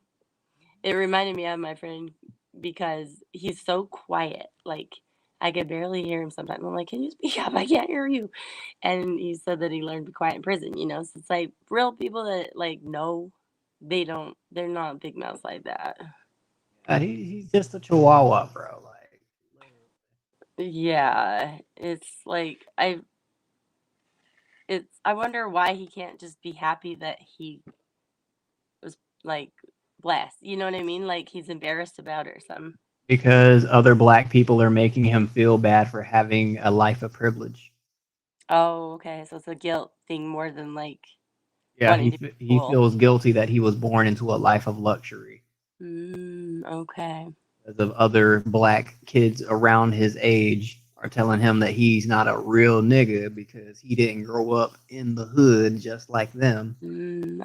That's it. Yeah, you're right. Because I was thinking like he obviously have his parents' friends would also be pretty affluent, but then again, like you're saying, it when it goes through down to like the core, or the music, or like just the movie or whatever it is that you see yourself in, you know what I mean? Like if the majority of that is promoting like we can't make it or this is what we got to do to like be like strong and survive, and then you're like, well, okay, that makes sense. Actually, I never thought of it like that. Yeah, I mean, and then you got to look at it like this. I mean, he's also getting it from the side of his dad is T.I., gangster rapper from the South, King of the South, and then it's like UTI son, and That's what I was wondering. I'm like, is Ti? Because you think Ti would be more open with his son about like what he had gotten in, more like his son would have a more deep understanding than it seems that he has. But maybe Ti didn't want to tell him all the ins and outs because he thought it would be better for him. But it just seems like he's kind of novice, like he just clueless almost. the thing about it is that King knows all the stuff that his dad has went through because I'm sure he's talked about it when they were smoking weed because Ti smokes weed. Okay. The thing about it is though is that King is now going through an identity crisis because at first he was just doing whatever he wanted to do. There's like a picture of him wearing like a spiked dog collar and like this weird like fishnet shirt thing. That's Like this freaking crazy. like puffy jacket with the fur on it or something like that. It's just like something like weird. Yeah. And now he's That trying to be a hardcore thug who stand on business. Like he's all, never mind. I don't want to be non-binary. I want to be a G. exactly. It's just like, dude, it's like, come on, bro. And I guess too, I mean, when you're a kid and you're just kind of living in the lap lecture and you're going on the trips and you got a pool and it's like, oh, my school, everything else. But then as you get closer to being a man, you're like, well, shit, now I got to be out there. Now it's my dad's not. Who am I? What am I going to stand on? What do I represent? Like, Yeah, if I was him, I would have just shut up, just lived off daddy's money for the rest of my life and just been chill. But yeah, go get a degree in like some, rocket science, some shit. Like you can keep paying them until they let you graduate. And if you don't, you learn something that like most people can't even get into those schools, so they don't have the clout, but also they can't afford to pay for it. Student loans or not, if you got, I would do something like that where, you just set up like not just about the money, but it's more like set the mindset for your kids. Is if you're going to be like some kind of crazy, like auto or airplane mechanic or build rockets or something crazy like that, then like your kids are going to understand the value of education. It's not just be like, oh, cool, daddy got out the hood, he busted and like his ass and like look, he made it. But that's like a 1 in a million story. That's not the one you want to keep building the foundation on for the future generations because it's not sustainable. So you have to change something in like your approach to success and wealth. You can't just keep going off that. Like that's a lucky jump and that puts you in a position, but from there you get, unless you got a plan for something new, you got a king. and by the way, Blue Jay, I put the link to my Discord in the private chat. That way, Okay, let me get that you'll right be able now. to And join the I server. I know it's kind of late, but yeah. So you're gonna, yeah. If you know what time it is, let me just put my email in there. You want me to do that? Okay. And that way it'd be easier because Whatever way you want me to hit you up. yeah, because I'll just do that because sometimes I get like, well, I have to open YouTube to get a notification. You know what I mean? So it's like it's good if I am in YouTube, but if it's not like it's gonna beep or something. So, but I want to be on there when you do it. Whatever way you want me to hit you up to let you know, like, Yeah. hey, I'm about to go live. Blue Jay, come through. Yeah, and just like especially if like in advance, or we can just communicate this. I do want to try to go on one of those trips with Anton one of these days. I haven't even watched a single video on Feature, but I just pay for it because I'm like I like being in this club. I need to go back and watch some. I haven't watched a single one, but I just love Anton. He's cool. Okay, I just sent. Should be going through. Okay, and then let me try to copy this real quick. Copy link. So do I just download the app and then I would put it in there? I'm gonna just text. Oh, you don't have to download the app. I thought you already had it. I figured you would have been part of like CT's Discord or something like that. Like, oh, she's probably part of CT's Discord. I can just get her to add her. Do you always stay up late like this? Nah, not always. I was just like, I'm gonna just hang out over here, and then I was really waiting on you to come over here so we could just kick it and goof off sooner. But you ended up hanging out with Rosgrove way too long. I was like, come on, Blue Jay. I know. I love Black Moses too. So when him and King started like fighting, I was like, I can't miss it. Yeah, Black Moses is cool. There was only so much ignorance I could take. I was like, not these. I know. I could tell you were done. I was like, okay, I'll hurry. I'll be over there. And I kind of didn't want to talk to Roscoe. So then when that one guy came in and he was telling her she's drunk and shit, I was like, It's like him, freaking Rock, and Black Moses. King Shenard, Rock, and Moses was just like, I know. Rock, he makes like he tells me on 777's thing one time. He's like, "Oh, you're doing drugs. I can tell." I'm like, "I don't do." He's like, "You drinking?" I'm like, "I don't drink." Like, why are you even saying that? What behavior? What you know what I mean? It's weird. He's accused people. Like, what did he tell me today? Oh, I drink 3 rock stars and coffee every day. I'm like, what? What are you talking about? Why did you even get that? And what does it matter if I do? But I don't. But he like, don't lie. Yes, you do. You have to do it to get through to try to stay awake because you're so tired. I'm like, I sleep all the time. What? Where did yeah, he he was. It was weird. They were trying to like peg you for like just the basic white woman who drinks like a monster when she goes to the gas station to go to work. And I do drink Monster, so fuck what?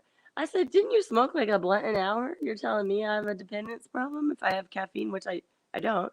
And then he was like, you just need some sleep. I'm like, when I want to sleep, I can sleep for like 15 hours.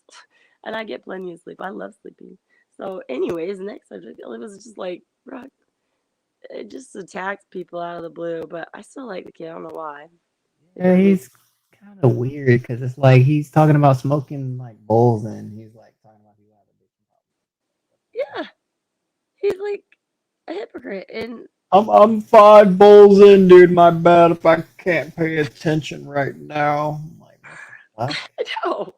And then he accuses me of drinking too much caffeine and not sleeping. I'm like, how about you worry about yourself? Anyways.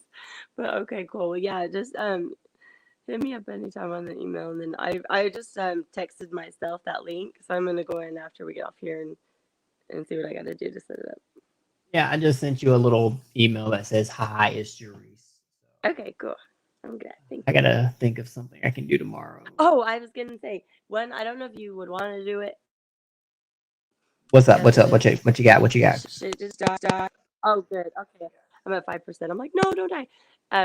With that Cartier family, look that up. It's Cartier.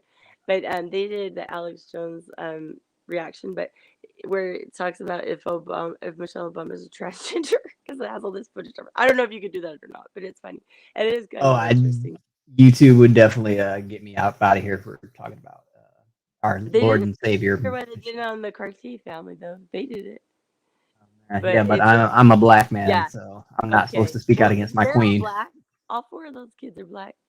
The Cartier family, there's 4 black kids. They're like college age kids. They're cool. You should look them up. I'm trying to grow my channel, Blue Jay. You're trying to get me shadow banned. Come on now. No, I don't want that. I don't want that. I love Michelle Obama. I think she's a beautiful woman, and I would marry her if she was single. Okay. Well, I'll try to think of something then. And then I'll email you for things. But you always come up with good topics. But yeah, I'll definitely kind of keep my mind going and brainstorm. See if I can have any ideas to throw your way too. All righty, Blue Jay. Well, here, I guess I'll wrap up the stream. I'll put out a little notification probably around like maybe 6 or 7 o'clock tomorrow when I'll try to go live tomorrow evening again. During the day when everybody's awake. About 7 p.m. your time. So. It'll be like 5 your time. So, I'm gonna try to get Portia and Rosgirl and all them too. You're at is it 5:20 where you're at right now?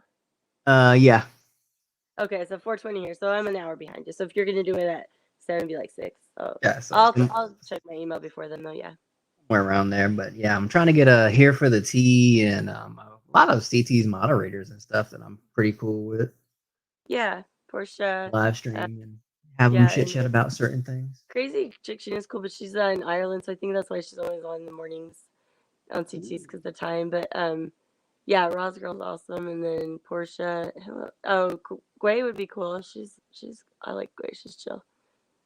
I haven't had any conversation with Gway. Okay, yeah, she's really level-headed. I like her. She's very honest and blunt, but I like people like that because I'm the same way. Like she and I have even had you know, a little bit of like disagreement here and there, but we're always like cool because we both know we're just being straightforward and not rude, you know. Yeah. But yeah, I think you'd like wave structure, but yeah, okay, well, I'll try to see if anything comes across my way, but otherwise I'll just plan to check in and I'll be there. It'll be fun. All right, Blue Jay. Well, if CT Reacts has a stream or CT has a stream, I'll be in there tomorrow, and then I'll do my live sometime in the evening. Okay, cool. Look forward to it. And you know, if I decide to make a pre-recorded, I'll see you in the comment section. I know. I'll be like, oh my god, coffins. I'm like, They have a whole conversation in there. I know. It's so funny. Okay. All right. I'll talk to you tomorrow. All right, you have a good night. All right. Yeah, you too. Bye. All right, y'all. Be easy.